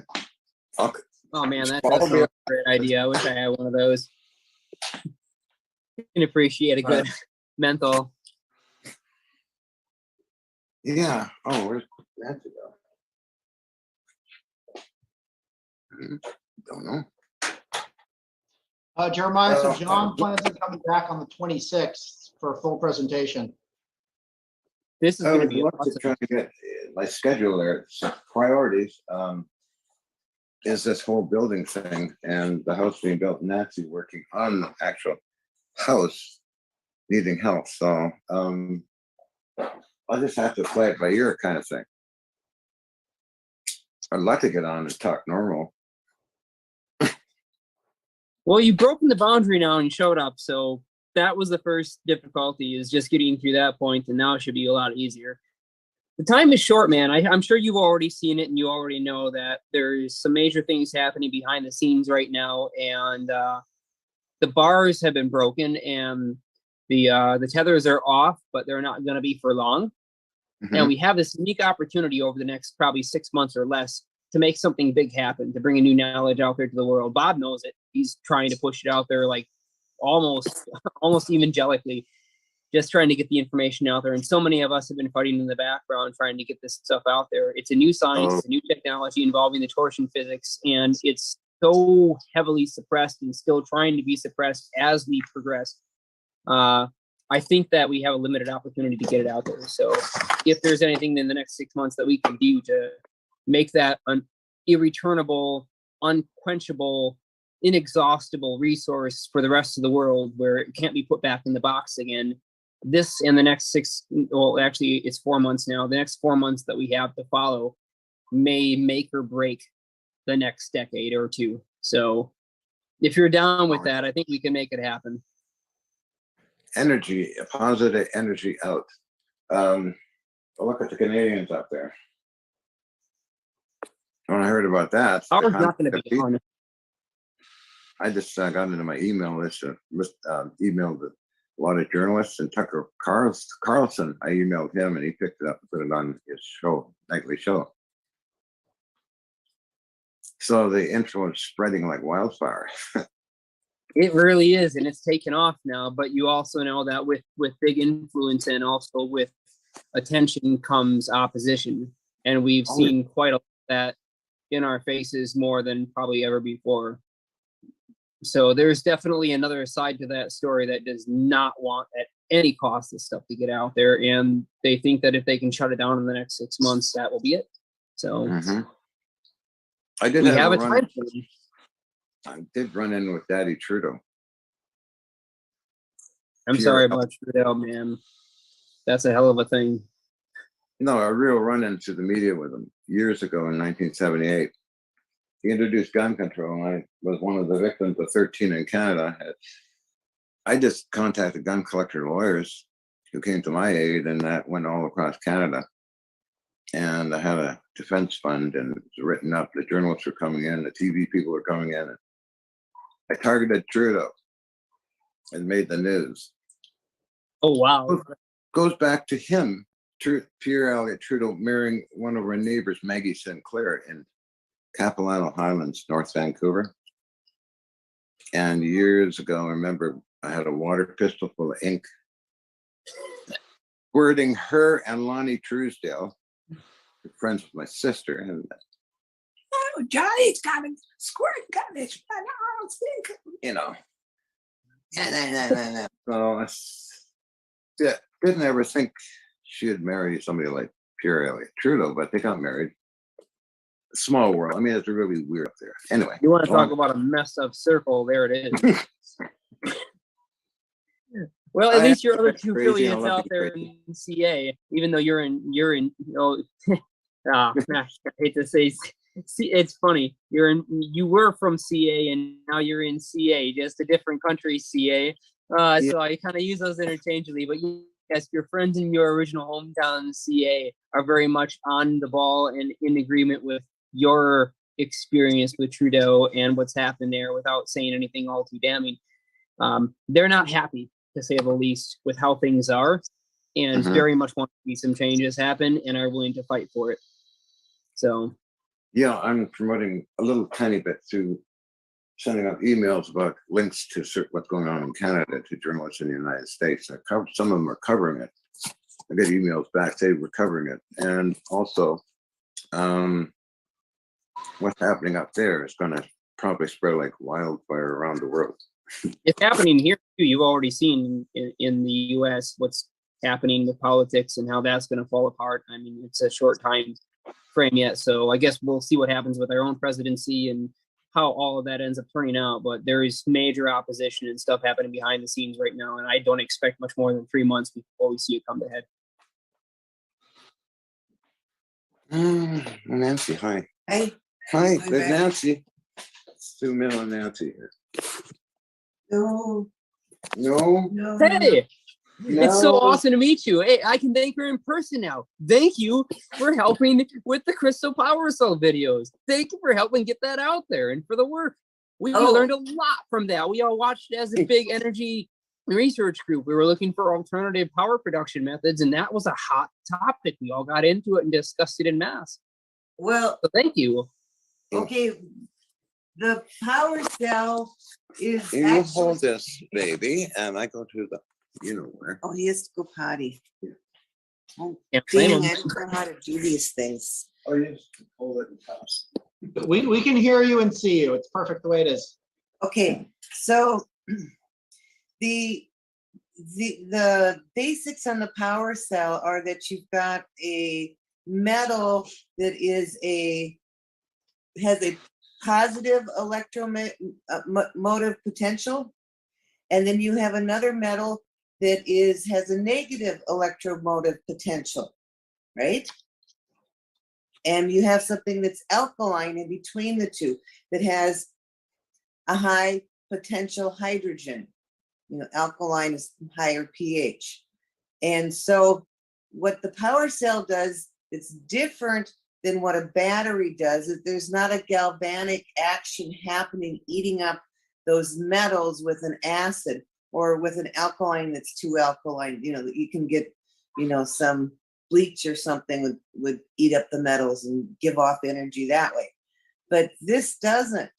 And one of the things that we've advanced on this is making it in, you know, when making that power cell, I mean, you got to hit it just right, and you got to get it in that cylinder, and you got to get your positive or whatever you're putting on the inside in. And a lot of times it can be difficult. So I figured out a way to make it a putty that you can actually just form, and you can roll it out. You can make, you know, strands of it, and you can use it between foils. So we didn't put that video out. We actually had Woody Neely do a business plan and is looking for people to, someone to invest in doing the next couple steps on it. But what I saw was extraordinarily important is that this is how life operates. In your body, you have minerals, and those minerals are actually metals. So you have your metals that are negative, and you have your metals that are positive in your body. And then you have your system that is picking up the energy that happens in between these minerals in all life. That's how life operates. It's like, I don't know, the Star Trek Voyager. Oh, there we go. Those gel pack thingies. We could get there. But anyway, John's back from the bathroom, so you probably want to talk to him. Well, no, actually, I also enjoy quite a bit talking to you too, and so don't go away quite yet. I mean, the both of you together are a powerhouse, and I say that because it's been a beautiful collaboration to work together. And, We got a low battery mode, so John, you got a low battery. He's trying to plug in. Yeah, that's okay. In fact, if you have to ditch the video to save battery, that's fine because we can hear you still. In terms of the catalytic alkaline reaction, I just wanted to ask you the question. People mistake it for batteries all the time because they think that there is this degradation reaction where you're losing material and you have to put power in. But to me, it seemed like because it was an alkaline catalyst, but not an actual chemical reaction in the conventional sense. You already had a plenty large amount of DPF in the background, oscillations that are already existing, but they needed some kind of polarization to force them to move in one direction. And you created the conditions under which you can naturally have the ambient power flow rectify itself in one direction. And it was just a matter of actually balancing the cells so that they didn't act like batteries, that they weren't galvanic. And that's when you probably got the best output. That's what we kind of discussed publicly. So I was curious in your opinion of that. That sounded like a Jacob's ladder thing with like different resistance levels for pulling off so what happens is you can take the energy off of that cell and you wait however long, a second, a half a second, 10 seconds, depending on the cell, and it recovers. Okay, but I figured a way how to just draw that current off on a constant. Okay, so that what you're taking off of it is equal to what it's collecting, which is that potential, the difference between your positive metal and your negative metal. The difference between that is the voltage that you get off of those cells. So if you're okay, and so your amperage is determined by the surface area, and there's a whole bunch of tricks like using sandpaper and other things to give you lots of surface area so you can. And the other thing is that it loves a spiral. I've made them out of just a spiral of wire, two different wires. What was it? Copper and aluminum or silver, and then a little rope of the putty and around it, and made it in a spiral. And that was one of the best ones. And I've made them on like a little tiny silver plated screw, jewelry screw. And so with silver with aluminum foil, and it's that putty in between. I got a volt off of that. Oh yeah, that was a good one. That's not bad at all. So you just got to get your point in contact, and and just make sure that you make that ideal contact between your two dissimilar metals. You've got your electropositive, your electronegative, and then you've got that band gap, as I'd like to call it, but probably more metaphorically speaking, I'd say it's like a singing bowl. It doesn't take a lot of energy. Say, for example, if you have a Tibetan singing bowl or a quartz resonator, to run your finger over the rim, of such a device and get it singing. But if you were to put a speaker on the side where you actually detect the antinode and try to pump that, it would take a lot of continuous energy to keep it ringing, yet a very small amount of motion and stiction will create that same amount of resonance and that same volume output. But the energy input is incredibly small. And here's the craziest part. You're putting in a DC continuous motion, and you're getting out a fluctuation that's so fast and rectified. But no, if you mess with the shapes, like I've made one out of a Mobius. Now that's a really interesting one because you've got all these different voltages and amperages all along that Mobius. I made spheres, and I've had several different shapes give off both DC and AC power at the same time. Yep, you got a sphere going. Oh, wow. We've been messing around. Yeah. Wow. So anyway. Another one there. Yep. Okay, looking good. That we will talk about more privately off the live. That's stuff that I can't talk about over even a transmission like this. It's a little too open, but things to come down the border very quickly here. It's the time. It's the time now. So let's make a change and do it. Yeah. I'm sorry that I missed your earlier presentation. I kind of came in late. I was communicating with our other team members, and we've got them out from CA to CA on both sides, all the way from the up cold to the very warm shore side, and all across. We've got a new team that's now quite focused on this, and man, it's been amazing. But this is the time for sure. I think that we can make this happen. Quite interested if you guys are in trying to bring this out there in the right way to the right people. What is it that we're trying to bring out to people? You fire away, Captain. What is it? New energy and a new understanding of torsion physics.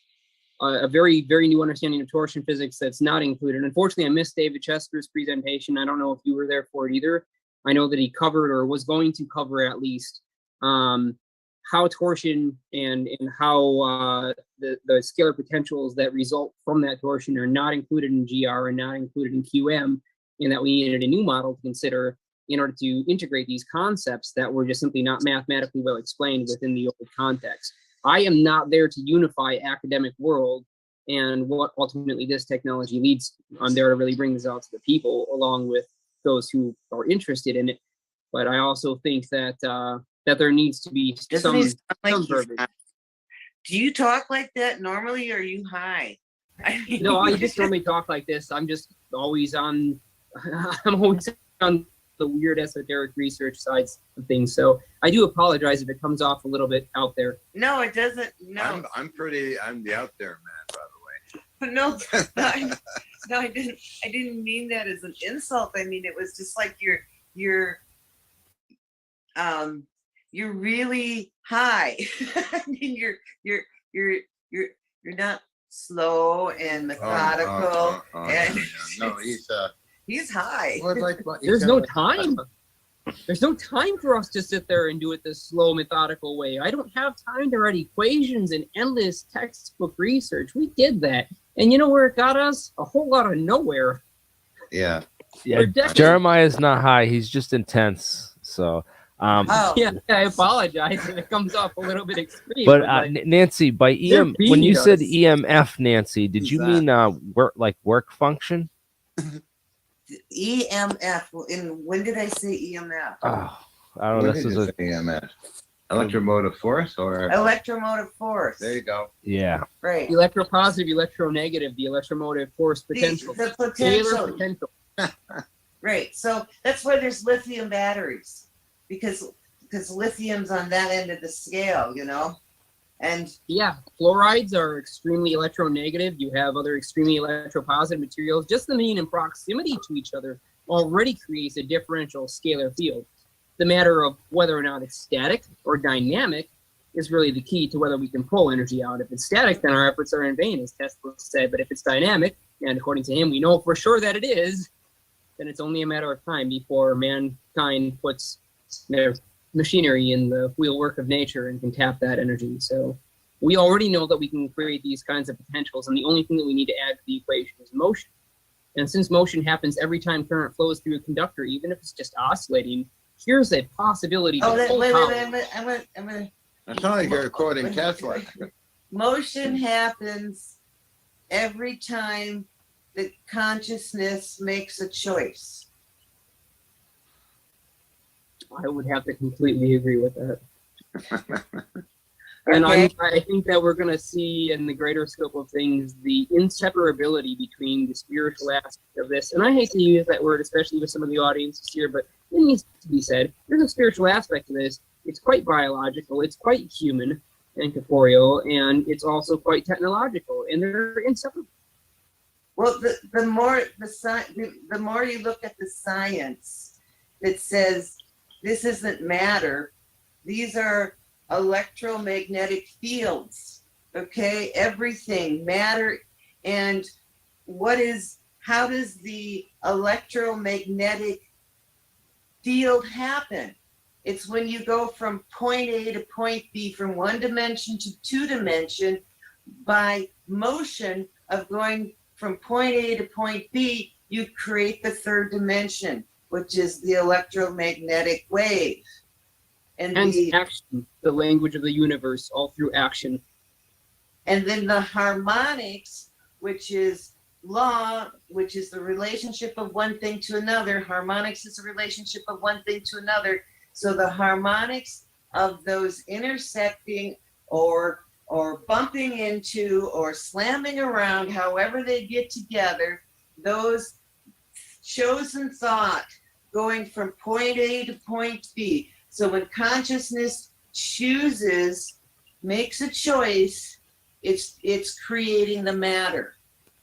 And it's this infinite choices and that create the motions, which then create an action creates a reaction, and at that point we can see it.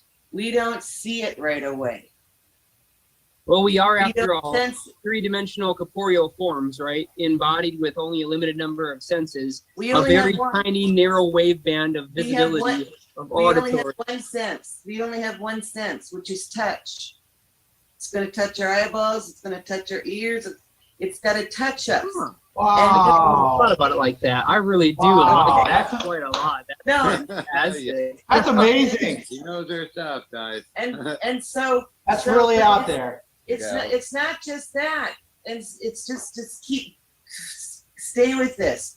And so there's this action, and so I have this, like, I'm reacting to the light waves, and I'm perceiving this 2D plane in front of me, because I don't see 3D, I can only see 2D. And then I got to extrapolate in my brain as I'm moving around and seeing different pictures that I'm building this 3D image in my brain, but I only perceive it as 2D. Okay? So, Right, yeah. okay? But so I can only live in the past, because all I'm doing is I have to react to what touched me, extrapolate and determine what that was. That was a light bulb, that was a red thing, this is a finger, that's John. I have to come up with that to comprehend my reality that has already changed. Okay? Right. And then you get that concept of linear time that comes out of it, making it look almost as if it was one continuous and contingent, unbroken cycle, but yet it's not. It's not. But if you move a grain of sand, you change the whole fucking universe. Yes, somebody else gets it. Thank you. And that's what we do, is we continually change the universe, because we're continually choosing an action, or we are observing a reaction. You know, it's the whole thing with the slit experiment. Oh yeah. The observer, okay? And That is such a misunderstood one. It is. It almost hurts to talk about that because it's so misinterpreted and so much baggage. But I think that I can summarize the conveyance of understanding exactly what you're saying by using a popular pop culture reference, the TARDIS, the Time Lord's machine, time and relative dimension in space gives us everything that we have, and it's all related to what happens when and where and how long it takes for those signals to communicate. The idea of an information horizon or a boundary layer or a space-time bubble, all of these things that designate the idea that the universe as we see it is not a continuous unbroken event, but it's segmented into individual chunks that can in fact exist entirely on their own and don't have to follow the classic thermodynamics laws, don't have to comply with Ohm's law, don't have to comply with any of the quantum physics stuff that we see as being necessities. These are a brand new area of physics that offer us huge possibilities, and they're still not yet being recognized. Yet they're being used daily by folks like you guys who are building devices that actually prove these principles and couldn't work without them. Oh, where are you? Oh, we're trying to, well, what are you doing? He's moving his iPad around. Well, yeah, I'm kind of, I made an iPad holder, but it's at the building. Yeah. So Not useful here though, but. Well, guys, I we can think see that, you well though. What? We can see you guys really well though. So you're both, you know, well, for the most part, anyways, in camera shot, and you sound good. Your audio is coming through nice and clear, so that's all good. So. Yeah. Yeah. So you know how we think that we're just, you know, the shits, you know, in this time period, like we're so smart and stuff, but I want to, you know, go back in time and see the guys that, how they built the pyramids and how they got the hell out of here, all that kind of stuff, you know. You too. Yeah. But John wants to go forward in time. So we're trying to figure out which way to bend the space and which way we're going to go. And we've been warned. And so with the Mobius, we can pick our points forward and back. So There's a doctor actually built a time machine with lasers. Dr. Malik wants to go backwards in time, but I prefer to go forward at least 100 or 200 years. Yeah, we got to get the cameras rolling. That's going to be a journey you'll have to go on probably alone. Even if offered, I would not go with you. No, I think we're going to start with like, you know, any like other life form that would, you know, think they want to go on an adventure and volunteer. You know, maybe we could throw in a weed plant or something and see what it does. Hey, John, all you got to do is build a ship that can go 1G, accelerate at 1G and spend about, 20 days doing that. And then you come back to Earth, it'd be 200 years later. I haven't calculated it, but it's something like that. Yeah, that's how you time travel to the future. You slow your clock down through special relativity, and then you come back to the same place, and everybody is much older than you are, and you are in the future on the Earth. But in your time frame of reference, your proper time only advanced maybe 2 weeks or 1 year. You see what I'm saying? Yeah, not quite the same as making that jump, but yeah, totally. Well, I mean, but I personally don't think time travel, the way it's described, works. And so this is a way to travel into the future. It essentially is getting to the future quicker than you normally would. But it's just the future of a planet like the Earth. It's not, the time runs differently at every altitude near every planet. There's no clocks ever run the same throughout. Yeah, even though it wasn't explicitly said, I hate to poke at it, but even though it wasn't explicitly said, I think we kind of had the background understanding that it would only really be ideal if we could go there and then come back again. It was the two-directional thing. It's nice to go into the future and we can slow ourselves down to the point where we don't age while the rest of the world does around us, and we can end up in the future, but then it doesn't actually leave us with any kind of advantage to come back to the past with knowledge. And that leaves us in quite the predicament. You might as well cryogenically freeze yourself at the same point, because you end up with the same kind of scenario. Even a perfect cryogenic system, you still can't.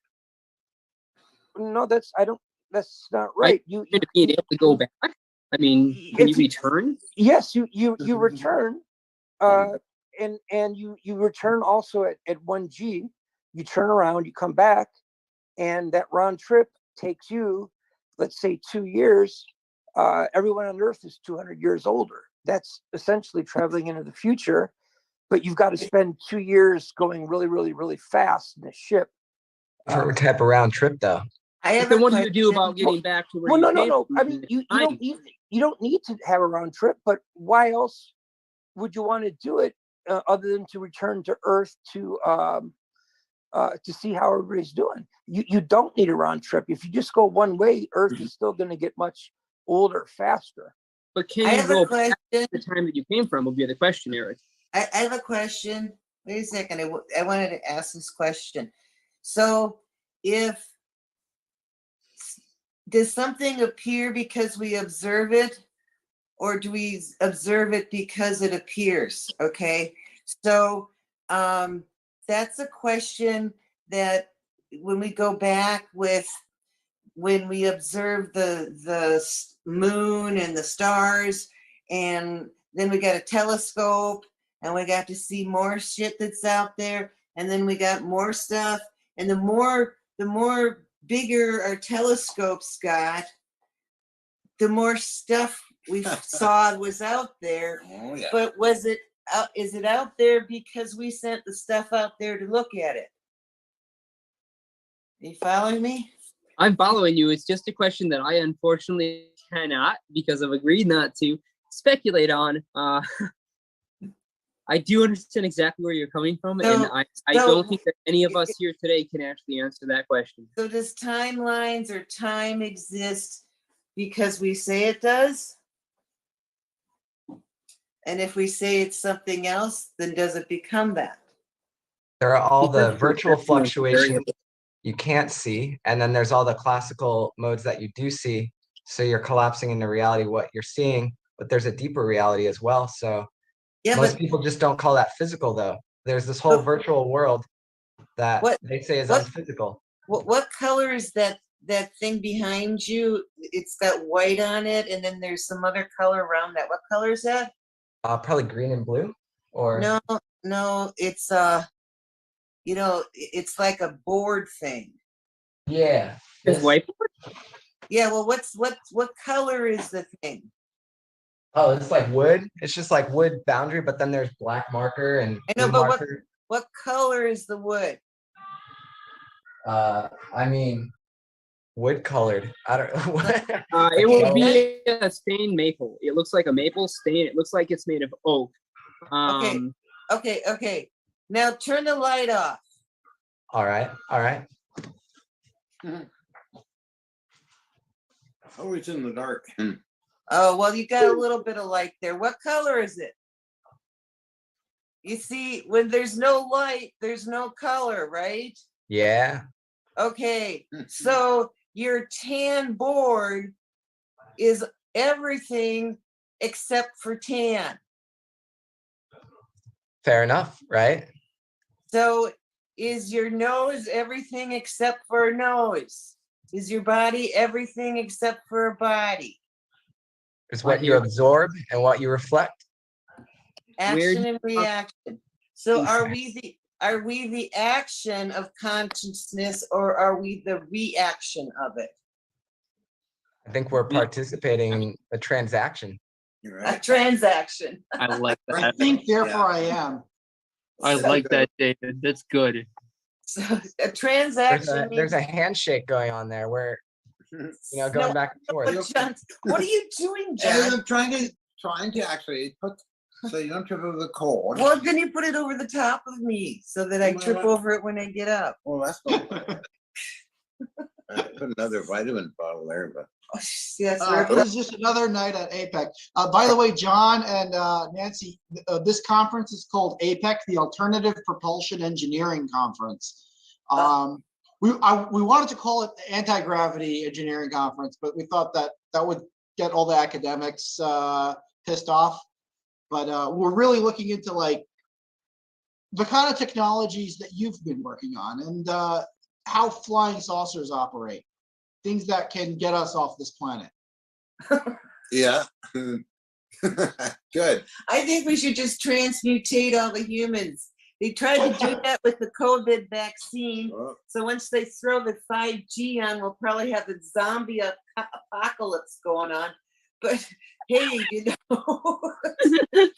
Oh man, I can't. You notice how the people complaining about the 5G are also talking about how Tesla's free energy device transmitting energy through the air. Imagine how much more harmful that would be. Oh, okay. Exactly. Well, I would like to Surprisingly, know not that as was bad as you AC think, or man. DC. I say Dyson. And I think, yes, well, you know, that's what happened out of that whole thing with the AC and the DC. Mhm. We got a great rock band out of it. AC. Oh yeah. John, how do you protect yourself in these experiments? Like, I know a lot of people in this field have gotten cataracts and condoms. What? How does it, What's that got to do with it? You want to know how you protect yourself? And I said condoms. Who did? no, from the RF. You can't make that up. That's fantastic. I think I'm gonna cut the live stream before we get banned by YouTube. So let's make this private, guys. All right, thank you everyone watching, man. Before this gets, please don't report this, please. Oh, yeah. Well, gasoline or Vaseline. John loves that. John buys Vaseline by the gallon tubs of it. You know, Yeah, I love Vaseline. He loves that. Hey, those doors were squeaky. You know, you can't have hinges It's a squeaking. good protective. Knobs Yeah, squeaking. best one for anti-rust. Got Anti-rust. gotta No, keep- not anti, but gotta keep the wheels moving. gotta keep those wheels and things That's moving. right. Slow and slippery and well greased, Captain. Mm-hmm. It's an old method, but it works. Yeah. Oh yeah. I mean, you buy gauge blocks from any kind of outlet, and you're still going to find that those gauge blocks have petroleum jelly rubbed all over them to keep them from rusting. Yeah, It's an old method that's never going to die.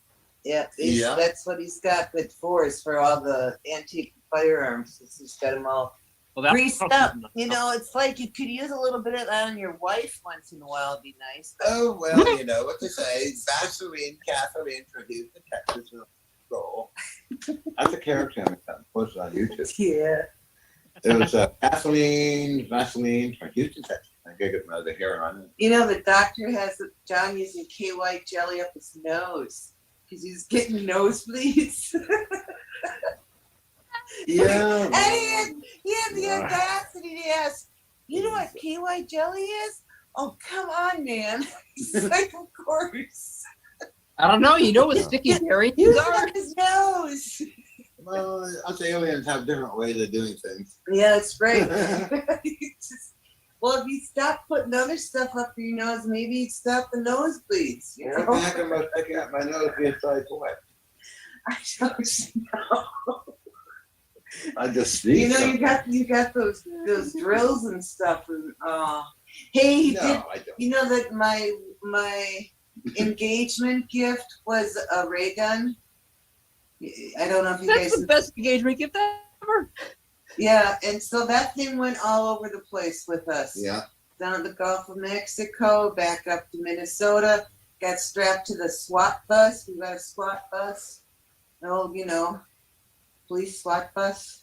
Mhm. And we put the ray gun on top, and we had the equipment in the bus and headed out to Oregon. And then it was up in the tower, and then it had to get pulled out of the tower. Yeah. Yeah, And didn't now- you guys bring that with you when you went to remediate the oil spill?